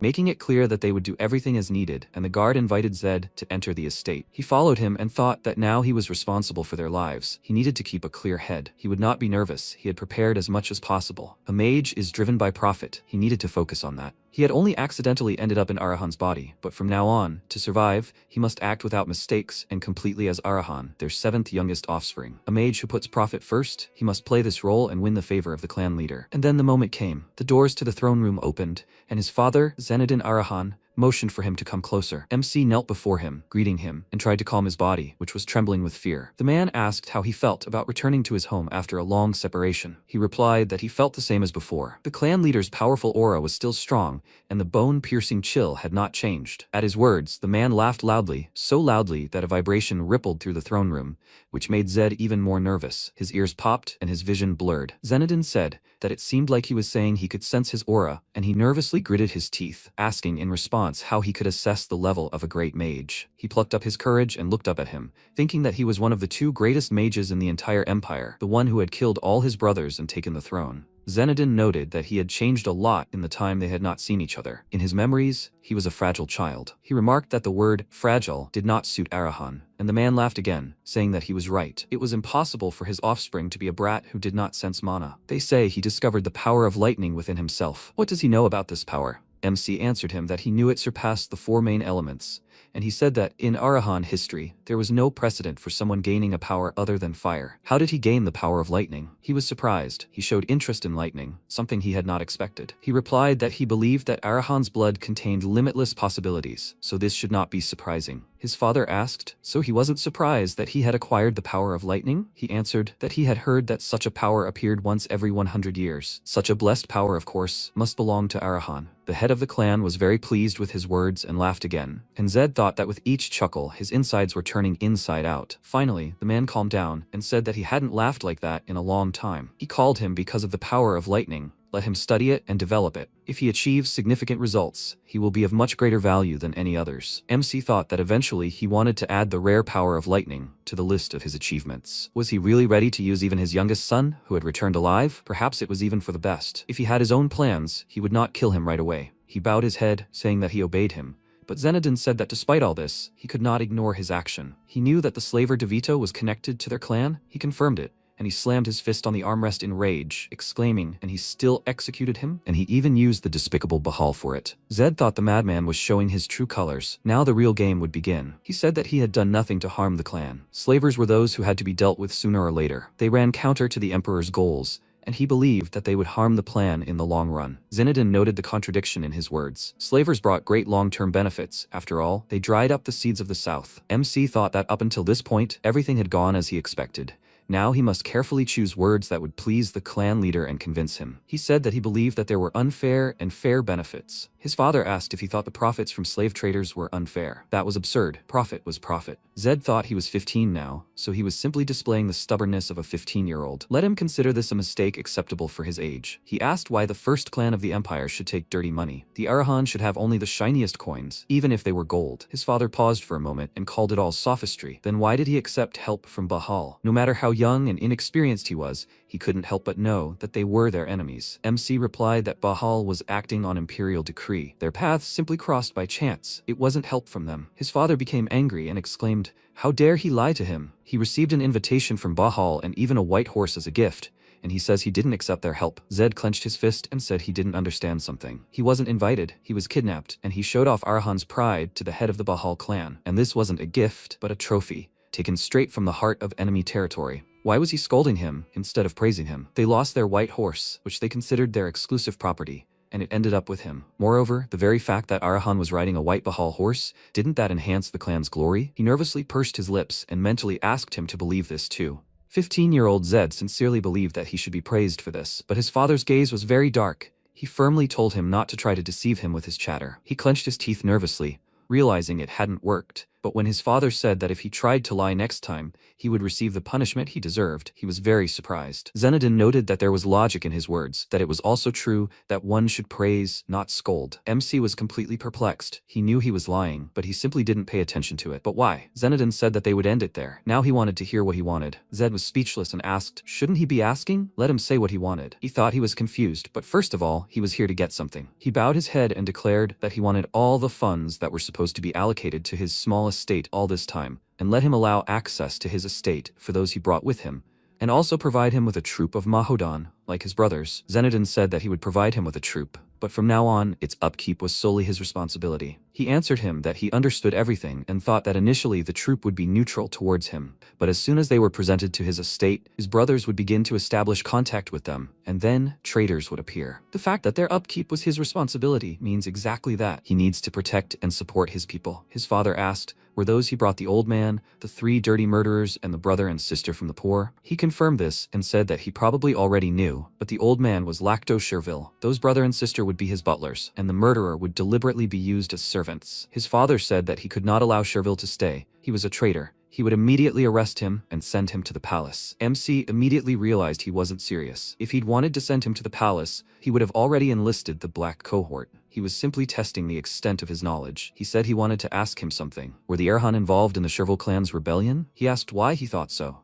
and the latter replied that, as far as he knew, the Cherville didn't trade with the Erhan, but only with the Martin clan, which was why he asked. Zenodin immediately laughed and asked if he thought he'd pay attention to such pathetic worms. It was funny. The Martin might be second among the mangacrats, but they were just losers, not worth an Arahan's little finger. What reason was there to hinder a worm's death throes? Zed thought. So they weren't involved? Fortunately, he hadn't brought Lacto into his enemy's clan. In that case, he'd asked him to shelter Lacto Cherville, but his father had refused him outright. He couldn't let a traitor to the empire into the clan's lands. His father said that he knew they were falsely accused and that he should remove the stigma from his clan. Zenodin asked him for a reason, and he said that Lacto Cherville was the greatest master of magical items, and naturally, he should belong to Arahan. If he sheltered him and dropped the charges, it would bring glory both for saving the innocent and significantly strengthen the clan's power. He thought that he was unsure of everything else, but Zenodin should be pleased initially that he had found and brought him here. That was obvious. His father agreed. He would shelter him, but he would not drop the charges. Since he had brought him, let him deal with it himself. He replied that he understood everything and thought that it would be okay if Zenodin did not interfere. On the contrary, it was even better that way. He could make Lacto his own completely, and besides, it would give him an excuse to leave the clan's domain. The conversation ended. Zenodin watched him leave, and at his right hand appeared his faithful assistant, the commander of the Mahodan, Callus Rule. He asked him what he thought of him. Callus replied that he shared his opinion. He was very suspicious. Zenodin noted that on the outside he was a child, but inside he seemed to be an adult, and Callus said that he would not have been so confident during their first meeting. The clan leader grinned and asked if he had seen how cleverly he tried to deceive him. He was a very impudent guy. Callus asked, perplexed, and he simply forgave him for that. He thought he would punish him. The man laughed and said that his look was too determined. He thought that this look seemed to say that he would get what he wanted at any cost. Talent alone is not enough. Only someone who surpasses genius will be able to lead Arahan in the future. And he eagerly awaits what his youngest son will do. He will need to equalize him with the others. He told his assistant that he should be sent to the Temple of Silence. Let him mark an appropriate date. After some time, MC reached his estate, which by this time had already become a home for birds, spiders, and other creatures. Ryu looked it all over and said that it would be very difficult to clean here. But the Kinzera brothers were optimistic. They enthusiastically picked up mops and told the young master to rest, and they would finish here quickly. He thought that it was so unusual for him to hear such an address, after which everyone set to cleaning. While Zed was polishing the windows from the outside, a squad of 20 Mahodans approached him, and they greeted him. He immediately asked them how long they had all been in the squad, and one of the mages answered him that they all joined the squad no more than 3 months ago, all of them of the 5th circle. MC thought it was a pity that all the newbies were there, but besides those already captured by his brothers, they were the only ones left. He noticed some of them whispering, and thought that they seemed to be thinking the same thing, that they had messed with the wrong person. He approached them and said that in any case, he was glad to see them. He hoped they would get along. The guy awkwardly agreed with him and asked what he was doing just now. He answered that he was cleaning. The estate was in complete disarray now. The magician said that he understood why he was cleaning, but why was he doing it himself? He stared at him in confusion and asked if he thought he should just sit back while his house was being cleaned. He answered that there were servants for such things, and then he handed him a mop and said that it was good that he reminded him of that. Let them come and help him. The magician asked in confusion, so they have to clean too? He reminded them that they were assigned to a small estate, and the guy asked how they could do this. Then MC smirked and asked, so what? He can, but they can't. He was already tired of this noble trick with dividing into rabble. They didn't argue, they could only obey. After that, they entered the estate, and he ordered the water mages to wash the floors, and the wind mage should go and blow the dust off the roof. After that, everyone got down to business. The mages began to get indignant. They didn't learn magic for this, and Zed told them not to chatter. 2 mages conjured streams of water and began to wash the floor, and after a while, everything in this place was already sparkling, both inside and out. Now it was time for the distribution of rooms. MC showed Lisa and Ryu their accommodations, and he put Lacto in a separate room. Upon seeing their new home, Lisa exclaimed with delight that their room was simply magnificent, and Lacto laughed and said that it was too luxurious for an old man like him. Ryu remembered about food and asked Zed about it, and he realized that he had been so carried away by cleaning that he had completely forgotten about it. They had very little food, only a few pieces of bread. Since the existing food supplies were catastrophically short, MC wondered what he should do. He could not have imagined that in a noble clan they would have to worry about food. Ryu said that everyone was probably hungry, and Zed thought for a moment, then asked if the nearest place from here was the small estate of Tunda. The mage confirmed this and asked in surprise if he really planned to go to him. He asked in response, "Is there any reason not to?" He nervously answered that he thought it would be better to look for another way. A visit by a brother to another's estate without an invitation is considered a declaration of war. He smiled and said that this was very good. He was just planning to go for a frontal attack. Meanwhile, there was a noise in the Tunda estate. The young master was capricious because there were onions in his food. He even threw the dish off the table and exclaimed in rage, "Why do they always bring him this? Can't they hear when he talks to them?" His butler, Grace Monet, came to him with a new dish and reminded him that they were his servants. He should treat them better. He exclaimed in response that it was all because she always covered for them. That's why they behave like this. She better make them sound proper. She said that he shouldn't be so picky. If he only eats what he likes, it will have a bad effect on his health. He exclaimed that he hates onions. If next time they bring him this, he will simply finish them off. Grace sighed heavily and thought that this was such a tedious job. She was constantly indulging the whims of this child. Had the charm spell already worn off? Tonight she would need to cast the spell on him again, and a stronger one. Suddenly, an excited maid ran into the dining hall. She called out to the butler and told him that Master Zed had arrived here. Hearing this, she was very surprised, because he had come here without an invitation, and this meant a declaration of war. She ordered the servants to immediately gather all the members of the squad. How many were there? The maid answered her that the problem was that he had come alone. Grace looked at her in bewilderment and asked if she was sure. She confirmed this, exclaiming that he was right outside. But suddenly the door behind her swung open, and Zed appeared in the passage. All eyes immediately turned to him, and he smirked and asked if he had interrupted their dinner. The mages immediately surrounded him from all sides, and he asked what this meant. They saw him, but no one even thought to say hello. A guy from the mage squad greeted him nervously and asked what brought him here. But he ignored him and turned to the butler, asking with displeasure, "Aren't she going to say hello to him?" She remained silent, and wondered what this brat was expecting by acting so insolently. He was a brat, not even worth keeping an eye on, and that aura emanating from him. Had he really awakened his mana and been allowed to return? Still waiting for no greeting from her, he asked if she would remain silent. She hesitated for a moment, then bowed her head to him and introduced herself, thinking that she, the real power in this house, was forced to bow her head to some idiot. MC said that it seemed like playing at being truly powerful had given her courage. She was so recklessly projecting her aura. She immediately looked up at him with a frightened expression and realized that this wasn't the brat she knew. What even happened to him? Not only did he come here alone, but he was also acting so brazenly. Does he have some kind of ace up his sleeve? She saw the priest's sign under his cloak and was even more surprised, and Tunda stood up in a rage and exclaimed, "Isn't he going to greet his older brother? Has he completely lost his mind? Does he even understand what he's come here for?" He answered him with a smile that he had nothing to say to him. He was just a puppet. Tunda slammed the table in rage and exclaimed, "What puppet? And he had just spoken to him informally?" He asked, "Does that bother him?" Tunda exclaimed that of course it bothered him. He was his older brother. After that, he lit a flame in his hand and said that since he was here, it meant war. He had recently learned a new spell and wanted to try it out. He thought he would be the perfect test subject. This fire would make him immediately remember how to address him respectfully. Grace asked him to stop, and he ordered her to step aside. He was going to teach this ill-mannered idiot a lesson. Then she grabbed his hand, asking him to stop, and he, calming down his flame, exclaimed in displeasure. What was wrong with her? She had heard him talking to him. He had called him a puppet. She asked him firmly again to stop. She would explain everything to him later. For now, he should just calm down. She sat him back down in his chair and apologized to Zed for his rudeness, and he remarked that the servants here were quite smart. Grace thought that a priest's guarantee was an emperor's guarantee. If there was any trouble with this guy, by imperial law, an investigator would be sent to Arahan. If the investigator set foot on clan land, his mana channels would be cut off. That's how much the head of the Arahan clan hated the emperor, but she couldn't act directly. For now, she just needed to politely escort him out.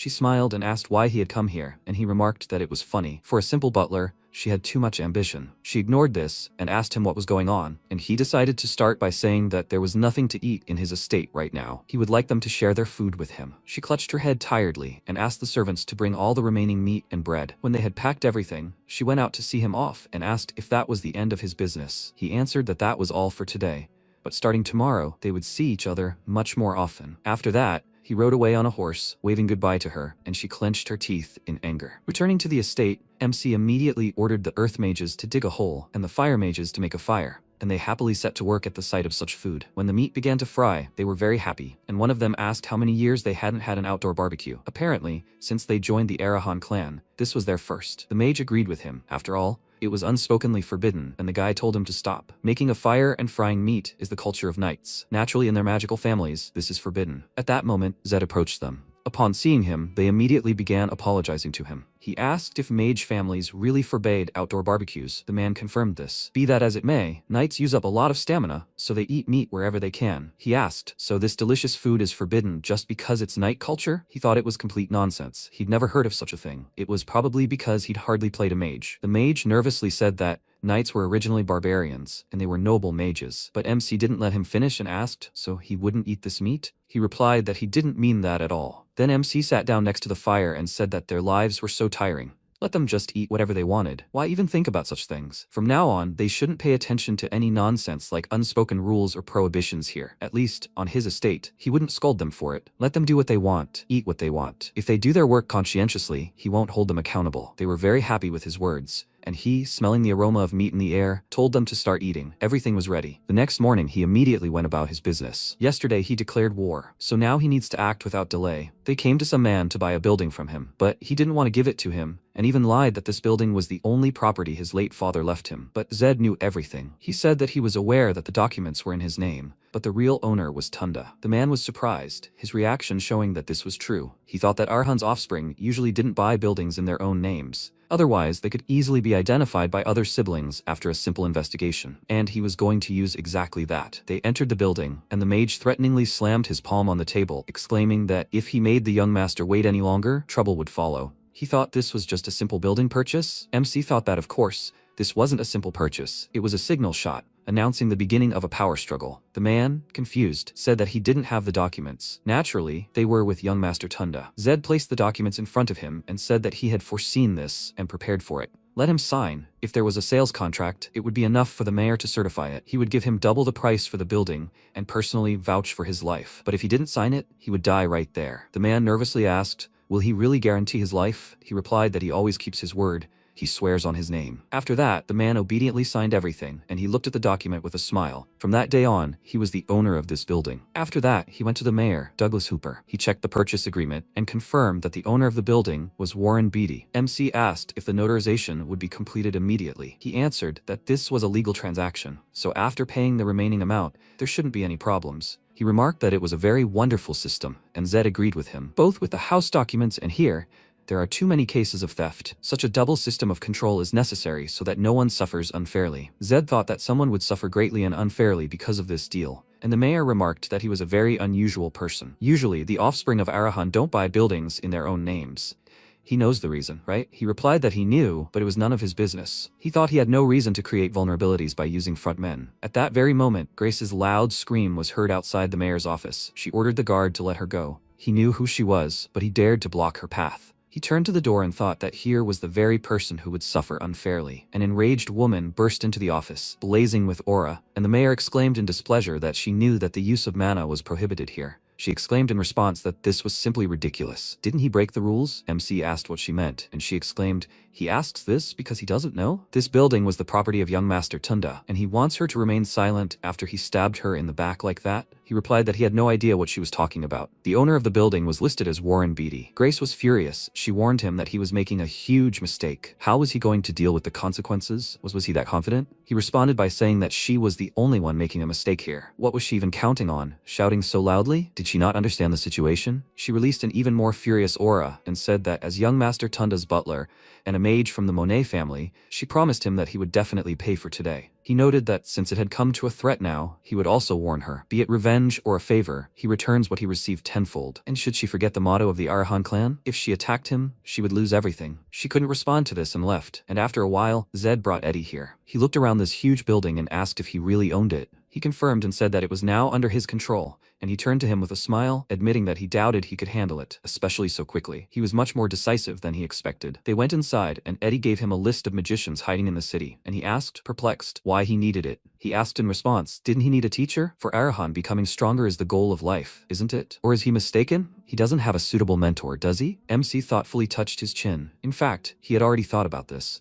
He thanked him with a smile for his concern, and he answered him that he was not doing this out of gratitude, but for his own benefit, so that he could become stronger. Zed glanced at the list and asked who he would recommend to him. He answered that he would definitely recommend the person number 1, Krang Gutra. He didn't even need to look at the others. He wasn't familiar with the Gutra house. He replied that he'd never heard of them, and he told him that the Gutra were mercenaries who were famous in the West. MC interrupted him and asked, he's a mage, but also a mercenary? He replied that for small houses, mercenary work is the best way to earn money, although the reputation is usually mediocre. Tiki said he heard someone mention the Gutra. They say it's better to hire one Gutra than regular mercenaries. Eddie confirmed this. He's a master of his craft, hence the high price. Only the wealthiest nobles hired him. Zed thought for a moment and threw the list on the table, saying that he needed to learn from him. Eddie said that people were just talking, that he was a special mage, not like everyone else, and that he was an excellent fighter. The triplets immediately shut their mouths, and MC laughed and said that Krang must have a lot of experience if he was a mercenary. Eddie said he does reconnaissance, assassinations, he can do literally everything. His survival skills have already been honed in battle. For him, this is the ideal mentor. He shouldn't even consider the others. He asked why he needed such a long list then, and he didn't know what to answer. Meanwhile, Tunda was furious. He swore he would finish this guy off. How dare he touch his building? He called out to Grace and exclaimed, has she been doing nothing all this time? Does she know how much money this place brings him? Growing influence requires funds. She warily touched her forehead, and he exclaimed that she had told him all this herself. Losing patience, she abruptly got up from the table and walked towards him, asking him to look into her eyes. She used magic that seemed to enchant him. Then she touched his face, casting her spell on it, and told him to calm down. He was making too much noise. Immediately after that, he became submissive and apologized to her, and she walked away from him and suggested that he start thinking about how they could finish off Zed. She sat down on a chair and relaxed, then turned to him with a smile and asked if he was ready to give her money from his fund. He confirmed this, adding that he would give her as much as she wanted, and she suggested that he hire the best thugs, and if they were exposed, they would charm them so that they would remain silent. He agreed with her, and she, stroking his head, said that he was so sweet. She was pleased when he obeyed her so submissively. Meanwhile,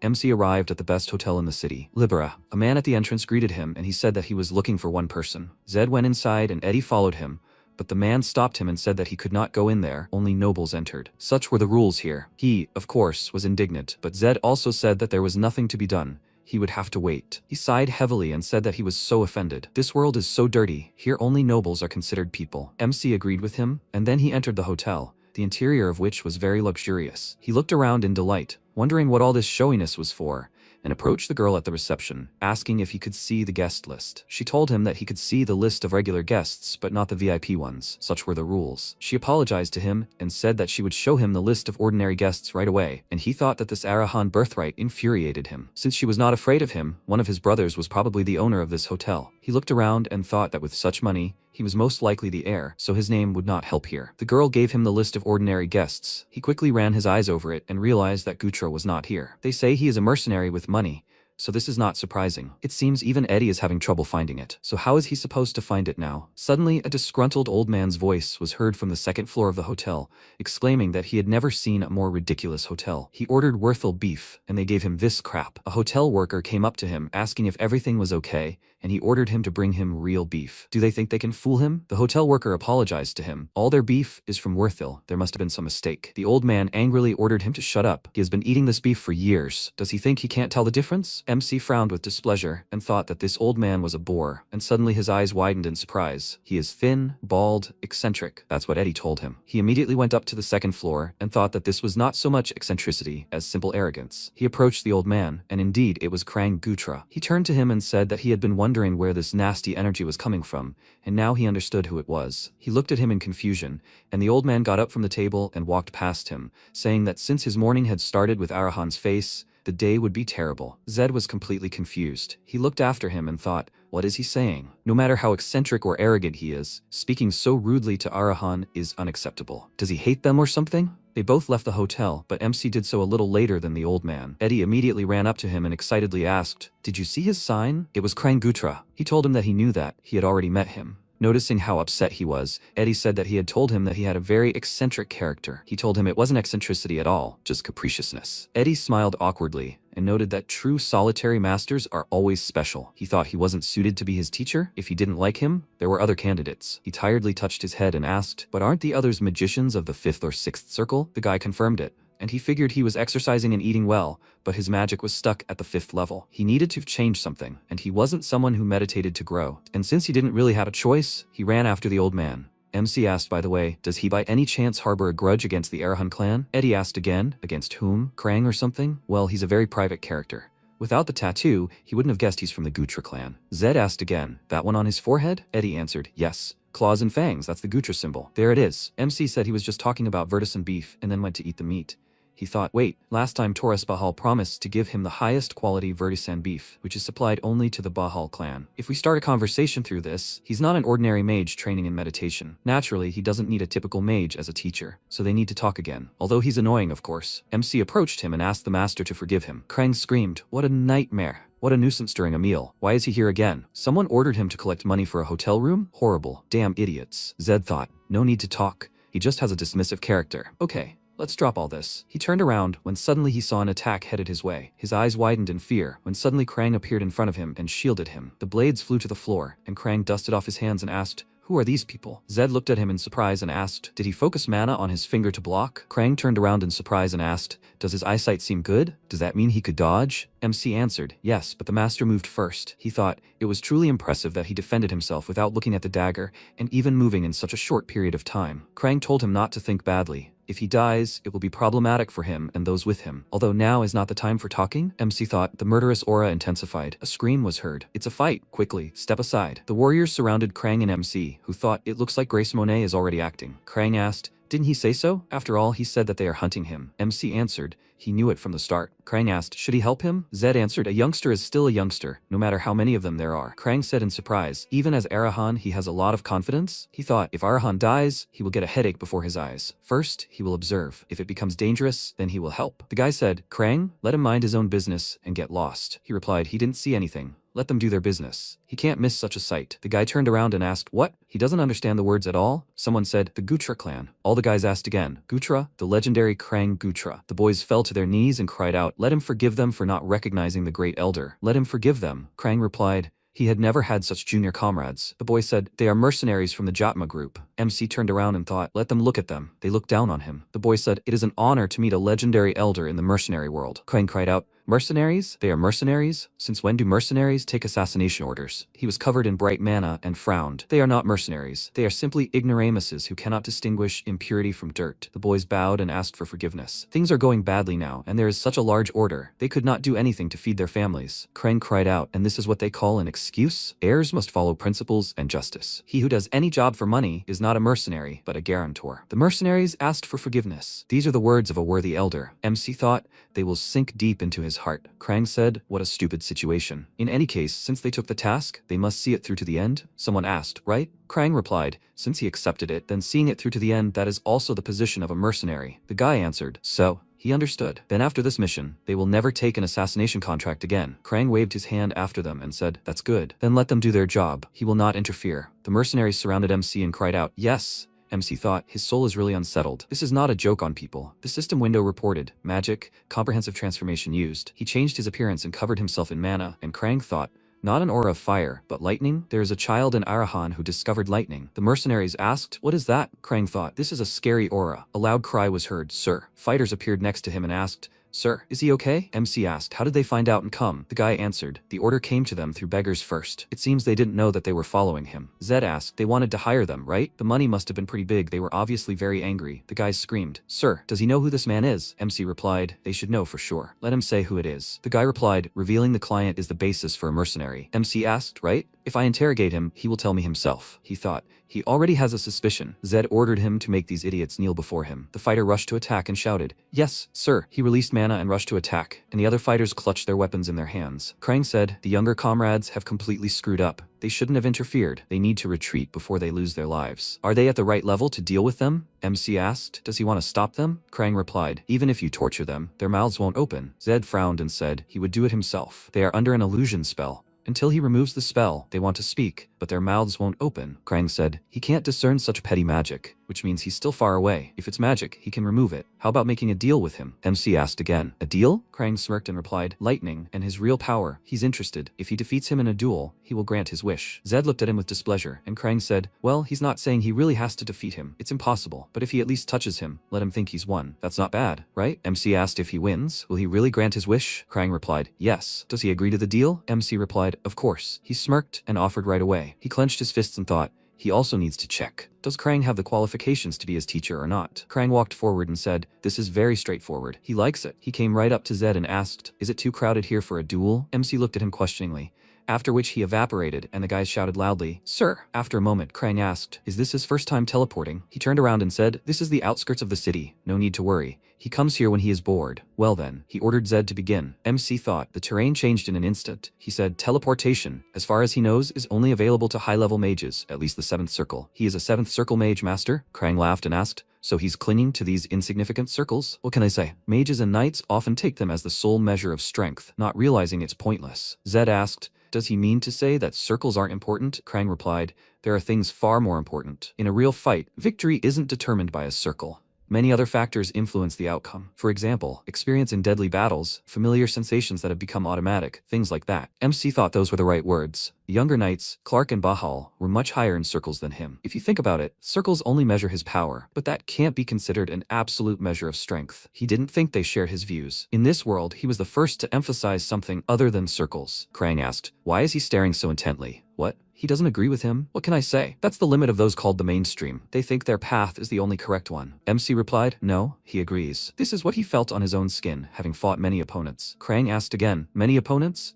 "He's talking a little pointlessly, boy." Zed clenched his fist and said, he will show him that his words are not a lie. He began to spread mana in different directions and shattered the ground under his feet. Krang said in surprise, "Let him look again. What an aura." In vain, they call it a dream attribute. MC said, he should make every effort. He doesn't want to listen to excuses later. Zed thought, first, he is using a stereotype. The idea that a mage always keeps his distance. Even a mage of the 7th circle, if you quickly get close in a moment of confusion, you can get him. He grinned and said not to worry. A predator gives everything, even hunting a rabbit. MC shouted, "Well, he will begin." He quickly rushed forward, clenching his fists and thought, this is it. He just needs to stretch out his hand to reach. Still, stereotypes aren't so easy to cast aside. Krang smirked, prompting MC to question it. He directed mana toward the old man who blocked the attack. Pillars of mana struck near him. Krang asked, did he feel it? If he had hesitated even for a moment, his body would have been pierced. MC thought that if he had been even a tenth of a second late, that's exactly what would have happened. He was talking about a predator, and with all his might, so he really wasn't joking? By the way, he didn't see him cast the spell. Krang laughed and said that the more he uses it, the more familiar he becomes. It's natural. Familiarity means the ability to use it instantly at any moment. After all, lightning is famous for its explosive power. He figured out the peculiarities of the aura and sped up. That's impressive. He's smarter than he looks. Zed frowned and thought, a nightmare. He asked, doesn't he even look surprised? Krang spread his arms out to the sides and asked, the mage punches? And he wasn't surprised? He just assumed beforehand. MC asked again, did he assume? Krang waved his finger and said, the stance he took at the beginning. A stance unfamiliar to him, apparently specializing in close combat. Is he right? MC asked. How could he? Is this really a stance he's seeing for the first time? Krang laughed and said, the chin, the solar plexus, the ribs, they all cover a person's vulnerable spots. And this is a stance that allows you to use your leg at any moment. An ordinary mage wouldn't stand like that. Zed thought to figure out the essence with one glance. He said, he has amazing observation.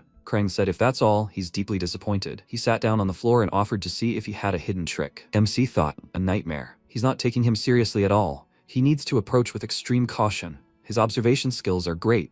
He instantly recognizes the feature when it's activated. Confuse? Then activate the feature and attack. Krang said, this is funny. He wants him to get confused? MC frowned and thought, this is his last chance. He needs to be extremely careful. Krang yawned loudly, raising his hands up. Zed quickly rushed next to him and thought, this is an obvious provocation. A nightmare. He almost threw himself. Krang screamed, he endures. He has no pride at all? MC thought, this psychotic old man. The system window reported, the S-rank tenacious fighter feature has been activated. MC frowned and thought, it will work this time. He extended his hand forward, and the system window reported that all stats had temporarily increased by 10 points. He hit Zed on the head from behind and thought he had hit. Suddenly, he saw emptiness in front of him and thought, a doppelganger? Krang laughed and asked, had he ever seen such a fool? MC asked, what? Krang said, he is so focused on his tactics that he doesn't take the enemy's plan into account at all. Zed thought, a magic seal? Really? Right now. MC's body was covered in chains, and Krang said, a predator crouches before hunting. Zed thought, a nightmare. Krang spat and said he's completely trapped. Let him admit defeat, then he will let go. MC thought, it's hard for him to breathe. He didn't even know the gap was so big. The old man ordered him to drop his stubbornness. If he continues, he will die. MC thought, it's over. He closed his eyes when suddenly the system window reported, the feature Tenacious Fighter rank S is deactivated. Fighter. Yes, he was a fighter from another world. This is the life he wanted. Truly. He wanted it. He likes this world, full of the strong, where he can live as an eternal fighter. But why is he acting like this now? He said it himself. Maybe he considered himself a rabbit even before the battle. He forgot about the 50-50 chance, forgot the fighting position. Victory begins with believing in yourself. He can't end like this, MC thought, until his last breath.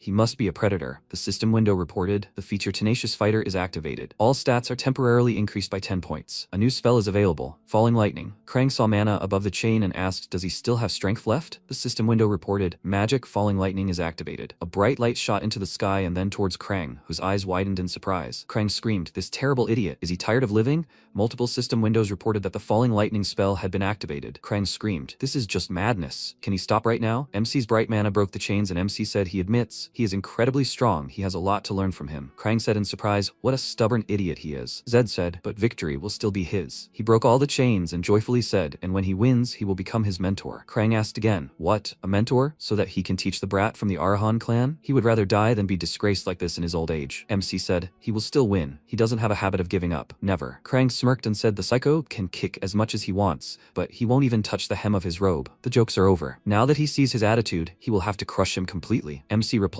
that if he wins, he will have no choice whether he wants it or not. Krang asked if he really believes he can win. MC replied, a 50-50 chance. Krang smirked and said 50%. He's insolent. Zed said he'll just give it his all. Krang extended his hand towards him and told him to keep in mind that if he gets into trouble, he will finish him off. He doesn't care if he's Arahan or anyone else. MC asked him to act. He really must strike to the death. Krang spoke with bewilderment. It seemed he had completely lost his mind. He extended his hand to the sky and released his mana. MC looked at it and thought, this is the magic of the 8th circle, the Spear of Destiny. Zed's eyes widened in surprise and he thought, he knows this magic, the spell that many players chose the Mage class for. He said, Spear of Destiny, 8th circle. He didn't think he was hiding such a trump card up his sleeve. Krang cried out in surprise. What? How dare he bring it to this? Krang held his mana above his head and said he was sorry it had turned out this way. It looks like he really will have to die here. MC replied. He can't retreat now. Let him take his last move. He wondered if it was possible to survive the Spear of Destiny's strike. No, the probability was 0, but it was precisely in this hopelessness that his chance lay. Krang aimed his attack in his direction and ordered him to die then. He clicked his tongue loudly and said, he's an idiot. Sometimes you need to know when to give up. The bright mana from the explosion reflected in his eyes. The system window reported, the Immortal Warrior feature, rank S, has been activated. A bright glow illuminated everything around, and Krang screamed, what? He saw a silhouette in front of him and screamed, what is that? MC approached him and grabbed the old man by the neck and arms. After a while, Krang's eyes widened in surprise and said, how is that even possible? He survived. What a sight. He lost to that brat. What a shame at his old age. MC laughed lightly and asked, did he think it would be any different? How could he even hope to outsmart him? The old man said, all his clothes are in rags. He thought, it's been 7 years since he gave up that dog-like life of a mercenary. He thought he had no more goals in life. But now, looking at this monster who dispels magic with sheer willpower and stubbornness, he stood up and asked, are they saying they kept such a natural-born talent locked up? Xenodin, this guy is just crazy. He thought, he awakened his mana just recently, but such growth. A couple of years will pass, and he will be the one who will rule the empire. No, he will become a new absolute, like Temud. If such a person appears again, great turmoil awaits the empire. But if he follows him, perhaps it is quite feasible. The old man kicked MC with his foot and said, stop lying around, let him get up. Every second counts. How much strength did he squeeze out of him? He put his hand on Zed's body and asked, did he damage the magic circuits? He widened his eyes and screamed, what? What? Not even the first circle? The quality of mana is divine, and the channels are terrible. This is simply impossible. How is this even possible? Is he a genius or a cripple? Krang widened his eyes and wondered who had brought him there. Only he knew about this place. Krang looked at Zed and said, apparently they made too much noise with lightning and the Spear of Destiny. The knight screamed, young master? Krang clicked his tongue loudly, and the boys quickly rushed to him and shouted, Young master? Old man. What did he do to master? The old man ordered them to shut up. They should better get lost if they want to live. The boy asked, what? He is an old man. Krang said he sees the black Kogoroth crawling into every hole. How annoying they are. The man in the robe asked, he is Krang Gutra, right? The old man asked, does he know his name? Does that mean he is a high-ranking person? The boy stamped his foot and said, he is the commander of the black Kogoroth, Robin. He greets the hero of the great magical war. They were ordered to take care of young Master Zed. Let him allow them to check on his condition. Krang chuckled, and releasing mana, told them to try if they can. Robin said, it was the Arahan clan. Is he seriously going to challenge Arahan? Krang replied, he is not going to kill his student with his own hands.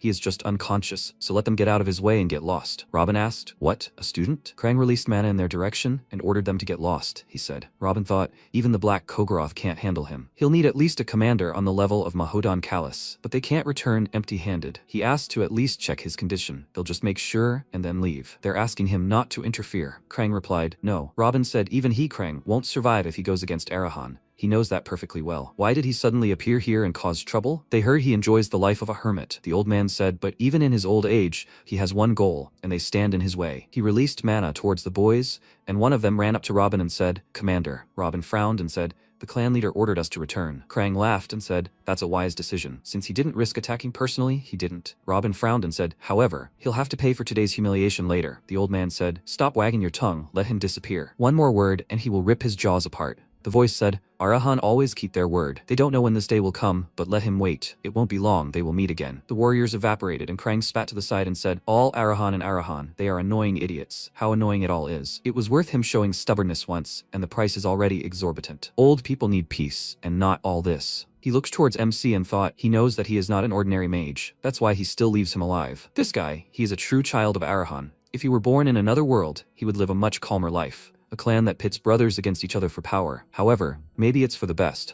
Such a monster needs to be kept in check, and he will cope with it. A heavy burden fell on his shoulders. After some time in Eddie's hideout, MC woke up and thought, this place. This is Eddie's hideout. He got up in surprise and screamed, A voice rang out. Did he wake up? A kid so he can sleep. The guys shouted, young master, is he okay? What a relief. Zed asked, what happened? The guys asked, does he remember? This man. Looks like he's his mentor now. MC repeated, mentor. He thought, right, he won. Krang looked at him thoughtfully, and Zed looked away and asked, why are the Japma mercenaries here? The guys answered. Krang removed the illusory barrier. They were just about to find out who the customer was. MC said Krang. He said he wouldn't interfere. Krang asked again, is he saying that? His memory is failing him. Old age is no joy, he understands that. MC answered, yes. After a while, he put a chair down and said who the customer was. It was clear without further ado. Tunda's butler, Grace. The guy cried out in surprise, and Zed thought he was being too dramatic in his surprise. With such lousy acting. He said, however, he won't punish him. Ralph shouted, what, really? Does that mean he's letting them go? Zed answered, but there's one condition. Let them inform Grace that the mission has failed due to unforeseen circumstances. Ralph asked, does he want them to become double agents? MC replied, he's a smart boy. And when she gives the next order, let him report to him personally. They must remain mercenaries, loyal to Grace. Did he understand the task? Ralph answered, yes, of course. MC thought, now is not the time to touch Grace. He is waiting for the moment to eliminate her and take over all of Tunda's forces in one fell swoop. He said, well, let them go, and they must play their roles convincingly. He thought there is a risk that they will betray, only if Krang doesn't side with him. The legendary mercenary Krang and the butler Tunda, they understand perfectly well whose side is more advantageous to take. The guy interrupted his thoughts and said,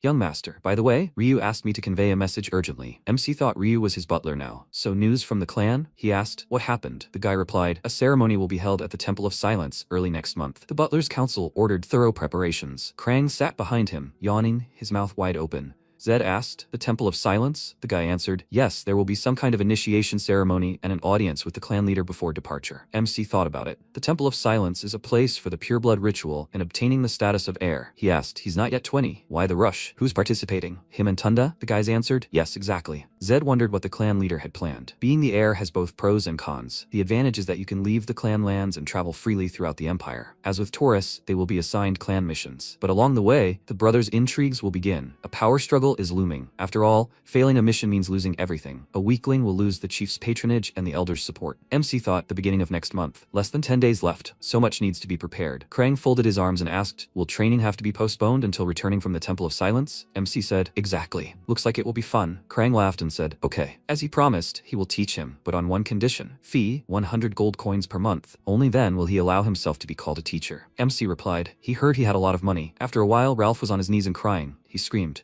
That woman mercilessly finished off 5 of her men. She declared that this was payment for failing the mission. The guys covered the young master's retreat. They had no choice. MC said it was a shame that this had happened. He asked for his sincere condolences. Ralph replied, no, the young master had nothing to do with it. Gutra's words were true. They are considered expendable. Young master, let him help them take revenge. MC placed a hand on his shoulder and said Grace will die at their hands. He sat down next to him and swore on the honor of the Arahan clan and his own name. Ralph fell to his knees and shouted, thank you, they are in his debt. After a while MC asked, Eddie, how much strength does Tunda have left? He replied, there are 2 buildings and 1 pathetic information network on the outskirts of the city. MC asked again, an information network? Eddie replied, yes, they are disguised as a merchant guild. They gather information freely snooping around the city. Zed replied, I understand. He turned to Eddie and Kinzera and said that work would soon be found for them. They replied, anything. Yes, let him command, sir. MC looked at Ralph and said, and the Jotma mercenaries, he will take care of them for now. Let them be housed in the Eddie building. No need to worry about money. Ralph thanked him and asked how he should send them for such a favor. He frowned and said, young Master Zed, he needs to be careful of that woman. She had an inhuman gaze. MC asked again, is he talking about Grace? Ralph answered, yes, her aura, it was truly ominous. It seemed to him that she was ready to start a bloodbath at any moment. He asks him to be extremely careful. After a while, Krang asked, tomorrow, right? The ceremony at the tomb. MC answered, yes, master. He thought for a moment. Time had flown by during the preparations. The artifact he ordered from Lacto was also only delivered today. He continued to monitor Grace's actions. She'll definitely try something tomorrow during the ceremony. Krang asked, well, how does he like his new hideout? The whole of Neka is spread out before their eyes, right? Zed asked. He didn't just invite him to admire the night view for no reason, did he? He's actually very busy. Krang sked and said, there's no romance in him, kid. What's going on in his head? After a while, MC looked around and said, he sees, he's thoroughly prepared. Krang folded his arms over his chest and replied, whenever he takes on something, he does it perfectly. When he returns from the tomb, let him get ready. It's going to be hot. Zed said, that's what he's counting on. Krang grinned and said, he's an insolent boy. Okay, enough chatter. Let him try to break it. MC asked again, use falling lightning? But then they'll reveal their location. Krang ordered to forget about lightning, puppets and such. He needed to smash it with his fist. MC clicked his tongue, and Krang screamed, a kid dares to shoo a teacher? The system window reported, the lightning embodiment spell has been activated. Zed clenched his fist and thought, it looks fragile, but this mana stone will only yield to a first circle mage. He's afraid it is impossible for him yet. Krang told him to do it faster, and MC replied, yes, yes. He punched the ball and looked at it in surprise. He was able to smash it, and Krang said, as expected, let him try the next one. Zed replied, okay. He clenched his fist again and punched the ball, which split into 2. Krang screamed, no, but how? MC said, this stone is designed for the second circle. Krang spoke, those who control mana have rings. They form at the heart. 1 ring, 1 circle, 2 rings, second circle. MC replied, yes, he knows that. Krang said so, but he doesn't have a single completed ring. He's barely collected half. Zed closed his eyes and thought, in Last Saber, the maximum stat is 100 points. Every 10 points is a first circle, so with his 5 mana points. Krang said, simply put, he's not even a first circle, he's half a circle. Usually when mana awakens, 1 ring forms at once. Does he know what that means? MC replied, he had no idea. Krang said with displeasure, he's an idiot. That means he's crippled, he's incomplete. Others have a ring right away, and he has a stub. MC thought, is this old man serious? Krang frowned and asked, but does he know what's funniest? This cripple with half a circle just smashed a second circle stone to dust. Zed asked, so what? Krang punched him in the head and asked again, so what? Let him think with his head, idiot. Let him imagine what will happen when he reaches the 10th circle. Even at that same 10th circle, he will be head and shoulders above any other mage. After all, the human body can only accommodate 10 rings. That's the limit. MC looked at him carefully, and Krang said, the conclusion is, he's a genius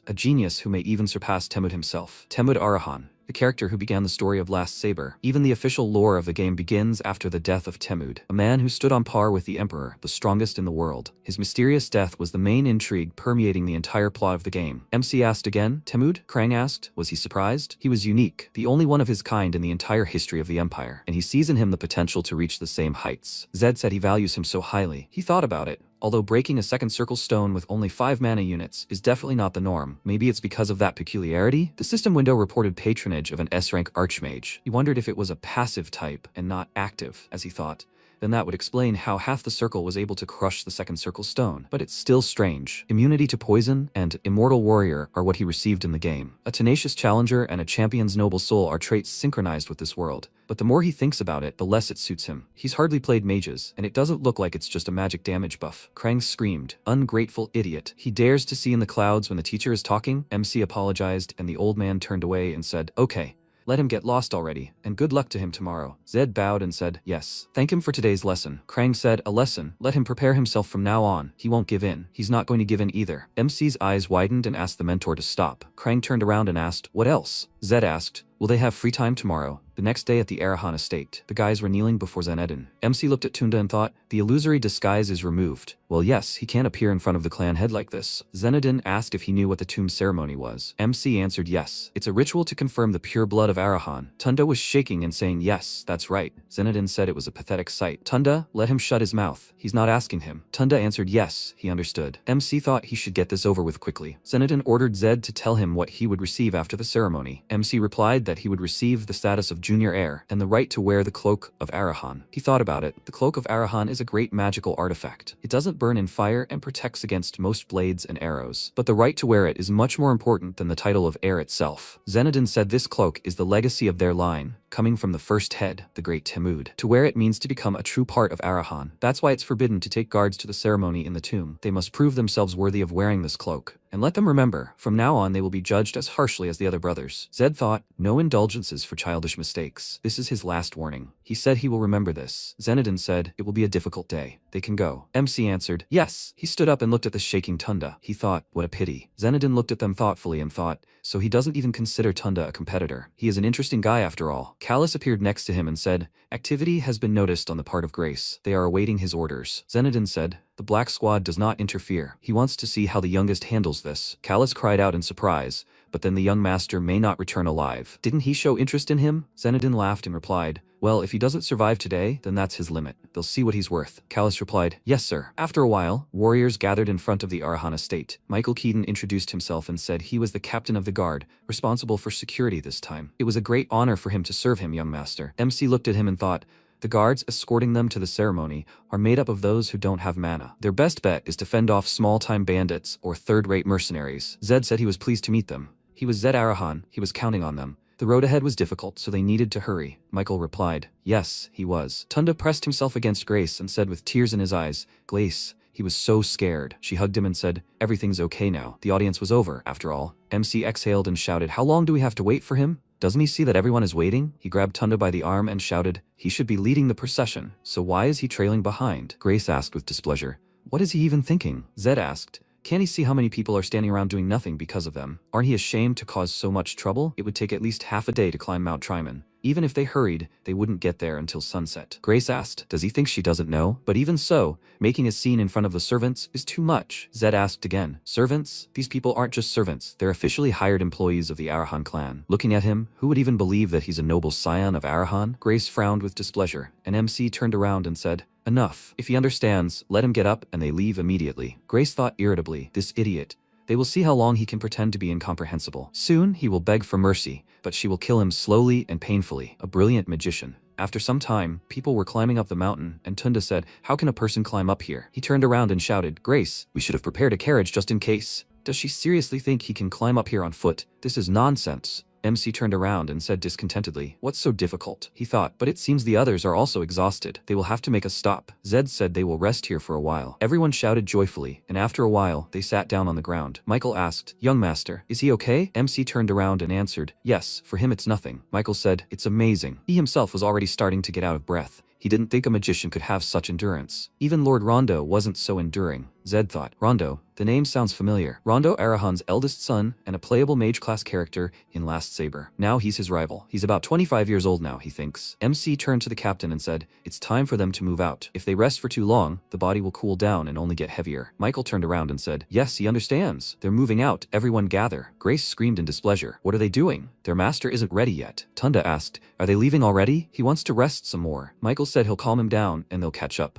Young Master Zed, please let him go ahead. MC thought, everyone suffers because of one capricious child. He walked forward and thought, but his body was filled with energy. It's been a long time since he's done a good cardio workout. By the way, they've already climbed quite high. Why has it become so quiet? He turned around and saw Michael carrying Tunda on his back. He screamed, this brainless piece of dirt. He ran towards them and threw Tunda off Michael's back. He screamed loudly, if he's of no use, then at least let him not interfere with the others. Idiot. Is it really that hard? Tunda screamed. Why is he yelling at him? This man himself offered to carry him. MC replied. He only offered because he whined like a little child. Does he even know that you have to climb up to the tomb on your own? Tunda pushed his hand away and asked, what difference does it make to him, whether they carry him or not? Let him mind his own business. MC loudly ordered everyone to listen. If anyone helps Tunda even with a finger, he will personally hold them accountable. Climbing to the tomb on your own 2 feet is part of the ritual. Anyone who interferes with the sacred process will regret it. Tunda asked, puzzled. What? Zed screamed. From now on they are adjusting to the pace of the vanguard. Anyone who falls behind will be left here. Is everyone clear? He went ahead and the guys answered, yes, they understood. At the top of Mount Triman, the guys fell to the ground and said, they finally made it. They thought they would die on the way. They got there in record time. MC stood at the top and looked at the people climbing. The girls said, Mr. Tunda is far behind. MC thought, Tunda, Grace, and the captain of the guard are still nowhere to be seen.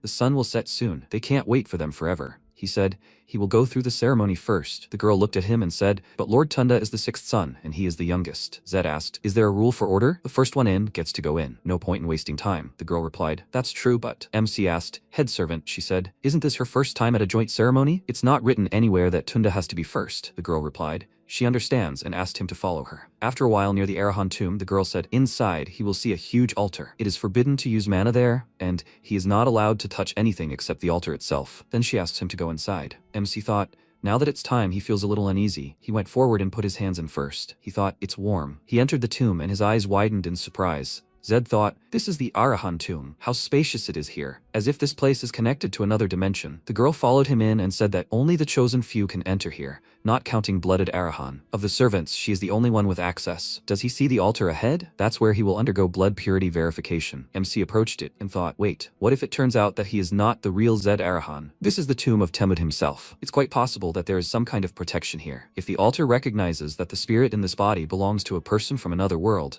what will happen to him then? He looked at his hands and thought, the body belongs to Arahan, but the soul. The girl opened the box and told him to cut his palm with this dagger, and when blood comes, he should place his hand on the altar. After the blood is confirmed, he will be given the clan cloak and personal insignia. The girl looked questioningly at his thoughtful face and asked, young Master Zed, does he have any doubts? MC answered, no. She told him not to be afraid. His wound would heal immediately after the ritual was completed. Zed replied, that's not the point. Were there any cases when confirmation didn't work? The girl asked again, in what sense? MC replied, he meant what exactly happens when confirmation is successful. The girl replied, the altar will be illuminated with light, and that's it. Zed replied, I understand. He thought about it, and that's it, she's talking. For him, this isn't that's it at all right now. If there is no pure blood confirmation, he's finished. But after such a path, he won't be able to simply run away. Okay, come what may. He'll get by somehow. He grabbed the dagger and cut his palm. He looked at his hand thoughtfully and thought, strange, it doesn't hurt at all. MC exhaled and put his hand to the altar. He thought, okay, now nothing depends on him anymore. A voice rang out, he's finally come, the one who answered the call. MC's eyes widened in surprise and he pulled his hand back. The girl said, young master, you need to keep your hand on the altar until the end of the ritual. He looked at her and asked her to wait. Didn't she hear anything? The girl asked, excuse me, he just needs to keep his hand until the end. It will all be over very quickly. MC thought, so the head servant didn't hear anything. She asked the young master. Zed thought, this is crazy. He put his hand on the altar and heard the voice again. He had been waiting for this meeting for a long time. MC thought, how can he even talk to him mentally? Okay, he'll try this. He asked, who is he? The voice answered, he is the one who summoned him, and he is the one with whom this world began. Zed thought, he succeeded. He can hear him. He closed his eyes and thought, but what did he say just now? Summoned? The beginning of this world? Is he really Temud Arahan? The voice answered, yes. Zed thought, he knew it, but he still can't believe that it's really Temud. He asked, was it he who called him? Why him? Temud answered, he is the one who is obsessed with power. But at the same time, he will not succumb to the temptation of falling. MC asked, then why did he call him? Temud said they have little time. When he becomes stronger, he himself will feel his presence. MC asked him to explain at least the reason. Temud told him to remember, the one who answered the call. He will always be by his side. He continued to hold his hand on the altar, after which a bright light appeared. The girl said in surprise, gold. The glow went out, and the girl asked why the light was golden. It should be scarlet. MC asked, is this the end of the ritual? The girl answered, strange. Never before has another color appeared. Why gold? Zed answered, the other brothers manifested the power of fire, and he has the power of lightning, hence the golden light. In any case, the altar lit up. Does that mean the ritual is complete, right? The girl asked again. Yes, apparently so. Zed thought, the secret of the golden light cannot be spoken of. If they find out that Temud's soul resides within him, they will truly take him apart piece by piece. The very thought gave him goosebumps. The girl cleared her throat and said, this completes the rite of confirmation of young Master Zed's pure blood. The cloak and personal insignia will now be presented. She handed him the cloak and insignia, and MC quickly put them on. The girl said, from this moment on, young Master Zed receives the right of heir. From now on, he is the 7th heir of the Arahan clan. The system window reported the character traits of Zed Arahan, whose class is Mage. He looked looked at it and thought, the stats are the same, the skills are the same. They say he was the greatest, but in the end, nothing has changed. Okay, where is Tunda? Night had already fallen. He skeked and thought, pathetic creature. He looked to the side and heard Tunda scream. He shouted, take your hand away, plebeian. Zed approached him and said that since he had come, he should not interfere and quickly complete the ceremony. He had already finished everything. Tunda looked at him in surprise and screamed, this cloak, he's already finished? But how can this be? He really went before him? MC asked. Did he think they had just been standing here all this time and waiting for him? Tunda screamed. He was brainless. He was the sixth son. It was logical that the ceremony should have started with him. Zed said, what order? He shouldn't make him laugh. Then he would have risen faster. If he continued to rant, they would calmly leave without him, so he should shut up and go to the altar. Tunda pushed him away and screamed, how dare they treat him like this? Why did the youngest go first? How dare some chief servant even decide for himself? The girl replied, she was no longer the chief servant, but she was responsible for conducting the ceremony. She was also obliged to report to the head of the clan,